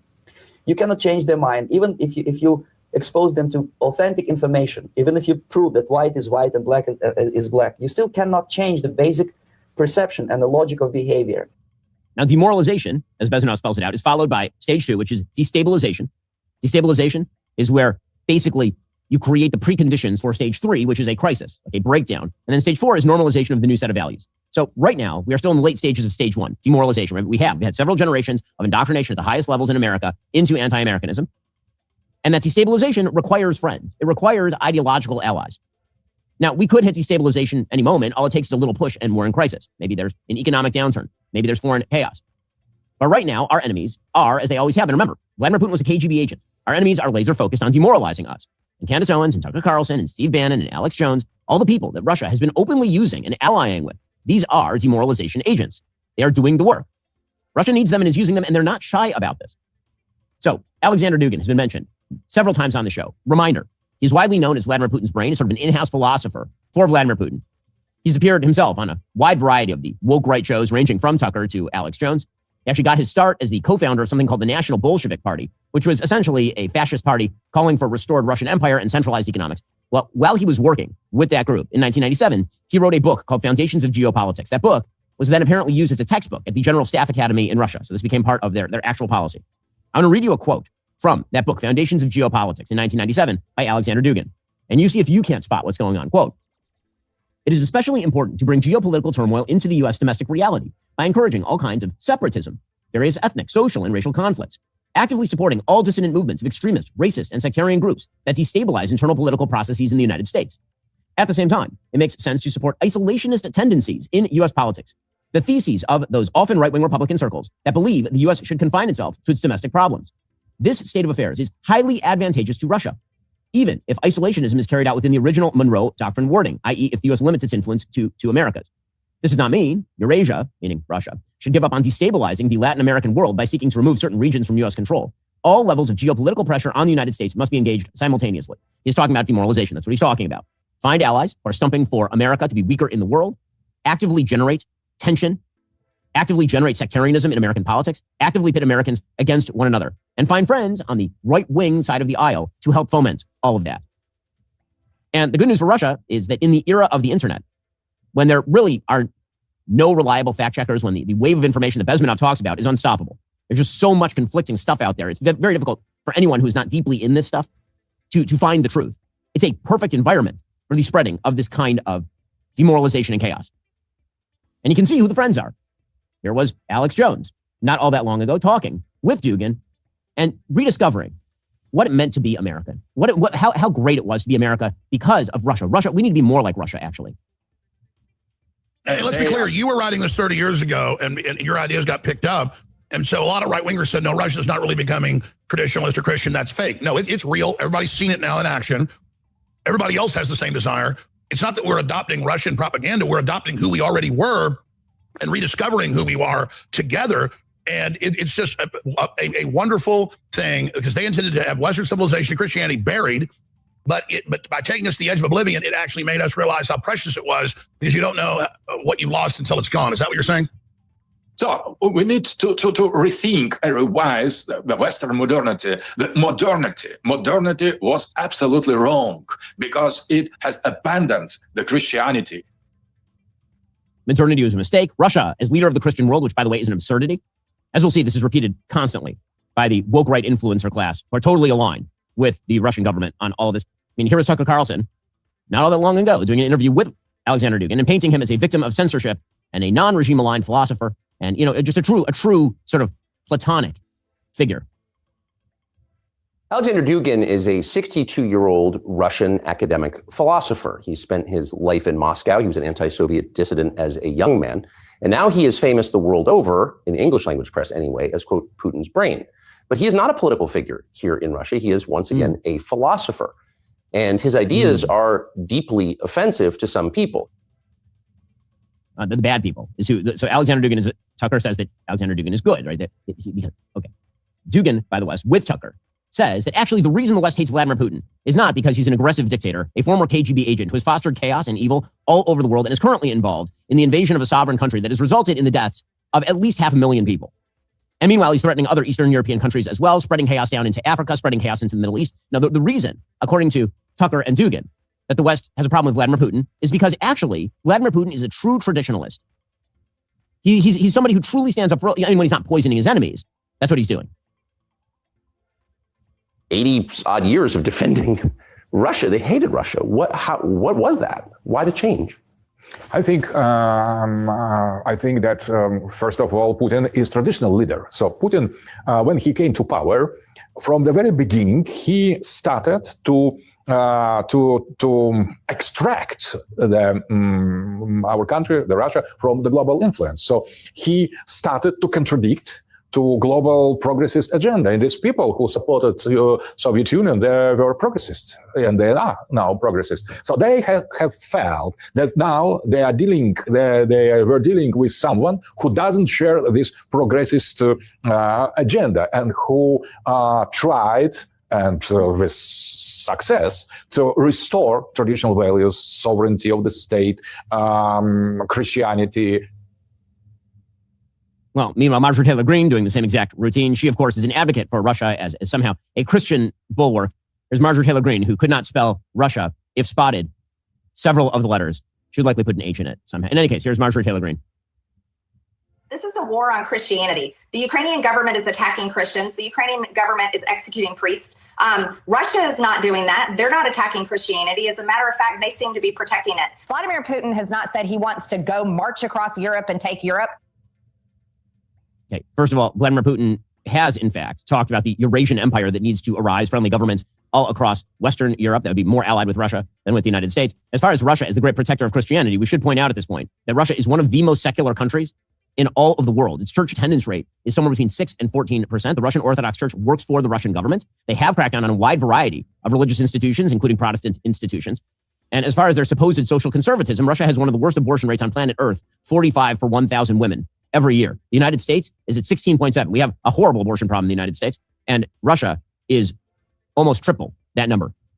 Their total fertility rate, by the way, this supposedly great restorer of Western civilization, their total fertility rate, meaning how many babies women are having, 1.4, well below replacement rates, one of the lowest in the West. So Russia is spreading lies, but they happen to be woke right lies that cross paths, that cross streams, Ghostbusters style, with the Candaces, with the Tuckers. Their rhetoric is precisely the rhetoric of the so-called woke right. America is soulless. America's economy might be prosperous, but it's emptying out America of Christianity. Again, this coming from a country that literally has the government embedding with its own form of religion to crack down on other forms of religion. American capitalism is inferior to feudalism, right? All of this crosses streams with the Tucker and I'm not saying that Tucker and Candace are working for Russia. I'm saying they agree with them. They agree with America's enemies. And here's Tucker saying capitalism is worse than feudalism. I mean, feudalism is so much better than what we have now because at least in feudalism, the leader is vested in the prosperity of the people he rules. Right. You know, if all your serfs die, you starve. Yeah, there's a true incentive to care for those people now. It's insane. It's all a demoralization op. It is all an operation to demoralize Americans, divide them from one another, make America believe that America is crap. So here are Tucker and Alexander Dugin just saying the multipolar thing. Again, they are on exactly the same page, and that's for a reason. So there's the downfall of the Western unipolarity and the rise of the multipolarity. And so you're watching the end of the global American empire, the unipolar world. And so the death of the unipolar moment and of the institutions within the evangelical movement, American Protestant Christianity, are going away, but they will be replaced by something better and purer. Living in the crucial moment of this emergence of multipolarity, including Russia, China, Iran, and say it's time for a new world order where we are partners in this relationship. I think that's the wisest possible advice and probably the only path that preserves civilization. Well, folks, when I talk about this being a demoralization operation, that's because it is. And if you can't spot the op, that's because you're the mark. You are the target. What these folks wish for you to do is agree with them that America sucks and is bad, and that Russia and China and Iran ought to have more global power. That is literally the goal. And I know a lot of people out there are shaking their heads. No, this isn't foreign driven. Then you need to answer the question. What exactly Tucker Carlson was doing in Russia, why he's constantly parroting Russian talking points. You have to answer the question if you're on the left, why Hassan Piker and the Chinese government aren't exactly the same page. You have to answer the question as to why Candace Owens is quote unquote vacationing at a Russian government driven conference in St. Petersburg in the middle of a war with Ukraine where drones are being fired at St. Petersburg. Like, these are all questions that require answers. And the answer is quite easy and understandable. And the Russians themselves have laid it out there in this particular case. So again, once you see what's going on, it's hard to unsee it. We just need people to actually, open their eyes. The idea that America supports Nazis in Ukraine or supports quote-unquote genocide in Israel, by the way, that propaganda point began with the Soviets in 1967. This idea that Zionism is a form of racism and anti-Zionism is a form of anti-colonialism. That was a Soviet propaganda point first put out in 1967 after the Six-Day War in a Soviet attempt to win over Arab states. The idea that Iran isn't really our enemy, actually, while they shout death to America, really Iran could be our friend. Maybe they're good. The idea that the war on terrorism was just American imperialism and that Russia actually is our friend, that America is bad, that America is empty, that America has been taken over by child molesting elites, the so-called Epstein class, who all work for the Zionists, including Donald Trump. Candace Owens tweeting just a month ago, quote, the Iranian president tweets he is willing to sacrifice his own life for the people. Donald Trump was willing to sacrifice Charlie Kirk and is willing to sacrifice every American life and livelihood for greater Israel. Who is the animal again? And all of this is a demoralization effort directed at undermining America. There's no way to read this kind of stuff and listen to this kind of garbage, true garbage, baseless trash without understanding the agenda. The biggest thing, of course, is that America must retreat from the world. That is the end goal. It's the end goal for Russia. It's the end goal for their ideological friends and allies. That America must retreat from the world, that we have to give way to a multipolar world order. That is what Russia and China desperately desire. It's what you're hearing every day from these people. That's the op. That's why Candace is going to Russia. It's why Tucker is friendly with Russia. It's why. That is the point. Now, there is a mirror image here. So if Russia requires the woke right to be its ideological fellow travelers, China uses the left to fellow travel. China uses the American left as a way to run its own demoralization op in the United States. Right? China is using its power in order to find allies who undermine the United States from within. This is what Hassan Piker does. Hassan Piker, who is now continuing his normalization campaign across American media. We should just remember that Hassan Piker is in total solidarity with the Maoist government of China, the communist regime, the repressive, tyrannical communist regime that is responsible over its history for the killing of at least 40 million human beings, probably significantly more. He was literally in China declaring he has no patriotism for America, and somehow we're supposed to take his opinion seriously on America? I don't have any sort of patriotism in my heart for for America, but just in general. I'm not like a very, I care about people. No patriotism in his heart. And then, of course, he was at Yale University at the Yale Political Union, quoting Chairman Mao, one of the great mass murderers of history. I am reminded, however, of some famous words spoken by a guy by the name of Mao Zedong.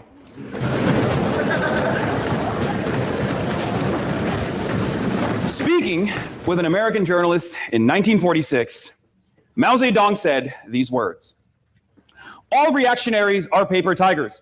In appearance, the reactionaries are terrifying, but in reality, they are not so powerful. Speaking of US imperialism, people seem to feel that it is terrifically strong. But it will be proved that the US reactionaries, like all reactionaries in history, do not have much strength. In the United States, there are others who are really strong. The American people." Remember what Bezmenov said, right? Take over the universities, take over the institutions, start promoting demoralization efforts. That's it. And so Hassan Piker, again, people in positions of power spend their days normalizing this guy. That's what they do now. He's a full-scale Cartier communist who has endorsed political violence, and they spend their days normalizing him. Here's Hassan Piker suggesting, just yesterday, that the number one problem in America is lack of class consciousness. Not poverty, not political dysfunction, lack of class consciousness, says the Maoist wearing jewelry. I'm a harm reduction voter. I'm a harm reduction believer, I guess, to a certain degree. I recognize that class consciousness is the number one problem in this country. We do not have class consciousness and we do not have political education. And without class consciousness and political education, you can't have organizing on the basis of class. And the normalization effort continues apace. Trevor Noah, again, another foreigner who comes here to criticize America. Trevor Noah is talking with Piker, and Piker just starts jabbering about how he had to overcome his fear after the murder of Charlie Kirk. Hassan Piker, a normalizer of American violence, American political violence, literally interviewed with the New York Times and talked about basically why the CEO of a health insurance company had it coming when he was murdered. He's sitting there pretending to be a victim here. I mean, this is pathetic stuff. They want to create an environment of fear, an environment of tension that disrupts what I want to do. And I'm not going to give in to that. And I mean, I even said this after Charlie Kirk got assassinated. I was supposed to debate him 2 weeks after his assassination. Obviously, it didn't happen. But one of the things that people kept asking me is like, do you have security? Are you changing things? And for the first like week or so, I had to cancel some of my public appearances. But shortly after that, I started going back out there, going out in public, going to protest again. And you know, people kept saying like, well, aren't you worried? And my answer always is the same. It's just, I can't let fear change what I want to do. I can't let fear influence my life in this way.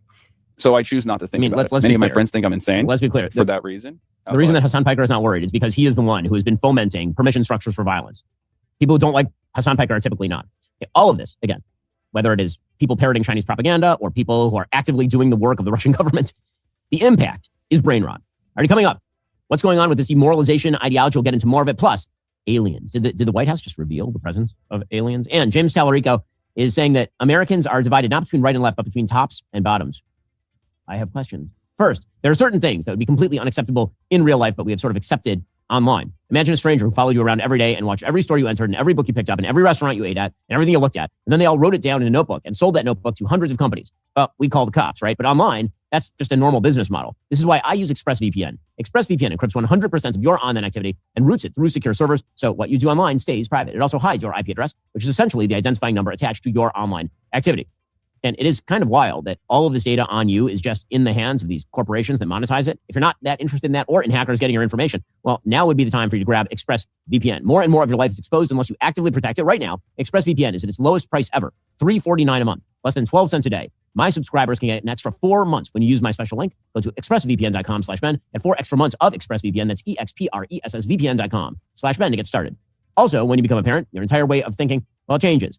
What happens to me becomes what happens to the people who count on me if something should happen to me. Because once other people are counting on you, you need a safety net. It's not optional. It is a requirement. And this is where our friends at Policy Genius come in. Policy Genius is an online insurance marketplace that helps people compare life insurance quotes from top insurers side by side in one place. Their licensed team helps explain coverage options, compare prices, answer questions, handle paperwork, help you find coverage that fits your family's needs. Because most people don't want to spend weeks researching insurance policies. They just want confidence they've made a smart decision. And honestly, that's what Policy Genius provides. Clarity, no guesswork, just a straightforward way to compare options and find coverage that works for your situation. That was her great saying. Well, again, if your goal is to tear America apart, then what do? You take a unifying moment for America, like the assassination of Charlie, and you immediately begin attempting to rip it to shreds.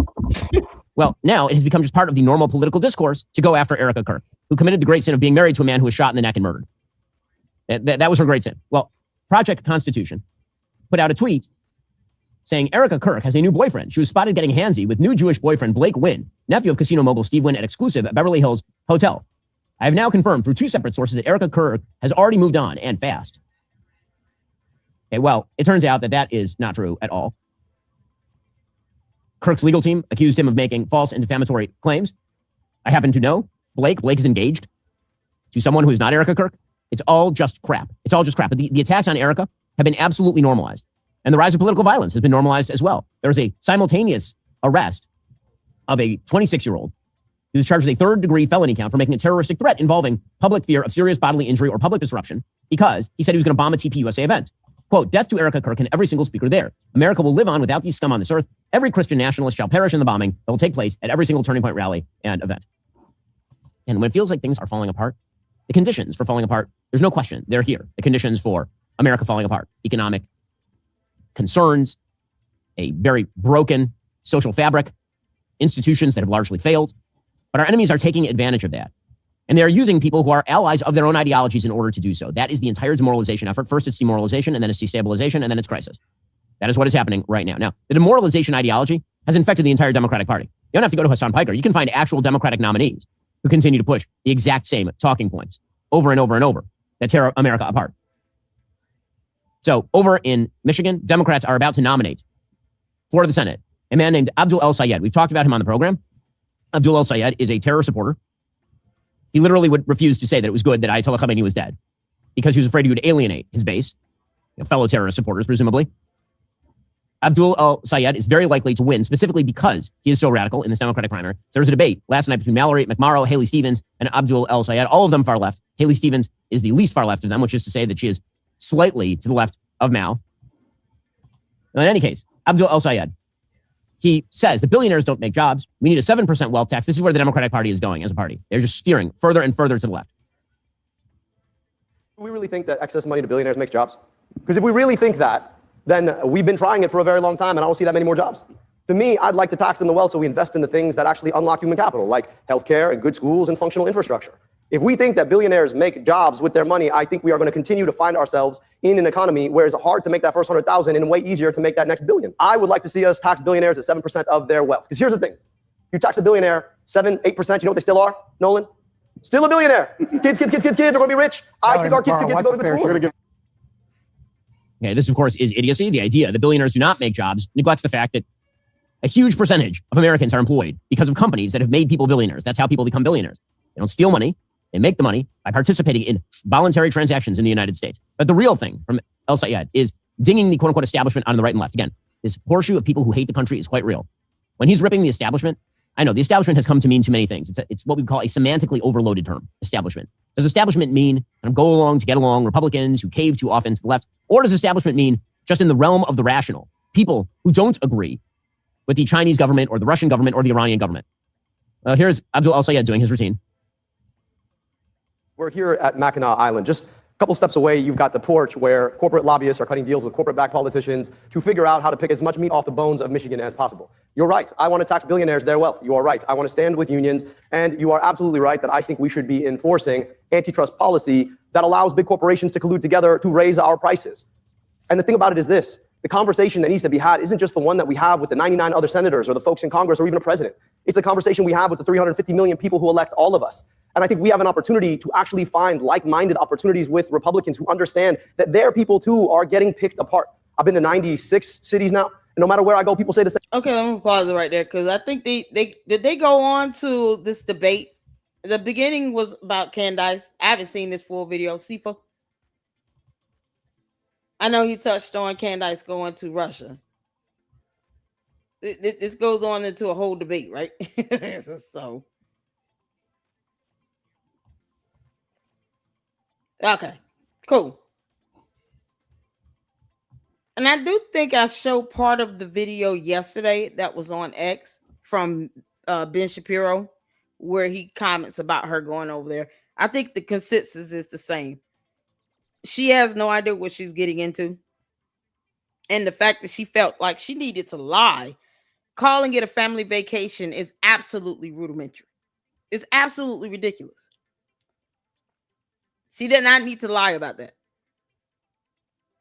And at some point, it was going to come out that she was doing all of these speaking engagements, going all over, these television shows or whatever they are.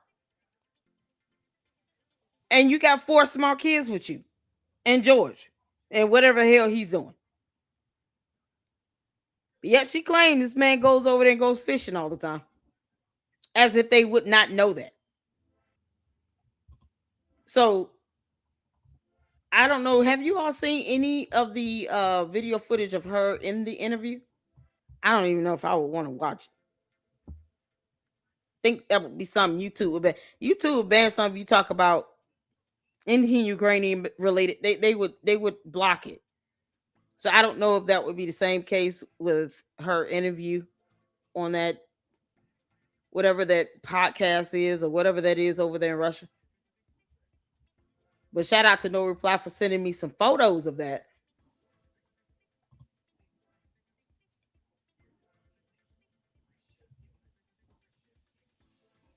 Are the Dugan clips towards the end? Can you give me a timestamp?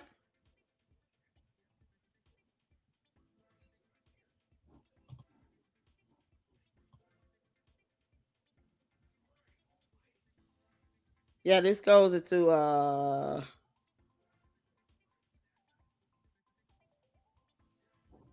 I've been listening this whole time. Y'all know I'm just kind of making sure my son is okay, but I've actually been listening. I've been here the whole time. I was just on mute. It seemed like it went into the whole political debate. So y'all know I try to keep down the political tension fire as much as possible. I'm apolitical. I believe you should vote with your conscience and vote for people that are going to help improve your quality of life. This is wild. So I saw that. I think we saw the clip as well. This is from Milk Bar TV, I do believe. And y'all know I don't keep up with crackhead Mickey Mouse. Tucker Carlson. Yeah, it's the sound of his voice. He's annoying as hell. I can't listen to him like that. I just can't. I don't really follow Tucker like that. You won't see me just doing content on Tucker Carlson. I think I may have done like 2 or 3 videos separately on Brandon Tatum, and that's because he's an asshole and a wimp. But not because I follow him or anything. No, I don't. Same thing with Tucker and Megan. I don't follow them like that. I literally, my interest in those two are just beyond non-existent.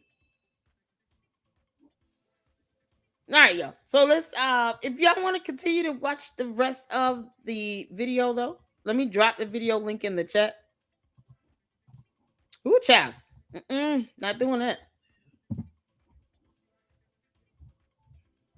Y'all can have it, Tucker Carlson. He's all yours. Not over here. Yeah, Candace is enough with her. Somebody said gobble gobble. Candace is enough. Hell no.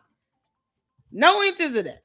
And so many people do ask, can you look at this video with Tucker Carlson? No, I'm good on that. Or Megan Kelly. Ugh. Y'all. I wanted to check out a little bit of this debate. Like I said, we're going to do the Bride of Candace in a separate video. But this right here, you need to check this out. Because it was so ridiculous. I have a personality that once you know my personality, you hear that personality in my posts.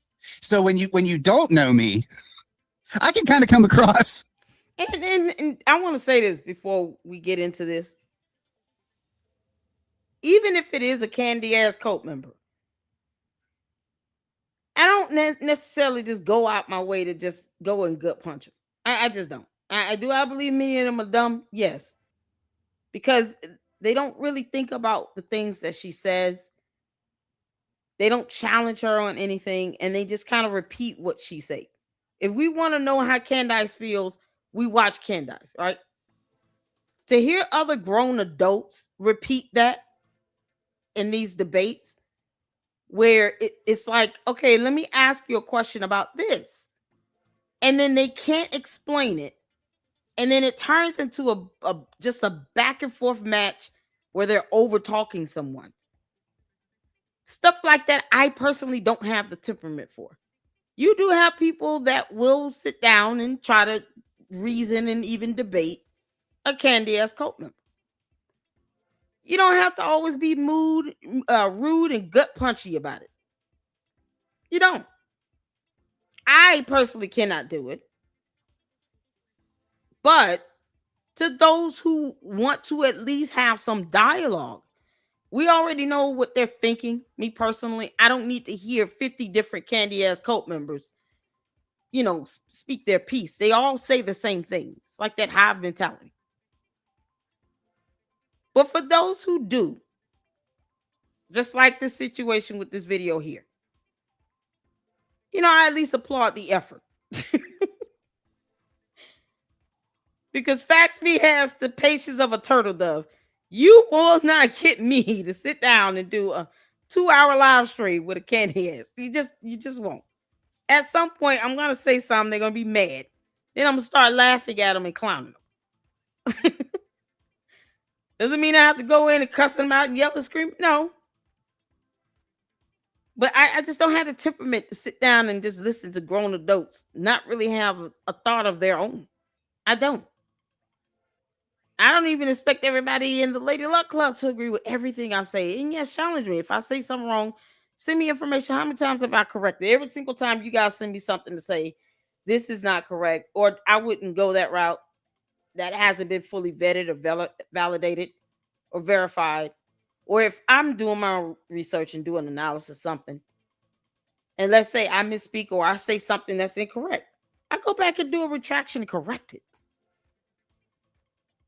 Because when it comes to factual information, there's no reason for that to be incorrect either. Your opinion is your opinion. Facts are facts and laws are laws. Is that direct and straightforward? So I'm not one to do stuff like this. We've seen Jay Witt do this, and he kind of went in. It was nice and refreshing to see Deacon go in a little bit. But I haven't seen this, so I want to check out, what the whole the mood of it was, because we already know what she's going to say. At least I know what she's going to say is all that Candace has already said. But it is nice to see someone have the temperament to do this type of stuff and try to debate with these cult members. It's something else. Can't make this up. So this is going to be what we probably end on. That way you guys can enjoy the rest of your evening. But this is a little bit over 2 hours long. I'll drop the video link in the chat, and you guys can check this out. Oh, Lord have mercy. Hold on. There we go. I'll drop the video link in the chat. And in case we don't get through all of it, you guys can always go back and check out the rest of it as well. Ooh, child. She said, Susie Q said she was annoying to me. I think just it's the same auto repeat of all the crap Candace says. And Candace is annoying to me. God, watching her show now is just it's so hard to damn do. It's a strain. So let's get to this.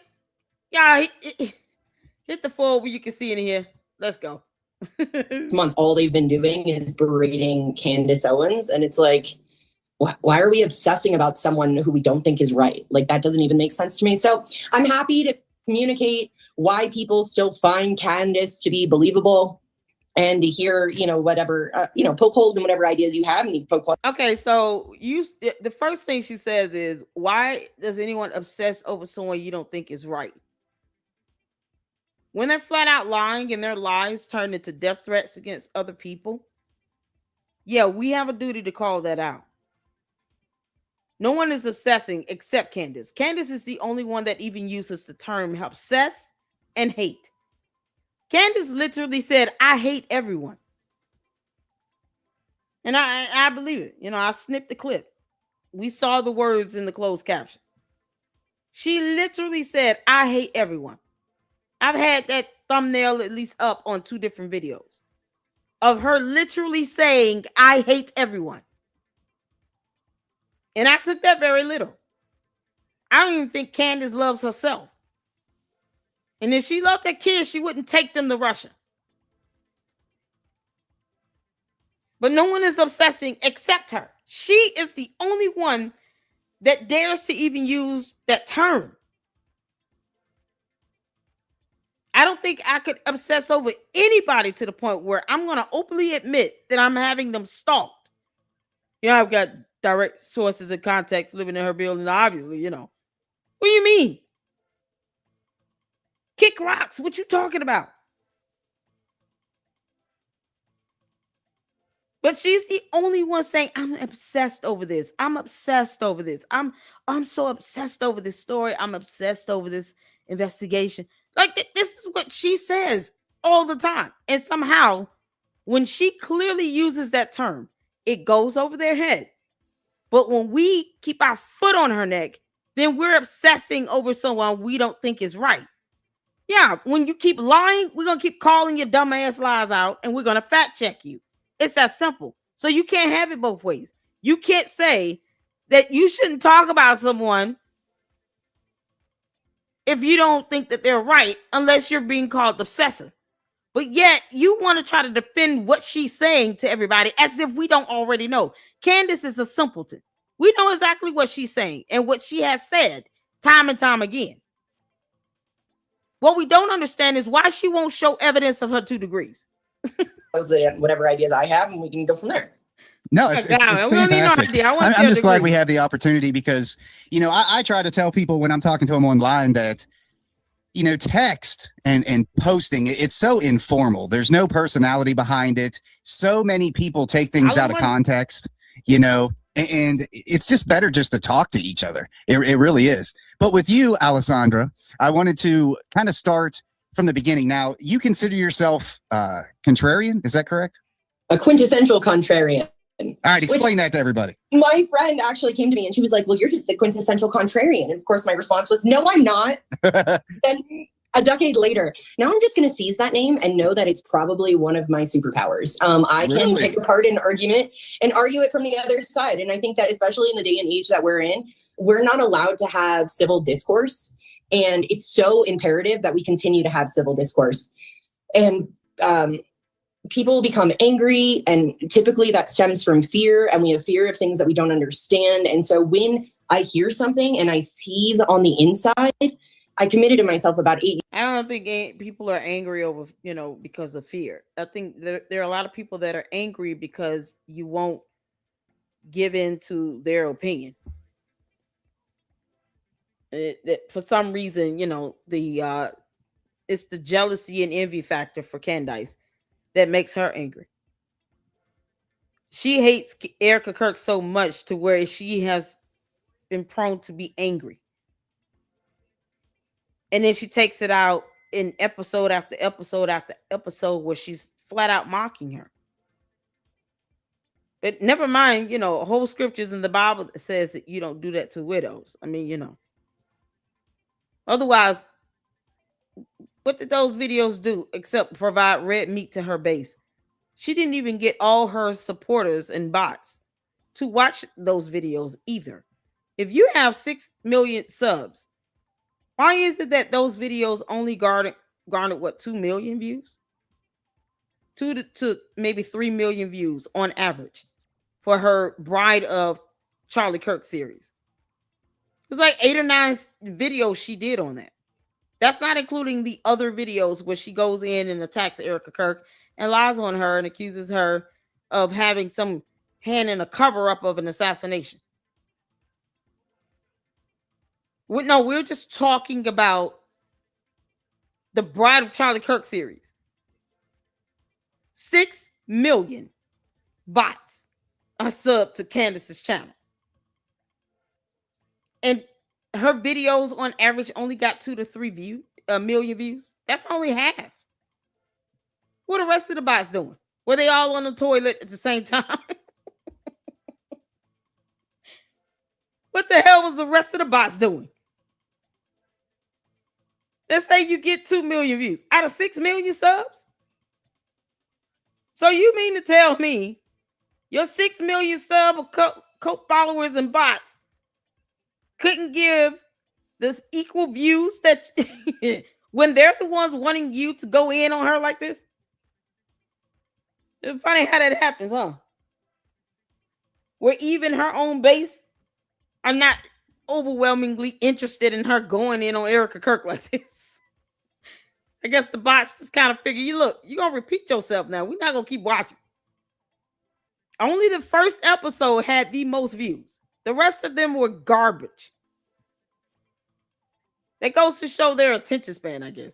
Years ago to start asking why. Why is this making me angry? Right. And then from there, it's crazy. You go from being like a raging liberal to like pretty conservative, because you start understanding why people have the opinions they have. They don't have the opinions they have because they're hate-filled, evil humans. They have the opinions that they have because how they understand the world and what they're bringing to the forefront of their mind. And the best thing that we can do in our society is to understand our neighbors and to do the best thing as a whole. And I would say our society right now is flailing. We have a young generation that's completely disconnected from the older generation. We have an older generation that doesn't even understand the world that the younger generation is living 90. In. This is... I have 90, moderator, V7M. I have 90. Where are you at where you're seeing those numbers? I'm good with that. And I also have an audience that is varied. So all of my supporters in the Lady Luck Club don't sit back and watch my content on Candace. So that's to be expected. But you would think she would catch a hint if she's got 6 million because she's so proud of that. Bots. Why the bots are not watching those videos more?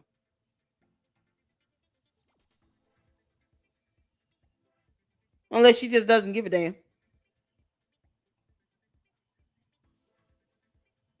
I swear I see looks everywhere. I'm just saying. And I already said I don't trip out on that. I'm gonna keep talking about Candace. I'm gonna keep my foot on the neck. But you think she claims all her 6 million want her talking about Erica Kirk? Oh, okay, do they? All the Luxes here don't watch my content on Candace. I don't care if I had 19, I would still do this live stream. What you talking about? Seriously, I think causing a lot of the civil unrest that we have in our societies. And so just taking a second to have a conversation with people we don't agree with can bring a lot more value than we probably give it credit for. I agree. And I think and I'm not saying you in particular, I'm just saying in general to springboard off of what you just said, I think a lot of people, especially the younger generation, have a hard time separating what they feel with what's actually true. And both can be okay. Like I tell people all the time, I internally have to respect a fact, something that is true, something that is infallible. But my feelings, I don't have to necessarily agree with it. You know what I'm saying? But I have to acknowledge that it's true. Yes. You see what I'm saying? Absolutely. I understand that. But also with that being said, as we're discussing opinion and scrutinizing facts of something tangible, like this case of Charlie Kirk, God rest his soul,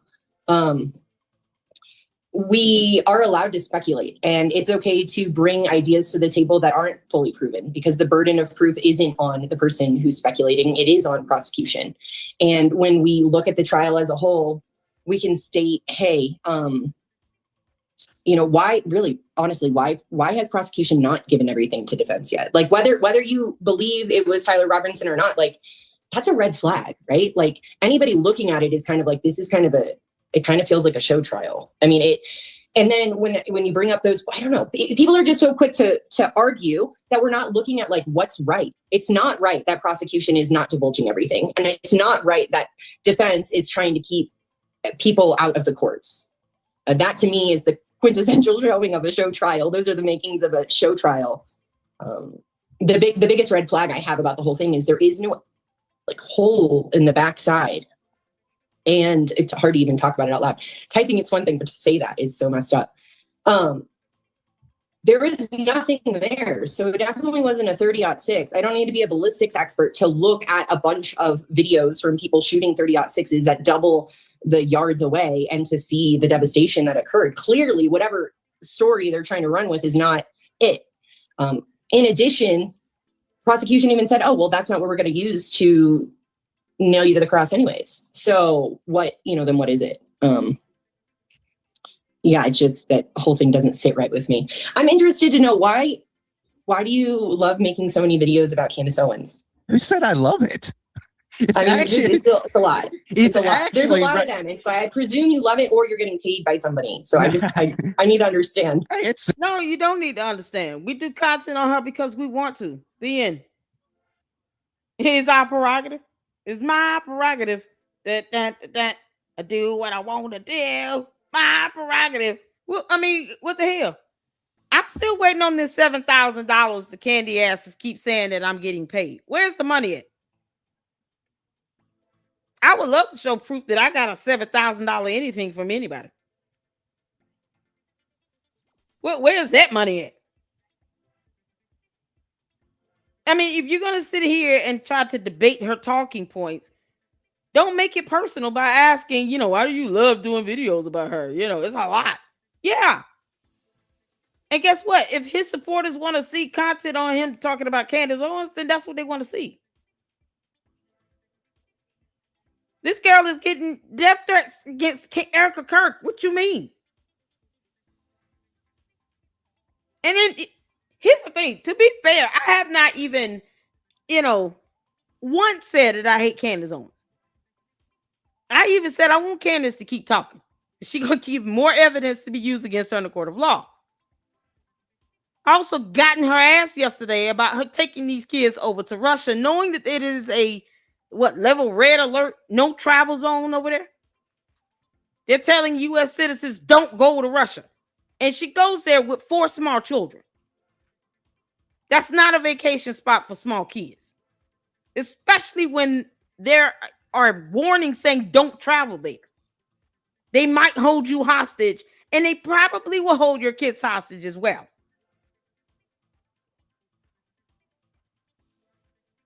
We even say, God, listen, protect the small kids, look out for them.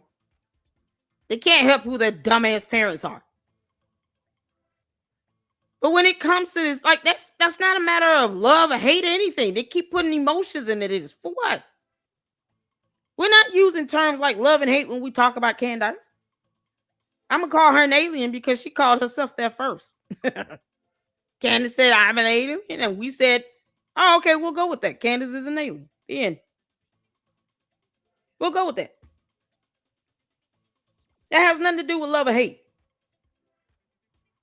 You should be able to remain neutral emotionally and talk about somebody objectively. Especially what they're saying and doing that is posing a real threat to somebody else's life. And that's the best she could come up with. Y'all see why I wouldn't be able to sit here and debate somebody trying to defend this bullshit. $7,000 a pop, isn't that what they say? Is it really? No, I don't know. That's what they say. They say anybody that's going against Candace is being paid by Israel. We're being paid $7,000 for every post. Oh, I could go buy a small island at this point. I wouldn't say it would be $7,000 for every post. It would be a grifter move to get on the bandwagon of all things. Candace talks smack. I mean, now what is she? She's about 7 million followers, right? Or right. 6 million? Right. 6 million rather. I don't know. Keep me honest, Steven. So it's about 7.5 million. We need to call JG Whitworth. Yeah, I mean, there's a lot. There's a lot. You throw some hate in that pond, and you're bound to get some splash. Oh yeah. Okay. So let's kind of start with the direction you were going in. You brought up 3 things that I want to touch base. Hey, no, she hasn't brought up not one fact. Question 1: can you tell Candace to show evidence that she received 2 degrees? Otherwise, she lied.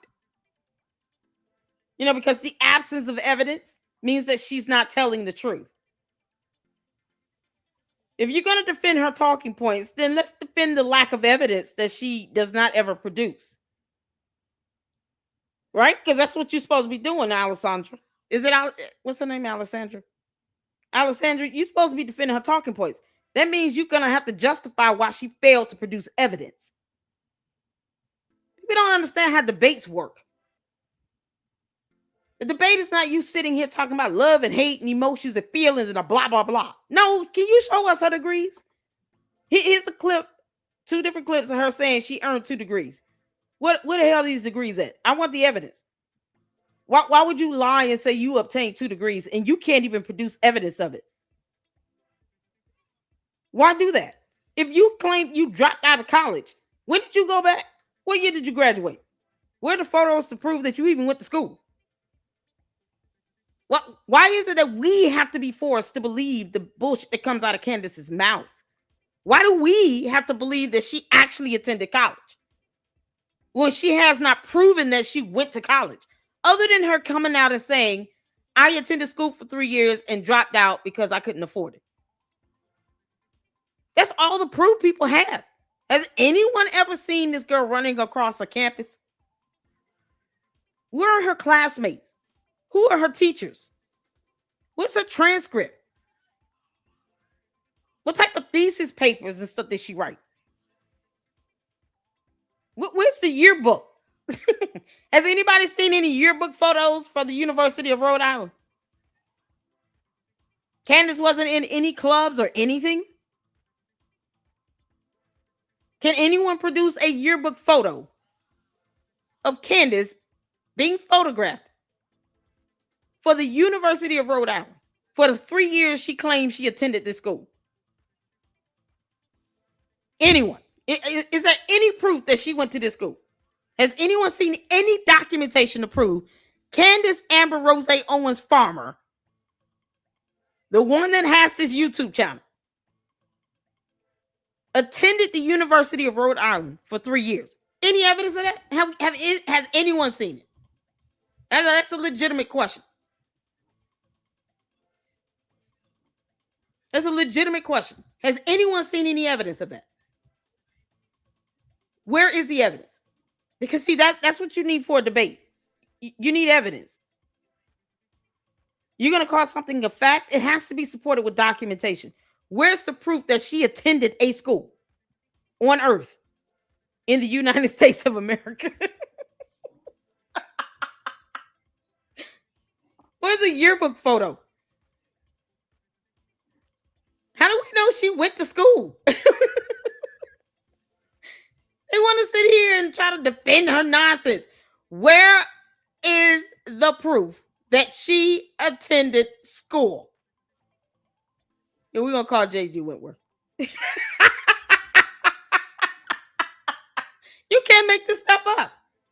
And the candy asses never, ever, ever provide that evidence. They don't even ask her to do it. Where is the evidence that she went to school? You can't make this up. Arkham, you don't need to lie about your education. You understand that's a dumb lie to tell? Why do you need to lie about your education? There are plenty of people who have made it very far in life and become very successful in careers, generating revenue and income, establishing businesses without going to school. So if Candace did not attend school, why would she ever need to lie about going? You understand the stupidity of the lie? Are coming 871. Do you understand the stupidity of that lie? Why do you seem like you're the same troll in here, just changing your username? You understand how stupid that lie is? It is a common fact that people do not have to go to college to be successful. So why would she need to lie about it? Why would she need to lie about going to school and dropping out? Why would she need to lie about going to school, dropping out, then going back and getting 2 degrees? Why? Why is what I'm asking. Why?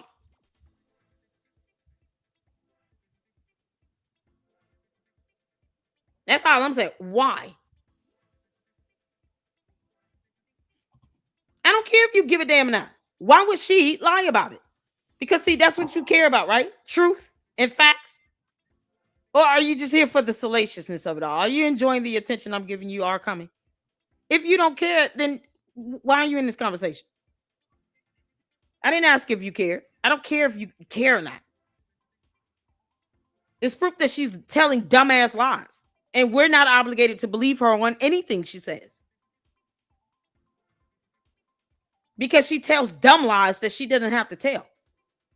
Whether you care about her degrees or not is irrelevant. Why lie about it? Why lie about? Maybe I need to speak another language with you, are coming. Are you able to keep up with my English? Is it fancy words for you? I can't dumb this down even more. If you want like a dumber version of this conversation, you might have to go listen to Candace. Told you, boy, these Candace, y'all come here at your own peril. Keep telling y'all that. Now you want a dumber version of this? You're gonna have to go listen to Candace. She's the idiot for you. No one asked you if you cared about her 2 degrees. I don't give a damn. You're not even answering the question. The question is, why lie about having any education or going to college or having 2 degrees or dropping out of school? If it's irrelevant and moot, why lie about it? And why do you all expect people to believe everything she says? We're not in her coat. You are. Yeah, because the candy asses can't understand English. Can't make this up.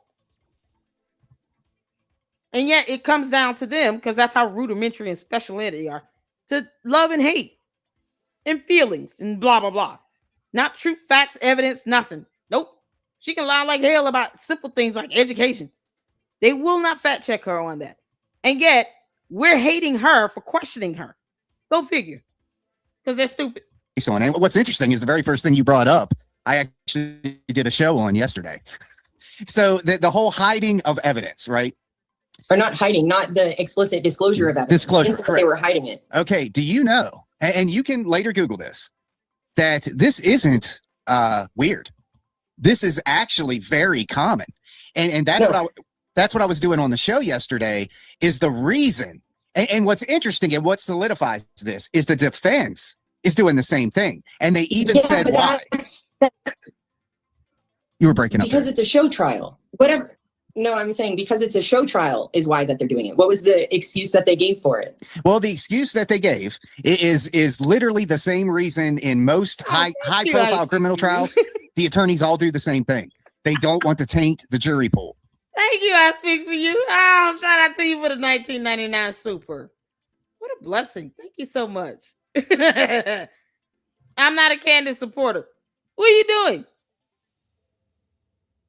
Whether you're a Candace supporter or not is irrelevant. Once again, it's the idea and the ability to debate that's lacking here. Whether you're a Candace supporter or not is irrelevant. Why is it that she would need to lie about her education? If it is irrelevant to success, why lie? That is the foundation to all of this when it comes to Candace Owens. She is a pathological liar. Why lie about your education? Why? Why? And if she's willing to lie about that, then how is it that she's not lying about everything else? How is it that she's not lying about anything else?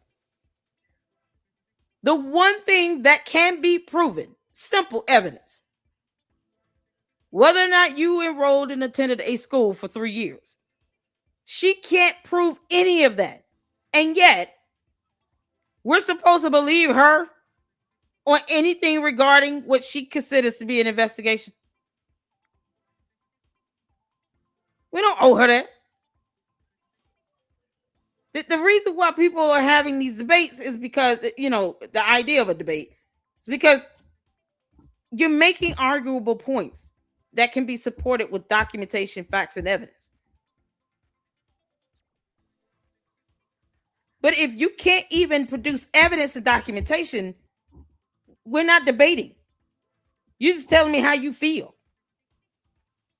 So if you don't care about her having an education, then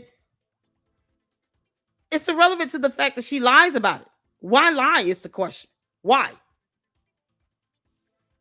You know what I mean? as an independent journalist, I feel like it's imperative to always establish the who, what, when, where, why, and how of things.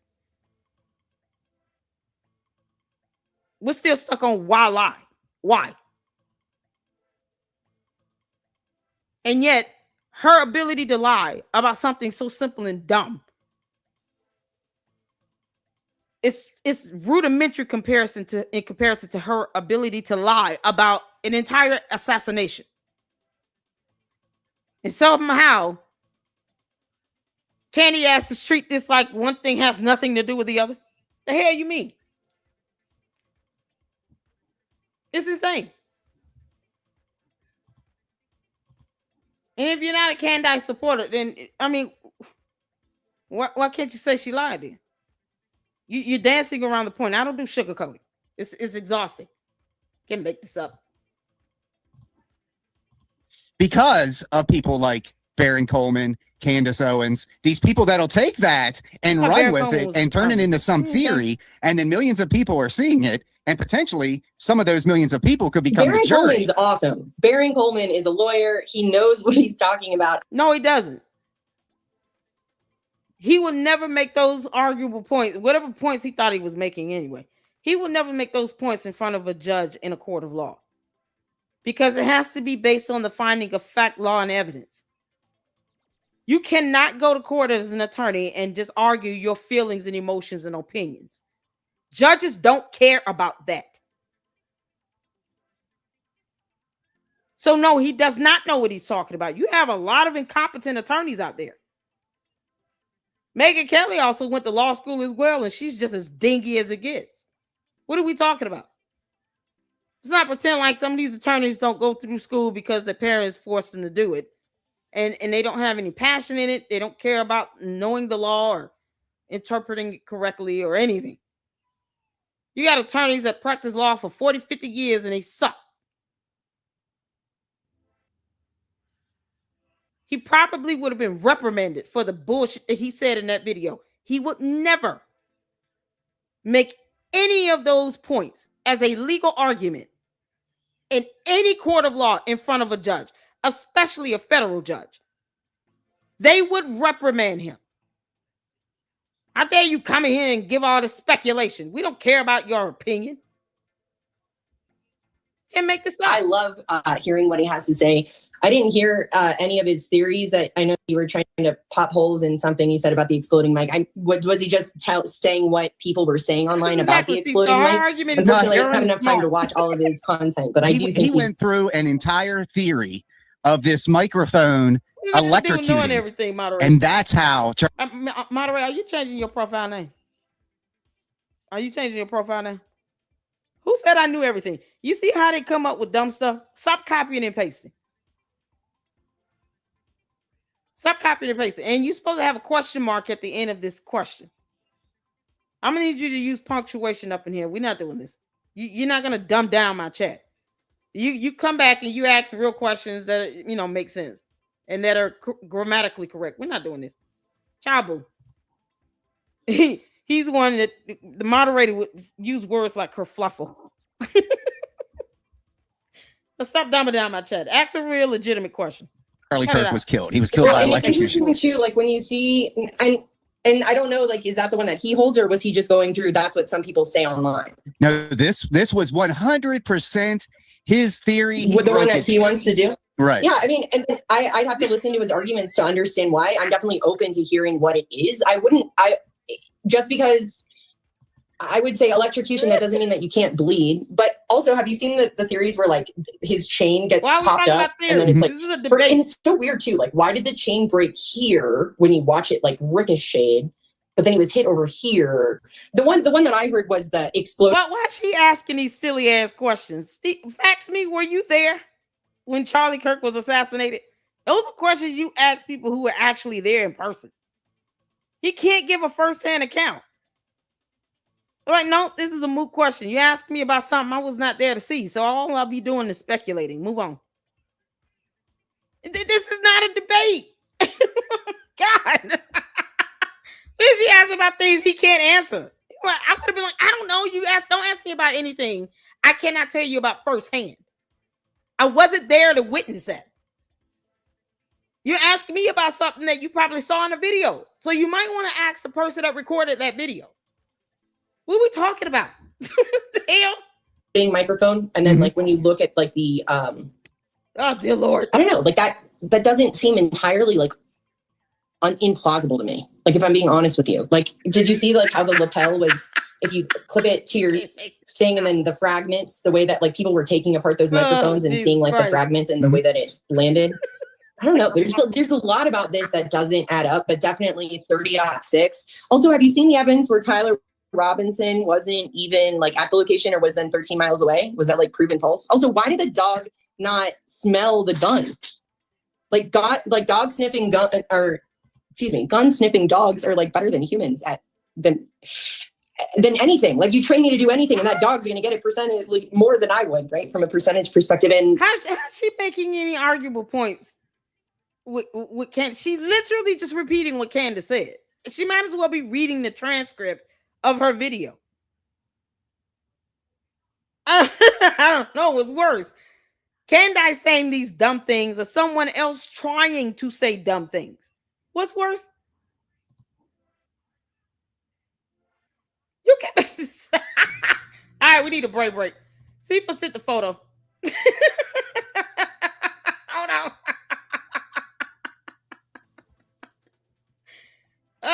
See if I sent the photo. Hold on a second.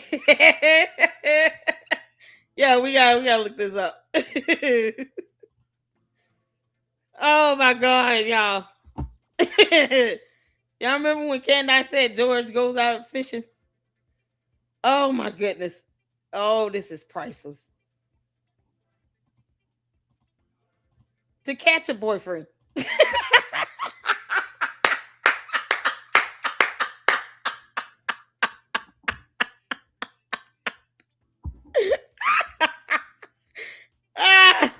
Look what George caught on his fishing trip. A whole merman.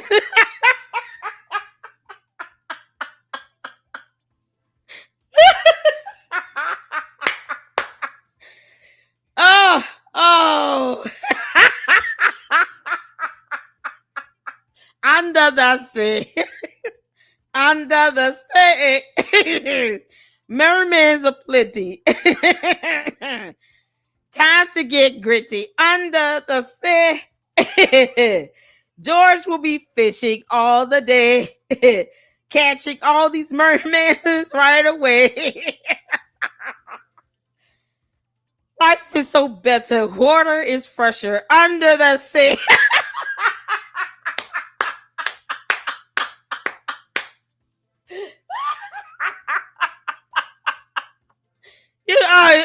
This is epic.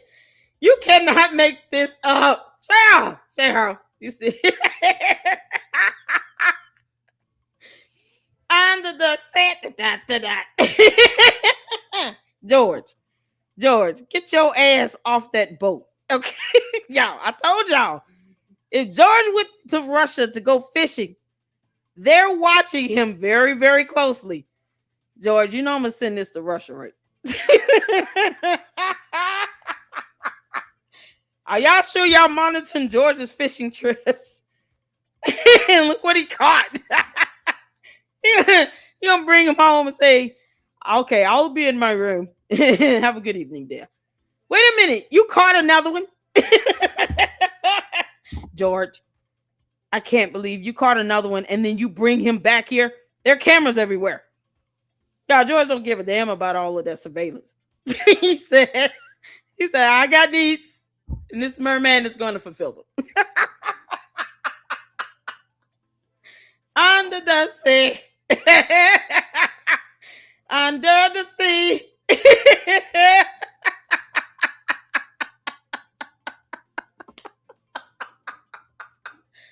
Under the sea. Sha la la la la la la la. Oh my good Lord. You can't make this up. Oh, you can't make this up.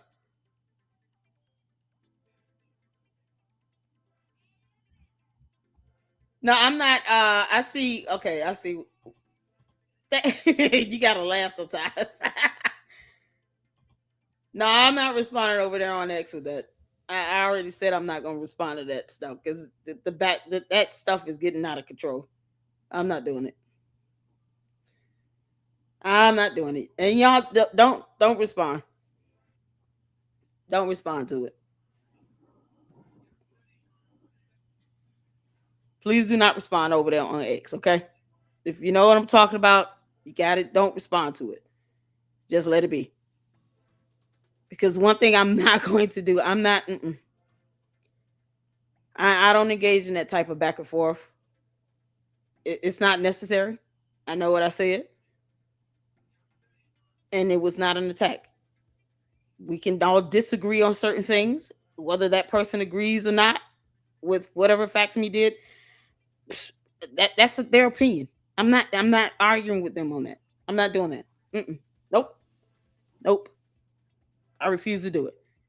It takes away from keeping our foot on Candace's neck. No. So we're gonna keep living. Pay no mind to it. Ignore it. Block it out. I'm not worried about it. Yeah, I'm not worried about it. I have no issues with that person. I haven't done anything to them directly. They haven't done anything to me. And people if they're gonna talk, say things, all that nonsense, go back and forth on that.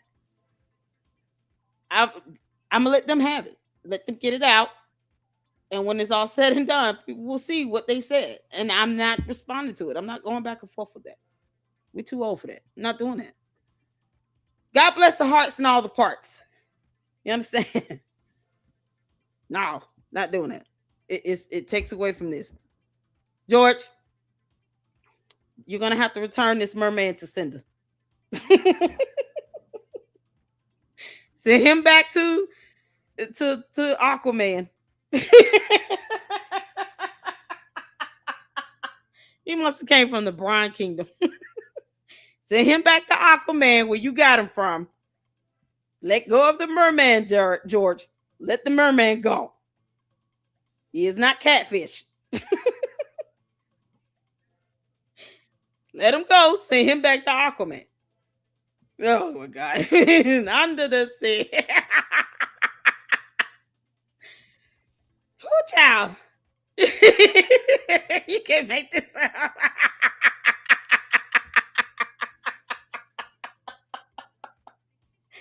Oh, George out here catching you. Drop it like it's hard. Drop it like it's hard. And when they got a fin for a feet now, drop it like it's hard. Imagine this merman sliding down a pole. Talking about I'll be your private dancer. You can't make this stuff up. George, I can go in for days on this photo. I just want you to know that.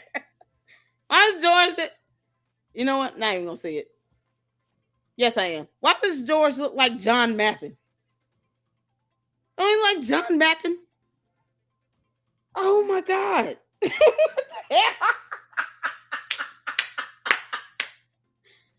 Boy, this AI is something else, ain't it? This looks just like John Mappin in his young days, like back in 1985 or something. Correct me if I'm wrong, but this looks a lot like John Mappin. This is crazy. John, you got some competition over there. John Mappin, you got some competition, bro.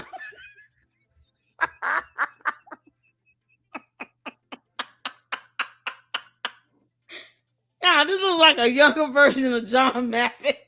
Funny that Grok AI thought that George Farmer looks like a young version of John Mappin, the man that introduced Candace to George. Go figure. Boy, it's something else, ain't it? The irony of this. Oh my God. Oh, George is a flaming homer. Oh, y'all. Okay, we had to get that laugh in.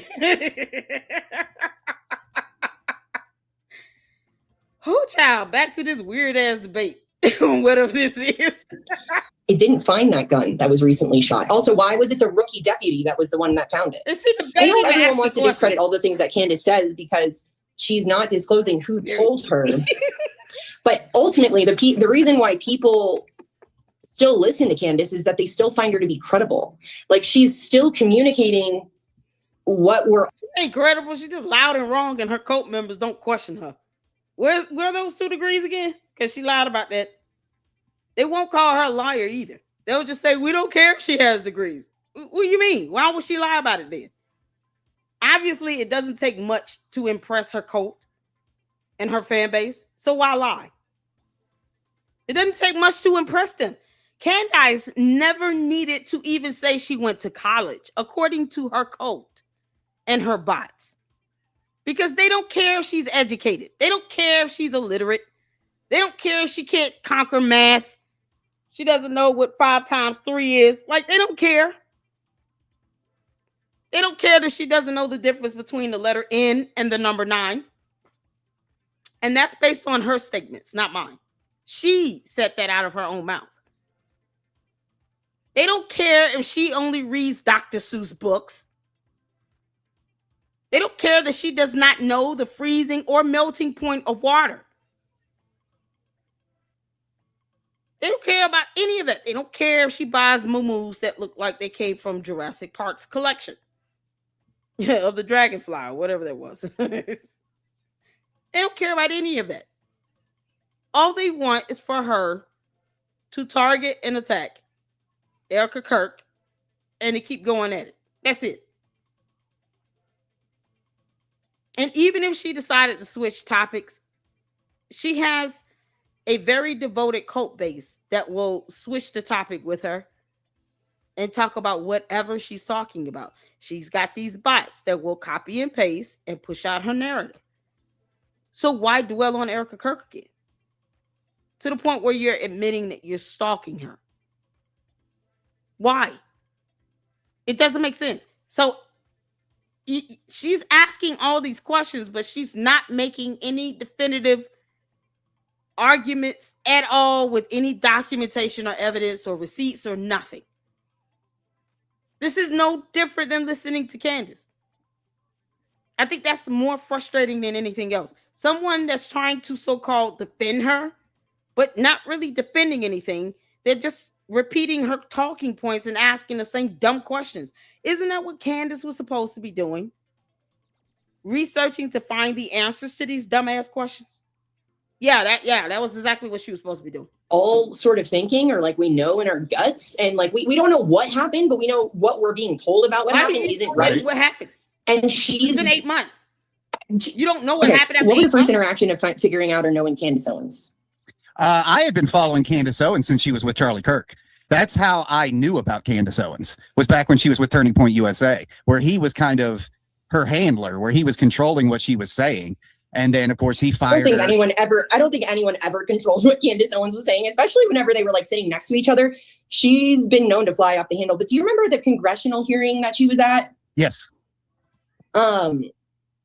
That's, and I haven't seen that in any of the clips, but I mean, 7.4 million views, 5. What do you mean you haven't seen that in any? What are you saying? Have you seen her at the congressional hearing or not? You haven't seen her in any of the clips, so you haven't seen her hearing? Fly off the handle. But do you remember the congressional hearing that she was at? Yes. That's, and I haven't seen that in any of the clips, but I mean. You haven't seen that in any of the clips? What clips? In 7.4 million views, 5 minutes, posted by C-SPAN. I can show you, share with you that clip here in the chat. I've seen it all. Yeah, it's just like she slayed, dude. Like she sat there. How did she slay? She just got an attitude and snapped off on people asking her questions. Candace just does what she does. She pivot, duck, dodge, and deflect. Ask her what globalism versus nationalism means, and I'll play that video clip of her response and why she talked about low birth rates in the UK. What did that have to do with nationalism again? Candace can't define the words globalism versus nationalism, and yet she brought up a point about low birth rates in the UK. Why? So her and George are trying to single-handedly repopulate the United Kingdom. Is that what's happening here? Candace, are you pregnant again? I keep hearing you're pregnant. If she's pregnant, it's only because she's trying to use this pregnancy to get sympathy in court. Otherwise, Candace, you're still going to lose. Pregnancy or not is irrelevant. You're going to lose. Because you don't care about Erica Kirk's 2 small kids. You're going to want the jury to care about you being pregnant while you don't give a damn about Erica Kirk having 2 small kids. You and your dumb cohorts are sitting here creating lies about Erica Kirk while she celebrated her son's 2-year-old birthday party. So why would you think a judge and jury would have sympathy for you for getting pregnant with your 5th child? The very convenient timing, Mrs. Owens. You're pregnant, huh? Does that mean you just need more bathroom breaks or what? Because honestly, good for you, but that would be irrelevant to this matter in court. That's what the judge is going to say. She's going to try to use that as an excuse to say, I can't come to court. I can't feel my legs. The baby's sitting on my nerve. Everyone was going crazy about BLM, right? Mm-hmm. And here we have a beautiful, educated Black woman telling you that being Black in America and racism is not her number one problem, that the number one problem is the division being perpetuated because of this baloney narrative, right? Mm-hmm. What narrative? What division? Can you explain further in detail?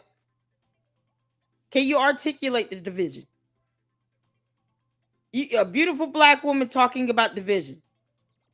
That's pretty much the gist of this statement she just made. What does that have to do with why she lies about dumb things that she doesn't have to lie about again? What does that have to do with her so-called fake phony investigation that I refuse to dignify as such regarding an assassination? Why can't she tell us who she thinks pulled the trigger? It's been 8 going on 9 months. She will go to Italy. She can go to Russia for a week, but she cannot tell us who she thinks pulled the trigger on the gun because somehow she just doesn't feel it was Tyler Robinson. Not because she has evidence to prove the contrary. I understand it's a big word. I'm going to try my best not to use big words with this simple ass debate. Because this girl is not proving a point at all. All this verbose wording nonsense. What girl? Was back when she was with Turning Point USA, where he was kind of her handler, where he was controlling what she was saying. And then, of course, he fired her. I don't think anyone ever controls what Candace Owens was saying, especially whenever they were sitting next to each other. She's been known to fly off the handle. But do you remember the congressional hearing that she was at? Yes. She's been known to fly off the handle. That's not debating. Debates does not mean you fly off the handle. Debates require for you to have a level of patience, listening skills, and an ability to articulate clearly what you're trying to relate. And you need to have some fundamental facts, background evidence, some receipts or something to support your argument. To be able to give clear examples that actually align with the point that you're making. Not just over talking and yelling and saying, well, you can't prove that I'm lying and I can't prove that you're telling the truth. What do you mean? We've seen her debate in front of Dave Rubin. What's the girl's name? The girl she was arguing and yelling. Well, she wasn't even arguing with her. She was yelling and screaming at her. That girl had to tell Candace, stop yelling at least 2 or 3 times. And all Candace wanted to do was just overtalk her and repeat a bunch of words over and over again. That's it. She didn't say anything of value. That's not a debate. That's you yelling and screaming at a wall. Blair White. Thank you so much, Sifa. Blair White. Blair White had to tell her at least 2 or 3 times, stop yelling. Can you stop yelling? Stop yelling, Candace. It's like watching her yell at her cat. Why won't you go to the sandbox? I mean, I don't understand why you just can't go to the sandbox. I put the sandbox with the kitty litter in the box and you won't go to the sandbox and take your pees and poops. You mean to tell me that you can't prove that I'm not putting down the sandbox and I can't prove that you're not using it, but you still won't go to the sandbox. That's how she sounds. She sounds like that. She sounds like a complete airhead. and had the audacity to be wearing what looked like men's dress shoes. Her girlfriend must have bought them for her. Candace, were you living with your boyfriend for 6 months and you ran out of shoes to wear? I'm sitting here like, who wears shoes like that? She didn't have any socks on. Ugh, no, her feet had to be crusty. And like, all she's doing is yelling and over talking. Sounded like a clown. Candace, are you going to tell us if you ever had an abortion? Are you pregnant now? How did George get that black eye? That's, and I haven't seen that in any of the clips, but I mean, 7.4 million views, 5 minutes, posted by C-SPAN. I can show you, like, share with you that clip here in the chat. I've seen it all. I've seen it all. Yeah, it's just like, she's slayed, dude. Like, she sat there, everyone was going crazy about BLM, right? Mm-hmm. And here we have a beautiful, educated Black woman telling you that being Black in America and racism is not her number one problem, that the Okay, racism is not her number one problem. Who cares?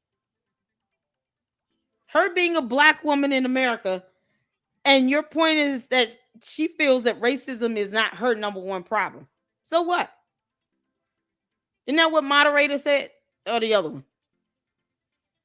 What was it? Roger somebody? That was up here. What did Candy asses at? What are the other two that was up in here? The other one said, I don't care if she has 2 degrees. I have 2 degrees. But she doesn't have 2 degrees. I don't care that she doesn't have any degrees. Pick one. You either care if she does or doesn't have degrees. Well, where's the other one? Man, the Candy ass. Why do you get mad when I see him actually prove a point? I'm trying to find the right quote. Hold on. You just why this stuff writes itself. Hold on. Oh my God. Was it Roger or Rother? Whatever. I mean, you talk about racism is not a problem for her. So what? It's not a problem for her. It doesn't mean it's not a problem for millions of other Black people in America. It's not her number one priority. Who gives a shit? Carol, that's a moot point. I don't care if it's her problem or not. I don't care about that. Candace acts like she lived inside of a bubble, doesn't she?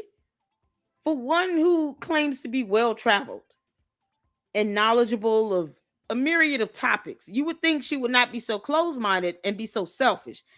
Why do you sit here and insist on telling us what has been a struggle for you, as opposed to you doing some real research and then looking at the stats of what's going on for the majority of Black people in the U.S. and then make an argument on that? And then that way you can cite your evidence and your information, your data, whatever. Not one time has she cited a video talking about she was going off. No, she was just being rude and disrespectful and yelling and screaming and snapping off at people. She didn't say anything of value. And you're proving that by saying racism is not a problem for her. So what? Well, for some Black people in America, racism is still a problem for them. And your point? What are we saying here? This is her trying to give credit to Candace. She was going off. No, she was being belligerent. Yeah, I said I would try my best not to use big words so that the candy asses can keep up. But whatever. She was being belligerent as hell. Good night, Nikki Freedom. How you doing, honey? Good night, honey. I'll see you again tomorrow. We'll be back at it tomorrow.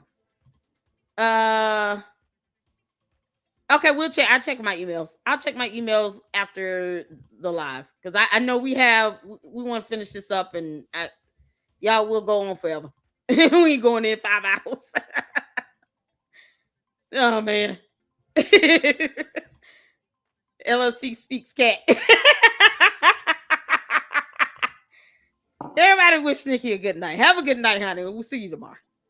I'm going to set up the live stream for tomorrow. And then on the 2nd, we're going to have Ami with us. I'm excited. Y'all excited for Ami? I'm excited. Number one problem is the division being perpetuated because of this baloney narrative, right? That's where we, for the most part, right? Like that fire, that bit, that like passion for truth is why we all grasp on to like Candace Owens. Yeah. And now everyone loves to say the Candy cult. It's like, I don't really feel like I'm in a cult. I feel like everyone who's against Candace is kind of in a cult because they're no, you're in a cult because you're repeating what she says. You're not even using the common sense God gave a billy goat or your own brain to come up with your own beliefs or thoughts or to state a fact. I wish he would have asked, you know what? Let me pause it right there. What's 3 times 4? Do you believe in dinosaurs? Do you believe that human beings landed on the moon? Because that right there will let me know if you are capable of producing your own thought. If not, then you will just rinse and repeat whatever is being said. Because you want to support her by just repeating her bullshit. You're not supporting her by saying, you know, she has done XYZ, even though I might not agree with her methods. I certainly don't agree with her, you know, dismissing death threats. But she did present this video and this video based on this evidence and this documentation and gave thoughtful conclusions on it. She can't even say that much. Not one shred of evidence being presented here. I don't believe that Candace should be lying about her education. But I do applaud her for being able to be successful, you know, even though she's got all these channels and stuff, by not having a degree. But why lie about it? I mean, her having a YouTube channel would still be irrelevant to her going to college. If she didn't finish, it's definitely irrelevant.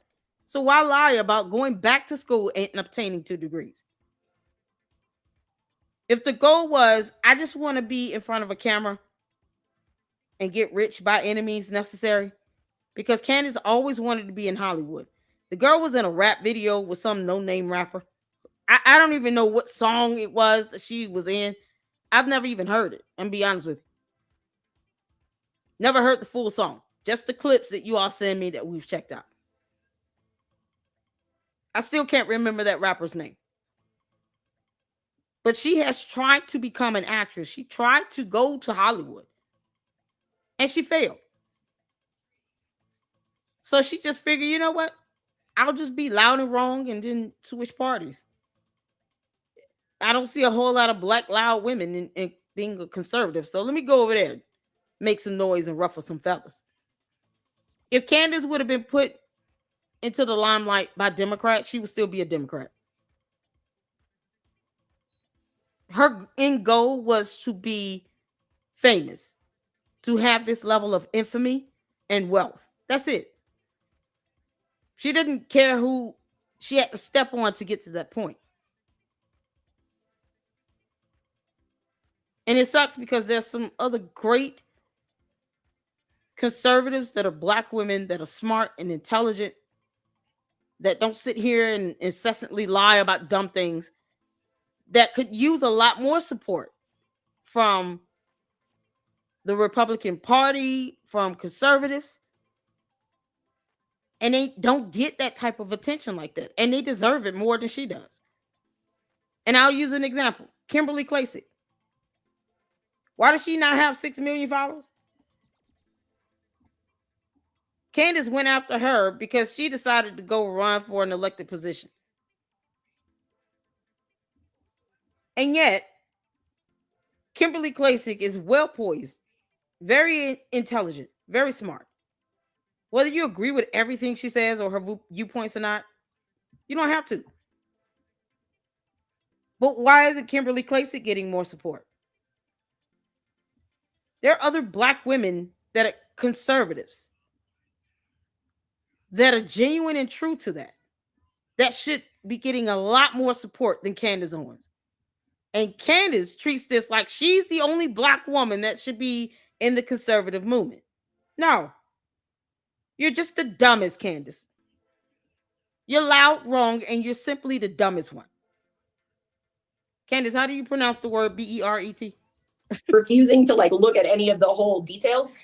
Listen, I'm not completely pleased with the way that she shows up with absolutely everything. And I do think that anger has started to motivate more of her stuff than like where she was 3 years ago. I mean, you remember this, like you've been watching her content, right? Like, you know very well that she's not anti-science, but she knows to be in opposition of the science, the system that sustains science, where everybody who's proving everything are the same people paying for all the studies. And then as soon as you go against said study, you no longer get funding or credibility in the industry. Case in point, COVID. Case in point, global warming. Right. So but like, we're not being honest in the video. Case in point, chicken. Case in point, rice. Case in point, peas and carrots. Case in point, pickle feet. I mean, what are we talking about? I can throw out words. I can throw out words too. Is that what we're doing? We're just throwing out words randomly. What about these things? What about COVID? Give me a stat and show me the documentation on what you're trying to say about COVID. Can you give me an article link or something to pull up? No, you got to be specific. You just saying COVID. Case in point that, shots. No one wants it. Oh, okay, but why? Can you break it down? No, you can't be more, you can't elaborate a little bit more. See, this is what I mean by not being a debate here. And yet she's supposed to be defending the dumb things that Candace has said. You think you would supply some documentation to make it a little bit more, intelligent. But no, it's just copy and paste, rinse and repeat. Oh my God. This is where we're re-articulating what's going on when we say Candace is against science. No, she's against the institution that's leading people to bad things. Against science. Like, Big Pharma is not here to help you. The FDA does not exist to protect you, right? The World Health Organization, and we know is in. Alessandra, Candace said herself that science is like a cult. She does not believe in science.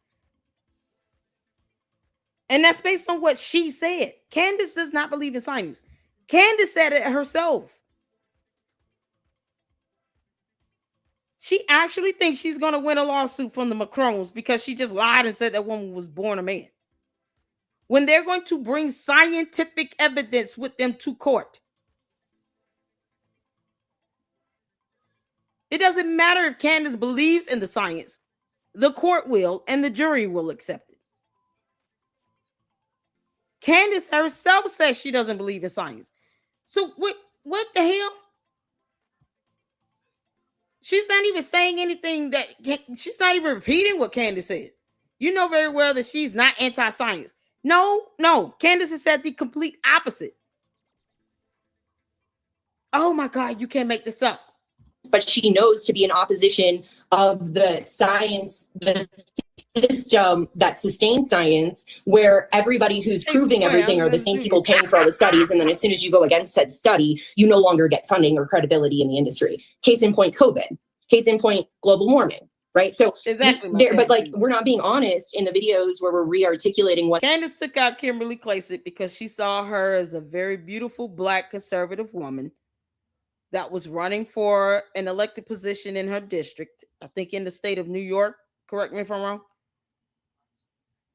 And she just started going in and attacking her to the point where she had to sue her for defamation. The only reason that the matter was dismissed mutually, both parties decided to dismiss it, was because Kimberly Klacik could not prove the malice. And with Candace being a public figure, she would have had to prove malice. See, Candace uses that to her advantage when it suits her. Any other time she tries to make it seem as if, well, I'm not a public figure. I'm just giving my commentary. Of all the people that have podcasts here, why are the Macrons suing me? Why not sue the man that wrote the book? No, you chose to be a public figure. You keep purporting yourself to be an investigator, and impersonating a federal investigator is a crime. Why keep saying that if you don't want to own up to it? So she's a coward any other time when it comes to a lawsuit. But when someone's suing her, oh, I'm a public figure. You got to meet malice intent. Yeah, so people learn from that. Candace, that's one of the reasons why I went over all your lawsuits. So if someone wanted to sue you, they need to know exactly what they're up against. They're up against a coward that can't spell the word discovery, let alone define it. Who would rather sit here and take photos of herself with a yeast infection than to actually go to court to try to prove that she incurred damages from willingly live in an apartment for 7 months without paying rent while it was infested with black mold. That's what we're talking about here. And that is proven through court documents. Now you all understand why I did what I did. I had to lay that foundation first so that people can understand who we're dealing with when we talk about Candace Owens. What better way to get a sense of that than to read court documents where they either have been sued or they have filed a lawsuit against someone. And she's a punk.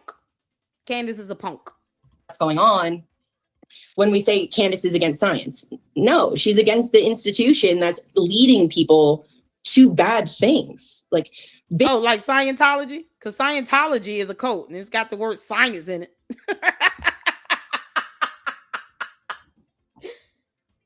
Are you trying to say that Candace is against Scientology?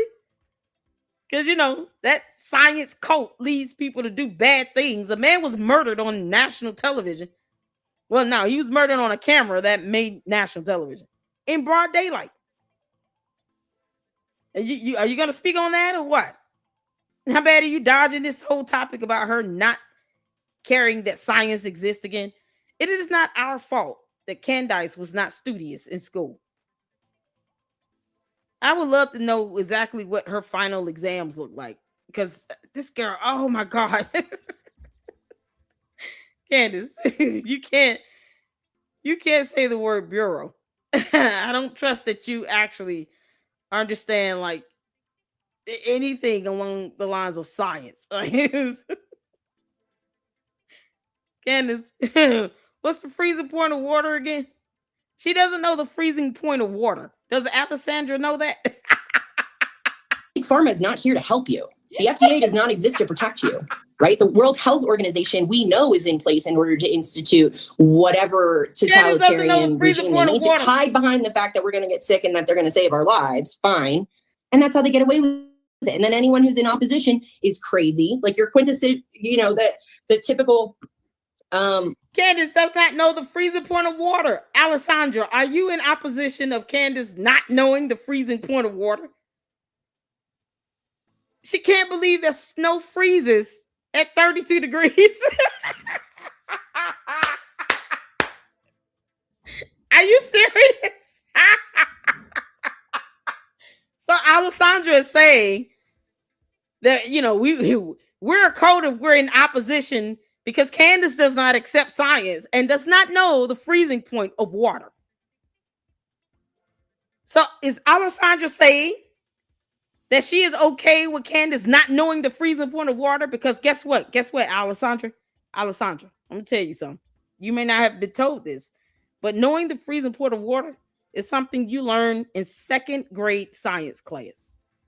That is a matter of science. So the weather patterns or the molecules for water itself, I'm assuming that goes over your head as well. Would she know what H2O is? Like, does she know there's some molecules coming together? What's the chemical formula for table salt?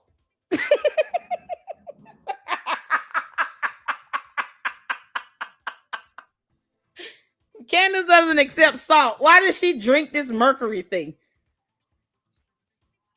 What was it? Was that mercury water or something? She said she takes those pills or something like that where people were starting colloidal silver. Candace doesn't believe in science, but she takes colloidal silver. And this is the same person that can't tell you the freezing point of water. So what are we talking about? Oh, I would have destroyed this little girl's feelings. Oh, it would not have been fair. You're evil. But then what do? They label you Crazy. It's the Freudian way. Build it the way that you want to build it. Anyways, I go down this diatribe just to kind of like bring into perspective all of these points that I know we want to kind of talk about. Like, there's more room for Candace to be right than there is for her just being evil, because the story being fed to us is a bunch of baloney. Okay. All right. Do you got a laptop in front of you right now, or a computer? I'm on my iPad. Okay. You got ChatGPT on there? So she said something about baloney. Are you gonna tell us what the freezing point of water is, or what? Because Candace can't. Candace cannot tell us. I can't get past this, y'all. The most basic thing you learn about science, Candace can't tell you that because she's stupid. She doesn't know the freezing point of water. It's like snow is a concept that is foreign to this dumb alien. Candace also says she's an alien, so we're going with that. Does Alessandra agree that Candace is an alien? I mean, really? Candace said it, not me. Oh, man. Does Candace know the difference between Fahrenheit and Celsius? Or is that too complex? You can make this up. No. Okay, it's fine. It's fine. I was just gonna. Come on. What is it? Chip it. Yeah, I got it. Yeah, I got it. Chip it. Chip it. If you type into that, oh my God. Okay, has Candace Owens ever solved a case? And see what it says. Who cares? What's the point? This sounds like a non-argument. Well, the point is, okay, let me ask you this. Which case are you referring to? All of them. Let's say pharmaceutical. Okay. My point is, okay, look at it this way. If somebody is constantly lying to you. I don't think that she's constantly lying. Let's not talk about Candace. She has sustained credibility. No, like, you haven't lied to us, right? But hold on. Why are you cutting him off? That's not a debate. That's you over talking. There's a difference. So obviously, language arts is not a strong point either. I mean, we clearly know Candace can't spell or speak or talk. But really, are you not going to let him finish the question? But she can't pull up anything because she's using her tablet to actually be on StreamYard or whatever. But no, I can't Google anything on here. Don't ask me to Google. No. What? You haven't been entirely honest either in stating things like Candace is against science. That's on its face a bunch of baloney, and you know it. Just because you... Can we get a clip, the video clip of Candace saying that she is not a proponent of science? Can you gonna find that clip? I'm gonna look for that clip. Candace Owens is against science. Because I just, how did she make this argument and somehow forget that Candace actually said that she does not support science? Candace doesn't know the freezing point of water. She describes science as a pagan faith. You can't make this up. Dear Lord. Alessandra, you're supposed to be defending her, right? Is that what she's supposed to be doing? So Alessandra does not know this exists. This is a real thing. Candace Owens describes science as pagan faith. And she keeps saying Candace Owens isn't against science. Candace Owens has described science as a pagan faith after saying she had been reading literature supporting the theory, not the facts, not anything based on scientific studies or evidence, dirt soils and stuff, samples pulled from the earth. Nope. Supporting the theory that Earth is flat rather than spherical. Owens made the statement on Monday's episode of Candace, the podcast she launched last month, following her exit from the Daily Wire in March. The episode titled Why I Left This Religion, the conservative commentator said that when her husband, George Farmer, asked her what she was reading, she replied, "Oh, I'm reading a flat earth theory, but it's not based upon research, any scientific evidence, testing, none of that. Forget a lab. Candace probably has no idea what a telescope looks like, let alone a microscope. And it dawned into a entire conversation. She continued. He's like, why are you reading a flat earth theory? Even George doesn't understand that. And I'm like, because somebody messaged me on Minette about it, and they included some links, and I'm just reading them.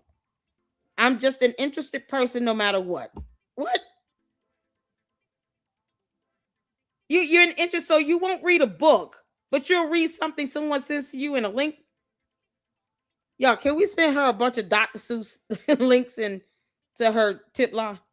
I wonder if she will read that. Candace, if I sent you some links to Dr. Seuss books, Green Eggs and Ham.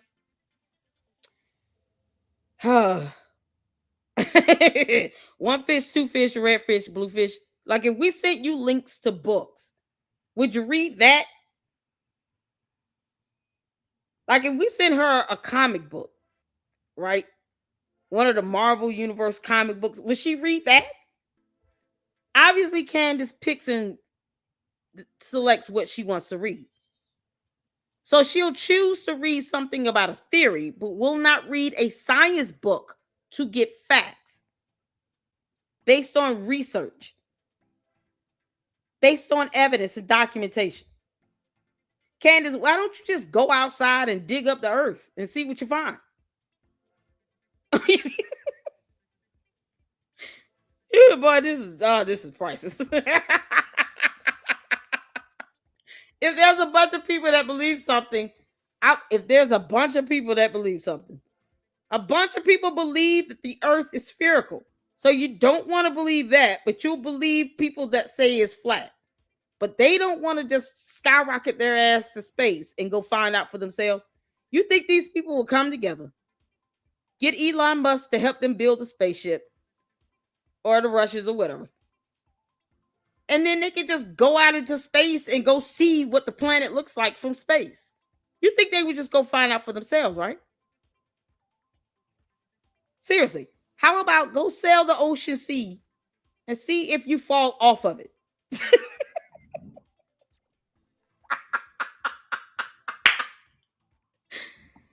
Hey, you think they would just go on a voyage to just sail around the world to see if they fall off the planet?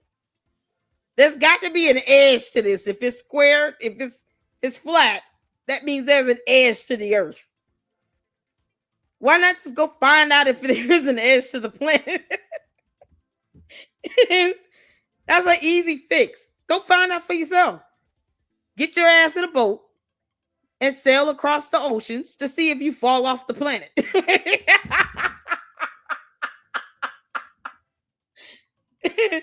Go see what that gravity feels like once you think you've reached the edge. Is it like a waterfall or something? How's that going to go for you? These people don't believe in science. Well, this is ridiculous. Oh my God. Oh my God. Just go to space. I don't argue with flat earthers. I always say, why don't y'all just go to space and find out? Just go, listen, give Elon Musk some money, build a huge spaceship for at least the majority of the flat earthers to get on, and they can just skyrocket their ass to outer space and go find out what the planet looks like for themselves. Candace, you got enough money to get that going. Why don't you put $20-30 million into a project to build a spaceship so you can go out of space? And then you can go look at the planet for yourself. You don't want to look through a telescope. Okay. Go find out on your own. Like, that's a moot argument for me. If it's something you could go find out and discover for yourself, I'm not arguing with you on that bullshit. No, go take your ass out of space and you go see the planet for yourself. They want to debate back and forth because they're stupid. No, I'm not doing that. That's a dumb argument. It's a moot point. Go to space and go find out what the planet looks like for yourself. It's that simple. We don't argue stuff like that when they can go find out for themselves. All these flat earthers out here, they got money. Tell them to build a spaceship. Bon voyage. Good luck to you. Have fun. And of course, he pushed me on this, and he was talking about the earth curvature and science. She continued, and I said to him, listen, I'm not a flat earther. I'm not a round earther. Yeah, because round earther is a concept.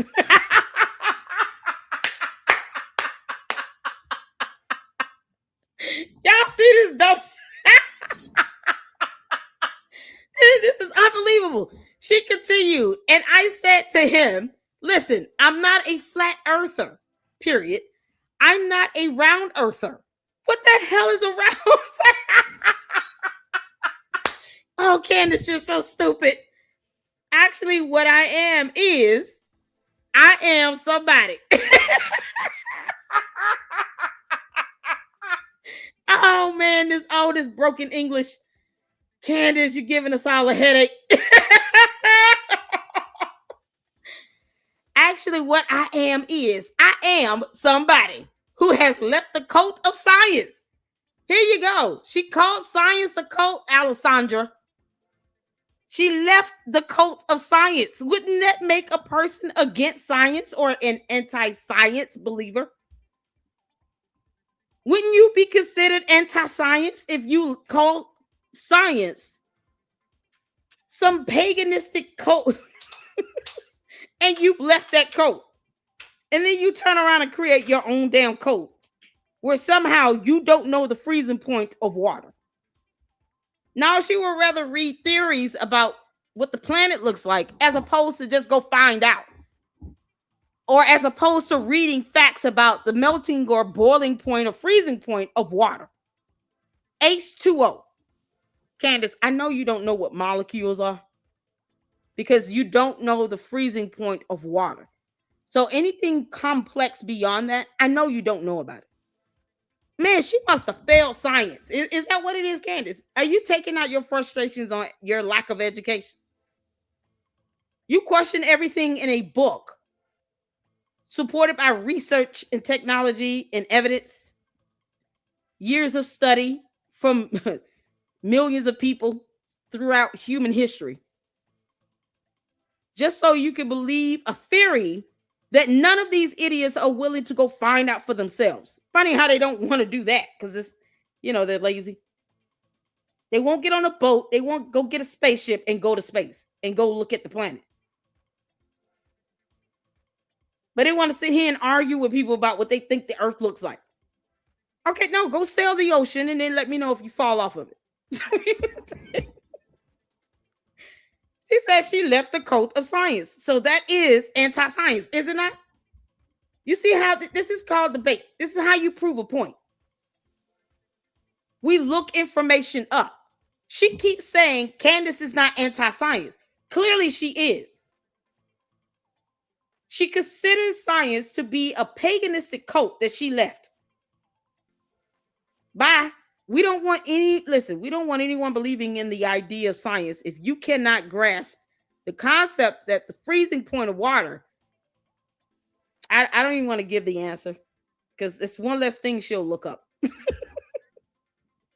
One less thing Candace will not Google. Like that, she needs to find out the hard way what the freezing point of water is. I'm going to let her look that up. I have left the mega church of science because what I have now realized is that science, you can't make this up. What I have now realized is that science, what it is actually, if you think about it, is a pagan faith. Wow. But you have no issues with Scientology? So she has no issues with Scientology. But here's what she says. I have left the mega church of science because what I have now realized is that science, dash, what it is actually, comma, if you think about it, dash, is a pagan faith. Oh, okay, cool. And this is the girl that's trying to defend Candace's nonsense and buffoonery. After reading a paragraph like that, you want to defend that? Yeah, okay, go ahead, girl. You cut her out of context doesn't make it true. I would find that to be uncredible. That's why I can't make it through as much of your content as I made it through hers. The gut check isn't there. Oh my God. But for her, it is. Even if she says something that is incorrect, like she's like, hey, I have a source that says XYZ, and then she backtracks it whenever it's clarified when that Victor Marx was on there. Oh my goodness, that guy should not be anywhere near being governor. That's like gross, bit concerning, really. But like, when she then walks it back, she's like, hey, I heard this about you. And then she walks it back. Then, I mean, that's fine. That's like an appropriate thing to do. That's what we do, right? Like, we're all like, love the gays. Everybody have blue hair. We hate anyone who's not Obama, right? In 2008. Like, that's what we were all programmed, at least in my generation. I'm about the same age as Candace. We were all on that knock on the doors. I went door to door for Obama's campaign, right? So we all grow and we learn and we pivot as we get. What does that have to do with Candace not believing in science? President Obama or anyone else that's been a president has nothing to do with that. Candace does not know the freezing point of water, and that is science. That is nothing but science. That has nothing to do with politics. It has nothing to do with Obama, Clinton, Trump, Bush, none of them. What does that have to do with science? You said she was anti-science. Now you bringing up Obama? Yeah, I was grassroots and went door to door, and then I ate fried chicken, and then, you know, we came back and had sweet tea. And I had pumpkin pie for the first time, and Candace enjoyed a squash. She's just saying random things. More things. So if she gets an idea and it's not right, she can pivot. and she's allowed to pivot. No, she's not allowed to sit here and discredit facts. Because facts are facts. Laws are laws, and neither of those things care about how you feel. What is the freezing point of water? Are you going to reach out to her, Alessandra, and ask her, okay, have you learned the freezing point of water yet? Because the Lady Luck Club is getting on my nerve. You can't make this up. So I guess the point I'm getting at is, at what point do you, for you personally, do you say enough's enough? Like 8 months. Okay. I mean, do you think it's, if I were to, let's just use me, every day come onto my show with a different theory that I put a ton of conviction behind, 8 months worth of theories that nothing has ever panned out. At what point are you going to say, man, this guy's never going to figure anything out? Okay, so a couple things. One, I don't think that all the theories have been different for her for 8 months. And for two, you've been almost on a diatribe against Candace for 8 months. So you said you don't think they've all been different. So somehow the theory about an Egyptian plane is the same as a theory about some trip to Israel. Or, you know, her saying that somebody's trying to assassinate her from France. Or, you know, the idea that some Mitch Snow saw allegedly Erica Kirk and Brian Harper on a U.S. Army military base. You're saying those two things are the same. So the theory about the Egyptian planes is the exact same theory about Mitch Snow lying about seeing Brian Harper and Erica Kirk on a military base. Are those two things the same? So Erica Kirk is now a plane? Yeah, okay. It's way less entertaining content than actually just coming up with new ideas or theories.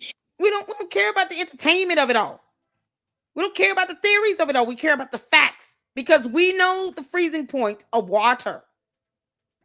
Candace does not. She also does not know the difference between the letter N and the number 9. Are you going to ask her, did she learn the difference yet? You didn't even read anything about Candace making statements that flat out said she left the cult of science. You know, because she can't read big words. Candace, how do you pronounce the word BERET again? In addition, a lot of her stuff hasn't been fully debunked, like the Fort Huachuca. Yes, it has. The Egyptian plane stuff was fully debunked, and we're still waiting on her to post up evidence on her website. You're supposed to be making arguments to defend her points. You're not doing that at all. Girl, you suck at this. No one's actually, the people that she said could have been there, no one's actually given reasonable evidence to show that they weren't. It's surveillance cameras, eyewitnesses. You do understand that Mitch Snow is the only one that said he went there himself and lied about seeing those two people after saying he would not recognize anybody at TPUSA except Charlie Kirk. So what evidence did he provide to prove that he actually saw them?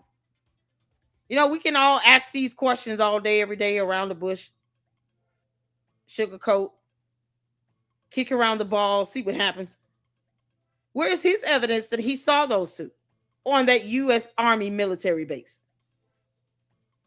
Why didn't he just take a photo of them again? Because that would be easy. He took a photo of himself allegedly outside somewhere, but he did not take a photo of Erica Kirk and Brian Harper. Is it because he had already said he would not recognize them or what? She's using this as an example when he did not provide any credible evidence to prove that he saw those two people there. Funny how no other eyewitnesses came forward and confirmed that they saw them there either. You do realize there would be more than 3 people on that military base. So why haven't any other eyewitness came forward to say, yeah, no, we saw Erica Kirk there? Who else was in this high-profile top security meeting? Did he name any other person? He was talking about all these generals and all this stuff. Can he name them? So he didn't take any photos of those people either. He can't name them. He can't describe them. But somehow he knows exactly who Brian Harper was and Erica Kirk was after saying, I would not recognize anybody at TPUSA except Charlie Kirk simply because he's the face of it. He's more widely known. But he couldn't name anyone else that was in this so-called top secret meeting. You can't make this up. What's the surveillance camera footage? So it's still feasible. No, it's once not. we get definitive evidence that no one was there, then we'll be like, oh, okay, that's totally not feasible. But that is it's the lack of evidence that will work in the court of law to prove that he lied. Because there is no evidence, Brian Harper will meet his burden. It is not our fault that you failed to read a book on how law works either. The lack of evidence is the proof to show that Mitch Snow lied about seeing them because he did not provide any evidence to prove he saw those two people. Of all the surveillance cameras, you think he would get the footage? Or you think he would have just pulled out his phone and took a photo? Why didn't he do that again? Because he's stupid. He lied like hell. Okay. in addition to the flight logs of a SAM being there. SAM is like the air tag that they use for personnel, like special personnel that are up in the air, and that's a special code. So there was someone, like, who was it? We don't know. But like, why did they make those same hops that would have been necessary to get to the cities that these people live? It's a little bit more, like you said, a coincidence. Like, so, but I don't think that makes you crazy for just considering it. I don't think it's irrational to consider it. I think it's completely, I like the idea of the exploding microphone way more than the electrocution, because then it doesn't matter if you like it or not. What can you prove in the court of law? That's all that matters. Your ability to like a theory is irrelevant. The judge, the jury, the prosecutor, even the defense attorney team do not care what you like, girl. They don't even care that Candace is walking this earth. The only time she comes up is when they want to make it obvious that she can be an absolute distraction to this case. She's going to taint the jury if she doesn't go somewhere and have several seats. I really hope Russia keeps her ass over there. I honestly don't understand why someone who hates the United States of America so bad, that said 6 months ago she would rather be Russian than American. This came out of her mouth. Would want to come back to the United States of America. Why would you want to come back? Why not just stay over there? Candace, you and Edward Snowden can become great friends. I can go have lunch together while the KGB stalks you and follows your every move. Then you'll know what it feels like to be stalked. But all of that'll be happening on Russian soil in that country. So we don't care. Why not just stay over there? She's sitting here talking about, I actually like that theory better. This is not an arguable point. Oh man, I would have destroyed this girl. Fragment and like come out, but like it could have been an electrical surge that caused that. Because you don't want to say explosion too, because then I don't know. I'm not a ballistics expert, but like someone could be like, that's not what it was, right? Because it, and also if you even look at somewhere, it was like in the funding for, I don't know which department it was, but like we have FOIA requests that were released to see how much everything to the money spent, and why was one of those exploding microphones like on one of the lists. I didn't get into all the weeds because I have a full-time job and I'll keep my eyes. Yeah, no, looking up evidence to support your argument is just too daunting of a task because you have a full-time job where I really hope you don't pretend to be this stupid.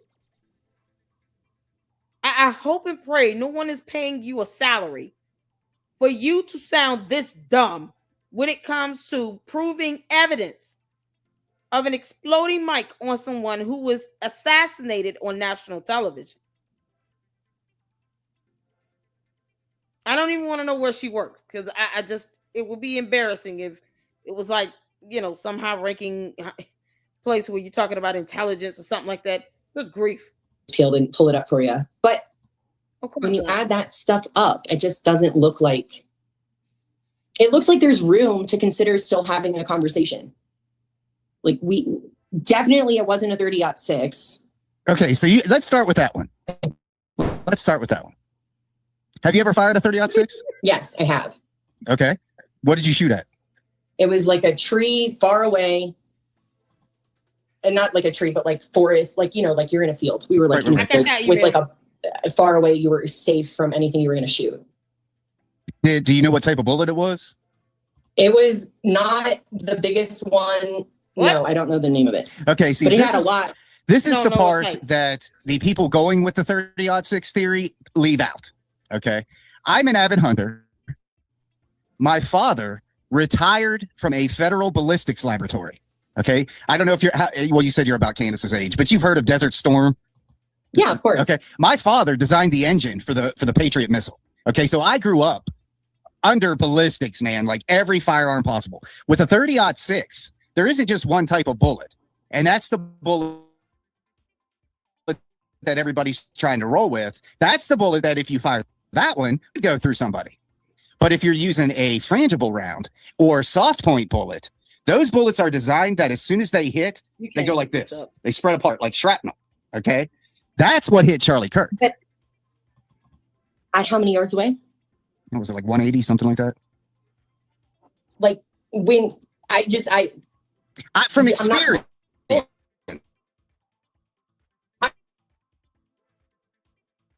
I'm not sold on that up there. If you're saying it's a fragmenting bullet, there would have been other evidence of that existing.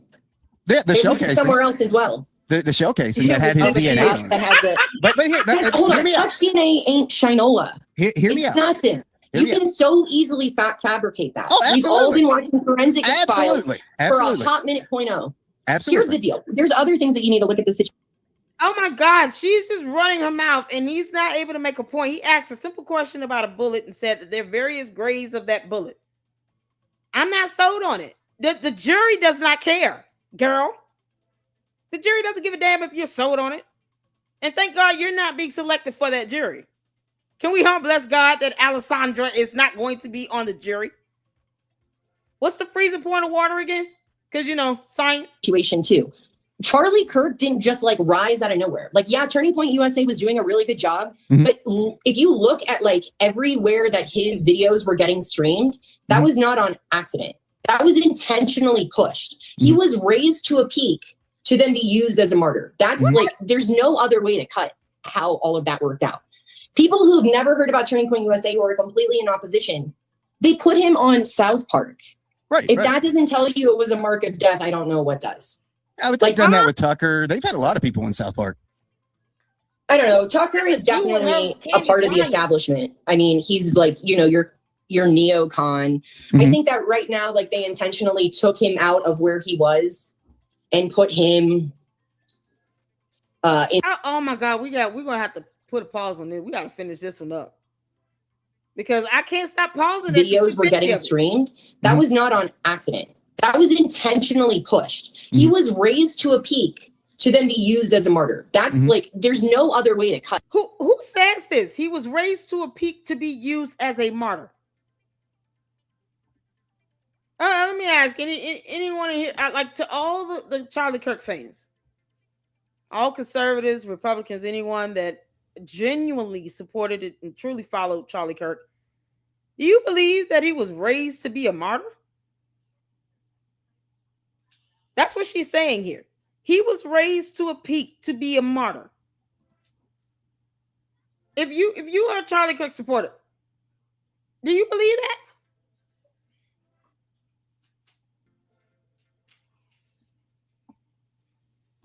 I'm just trying to what? Pushed. He was raised to a peak to then be used as a martyr. He was raised to a peak to then be used as a martyr. What the hell? This is what she's trying to defend Candace now by saying this. Do any true conservatives, people that follow Charlie Kirk and supported him, listen to his debates, follow his channel, do you all actually believe that? I'm just, I'm asking genuinely because I want you all to respond in the chat. That way, if Alessandra ever sees this live stream video, you have people who truly supported him and followed him that can honestly answer this, because she's supposed to be representing Candace right now. And Candace claims that she was like the big sister and, the gatekeeper and the only one that loved Charlie Kirk. And I knew how much he wanted to be loved and blah, blah, blah.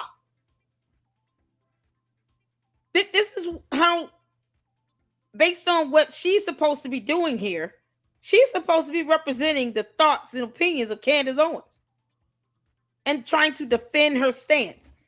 And this is what she said. He was raised to a peak to then be used as a martyr. This is unbelievable. Her name is Alessandra. I've never heard of her. What the hell? This is someone that claims to have supported Charlie Kirk, is trying to defend Candace's talking points. And Candace claims, I love Charlie Kirk. He was my best friend. He was like a kid brother. He was always laughing. He was so happy. And then he got married and then he left me hanging. He was raised to a peak. I'm going to end it right here, because we're going in almost 6 hours. This is a marathon, right? I told you all I could do a 6-hour live stream in a minute.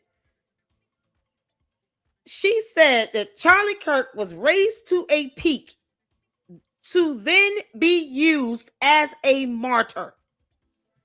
Meaning the conservatives that supported him, Republicans, Trump supporters that supported him, raised him up, helped him to elevate up to a point where he could then be used as a martyr, like a sacrifice, like a goat or a sheep.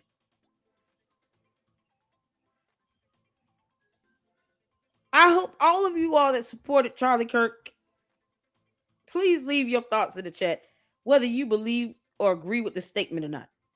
Because she's supposed to be representing Candace, who claims to love Charlie Kirk so much, while she can't even provide evidence that Candace is not anti-science. When I read an article that she was, it was a Google search, Alessandra. You didn't provide not one piece of evidence or documentation to support any of that bullshit that came out of your mouth, Alpha. Not one.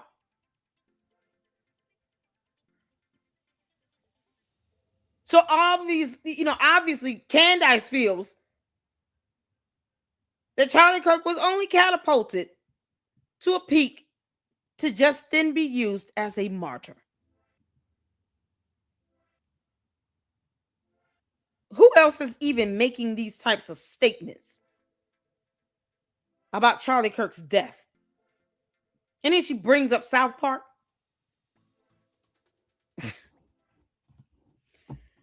Oh, my Lord, have mercy. This is crazy. This woman is crazy. Y'all, we got some photos. And then we're going to end it on these photos. Because I don't even know what else to say. I just hope you all do not share the sentiment of Alessandra. We will finish up that debate.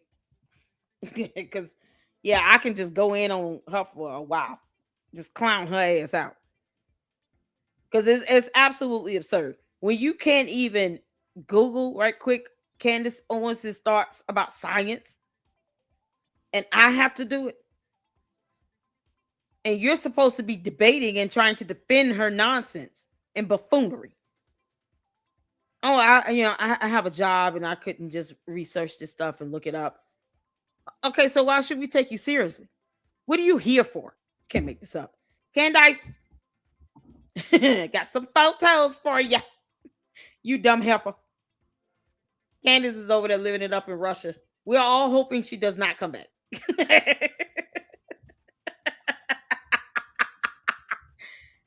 This is Candace in alien school, y'all. Boy, this photo is hard, ain't it? Oh, this is such a good one. Y'all, shout out to Sifa. I think Francisca sent some photos. Francisca, did you send me some photos? I know Sifa sent some. Juju sent some photos. Who else sent photos? No reply sent some photos. Francisca sent some photos. Yesterday, I think we got a couple from S-Files. Y'all.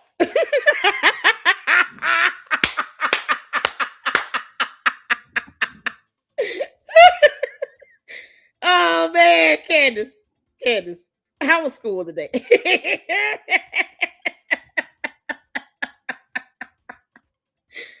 Oh, man. This photo looks... Oh, this is hard. This would be a good sci-fi film. Candace Owens in the School of the Ewoks.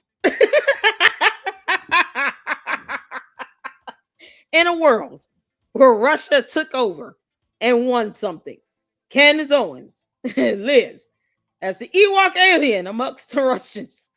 Here, she learns about symbols and lines, dots and dashes, while she assimilates amongst her kind. Coming to a theater near you. Candace, there's no way in the hell you reading a book. Xenology.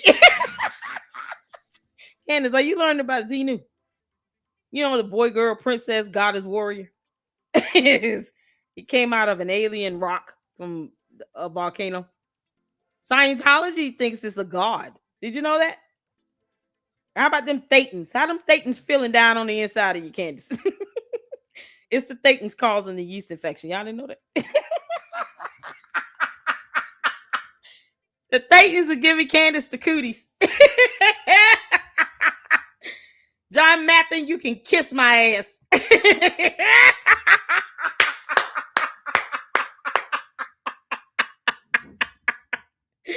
George's fishing vacation. Boy, look at that Diglett bear hugged up on John Mappin #2. George Farmer, you look at every bit like John Mappin without a beard. Oh, Lord have mercy. Y'all know how long it took him and that bear to take that photo without getting frisky. Come over here and give me some bear love. Y'all know what happened next? The bear laid down and said, now rub your fingers through my fur from head to tail. Don't miss a beat. Yeah, I'm going all the way there. I'm going all the way there. Y'all send me photos. I'm going to get as raunchy as I can get.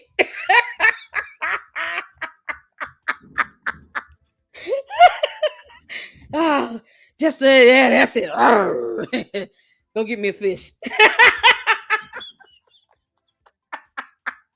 George and the bear smoking fish in bed. Can we get that one? Oh my God, that's going to be a thumbnail. George and the Russian bear smoking fish in bed. Need to be something small like tuna or salmon. Yeah, oh, that's something else. Them burly hairs. All right, come on in here, George.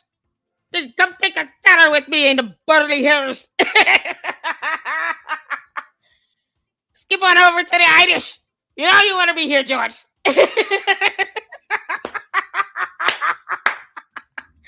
You're not fully clean until you're barefully clean.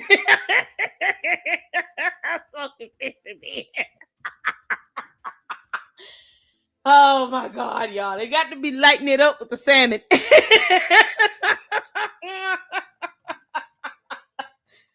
Oh my God. Y'all know fish swim upstream during certain times of the year. And that's what's happening. The grislier the better. Oh, we got more. Hold on.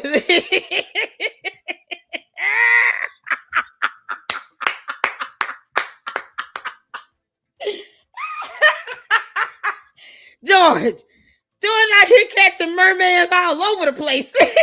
Yeah. George, is this your vacation spot getaway? Y'all look at that castle over there. Oh, this photo is so good. You got the cabin, the castle. You know, Candace standing up there at the top just watching from afar. Like, I wish that was me. Candace, that's what you should be jealous of. All these mermaids in the water. You should be jealous of them. George would rather hang out with them than you. Why does that not tickle your fancy, girl? Or, you know, rile up that yeast infection. Take that angst and animus and hate out on the mermaids that George chooses to spend time with. He's like, ooh, I'm just going to jump in the water and join you. Y'all know he would be in that water by now. Just go in and catch one. Look at all the sea bass. I would be insulted if George goes to Russia to go fishing, and this is all the fish that he brings home. Like, you've been out there for a week. What the rest of it?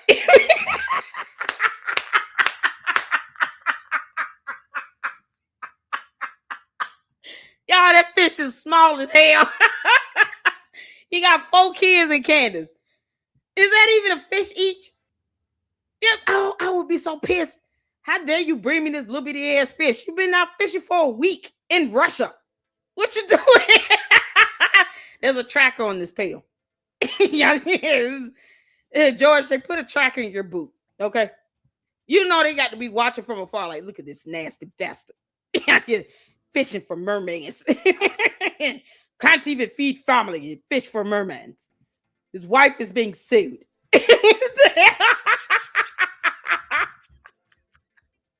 Yeah. Oh my good God. Oh, this is a thumbnail. Candace is gonna be my thumbnail for tomorrow. Yep, this is the thumbnail for tomorrow. Candace, in honor of you going to Russia and prayerfully never coming back, this is it.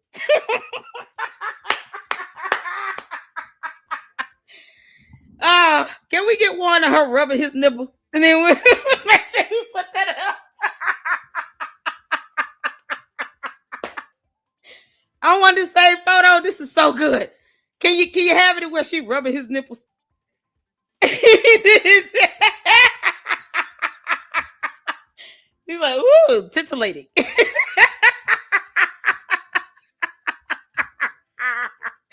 Yes, rub the nipple. Rub the nipple. Nippulating me. Oh, yeah, Candy.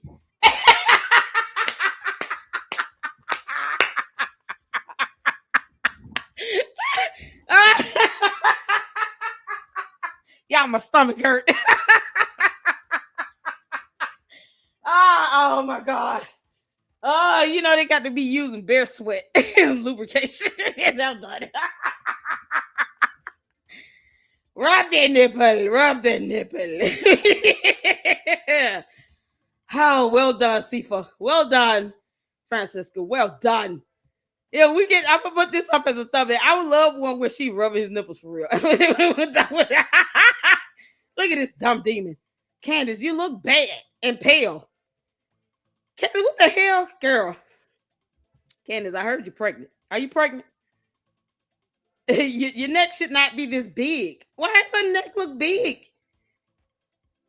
What the hell she looking at? You Candace, you look at every bit of this alien in the first photo. Candace, you look just like this dumb alien. What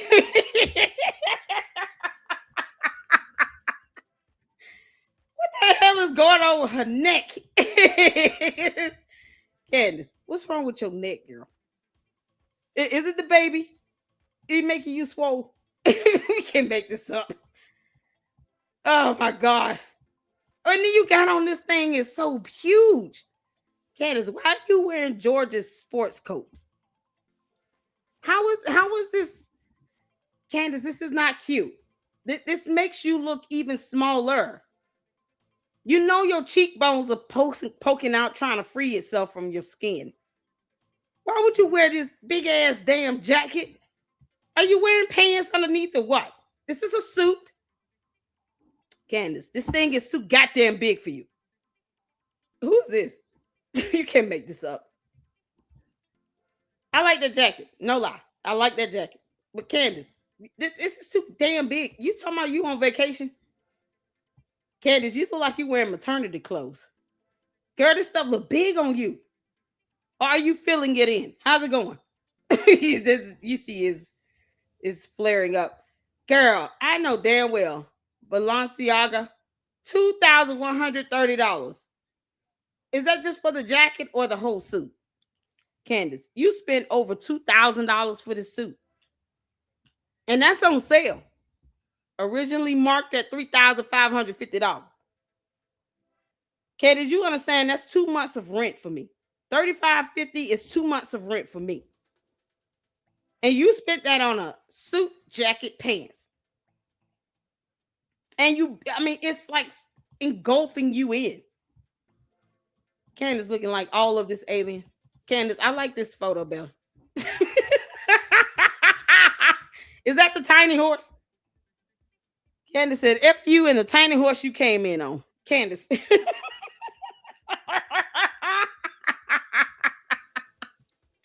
Y'all, that's that tiny horse. Her and Putin stole the tiny horse from Ben Shapiro. Yeah, I know that. All right, that's all we got. That's all I got, y'all. Yeah, you get the last of the supers in here. You can't make this stuff up.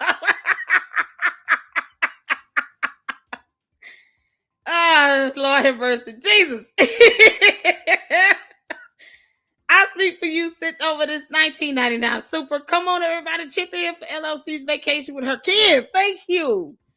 I really do want to take my kids for a week to Universal Studios. If I could just contact the people at Universal Studios and say, hey, I have a YouTube channel. I have 2 of them. Can you me and my kids come down there on a discount or something? And we got to have a resort. I want the works. All right. I want the nicest room with all the works. Free tickets to the park. Fast passes. Meal deal included. The works. No, we're just gonna go to Universal Studios, Island of Adventures in the water park. We'll do that for a week. Like, y'all think they might hang up the phone on me or still hang? They'll say, yeah, no, we'll let you come down. I would love to do that for my kids. They deserve it. Thank you so much for the $19.99 super. I appreciate it either way. It's a blessing to me. Thank you so much. Shout out to Marcho for the 10. We got a whole new language in here. Falsus in uno, falsus in omnibus. Wouldn't that be used against Candace and all her minions? I know everything she say and do can and will be used against her in the court of law. Shout out to you, Marcho, for the $10 super. Oh my goodness. Susie Q, thank you for the $10 super. Here's my contribution to the vacation fund. Oh, y'all are so sweet. Thank you so much. I appreciate all of you all. Just make sure you guys please hit that like button and hype the videos up so that it stays up in the algorithm. Yes, I'm going to schedule a live stream for tomorrow. And yes, I am going to use the thumbnail, Candace, of you and Putin on that tiny horse while you're rubbing his nipples. Make sure y'all look out for that. Make sure y'all look out for that one. I appreciate all of you all. Thank y'all so much for your support. Please do not worry about the drama stuff on X. Leave it be. All right, just leave it be. And leave it alone. We're not getting involved in mess of anything. Not at all. I refuse to do it. All right. Thank y'all so much for your support, though. I appreciate you all holding me down. And I will see you all tomorrow. Y'all have a good night. And until the next one. Lady Luck Club out. Deuces.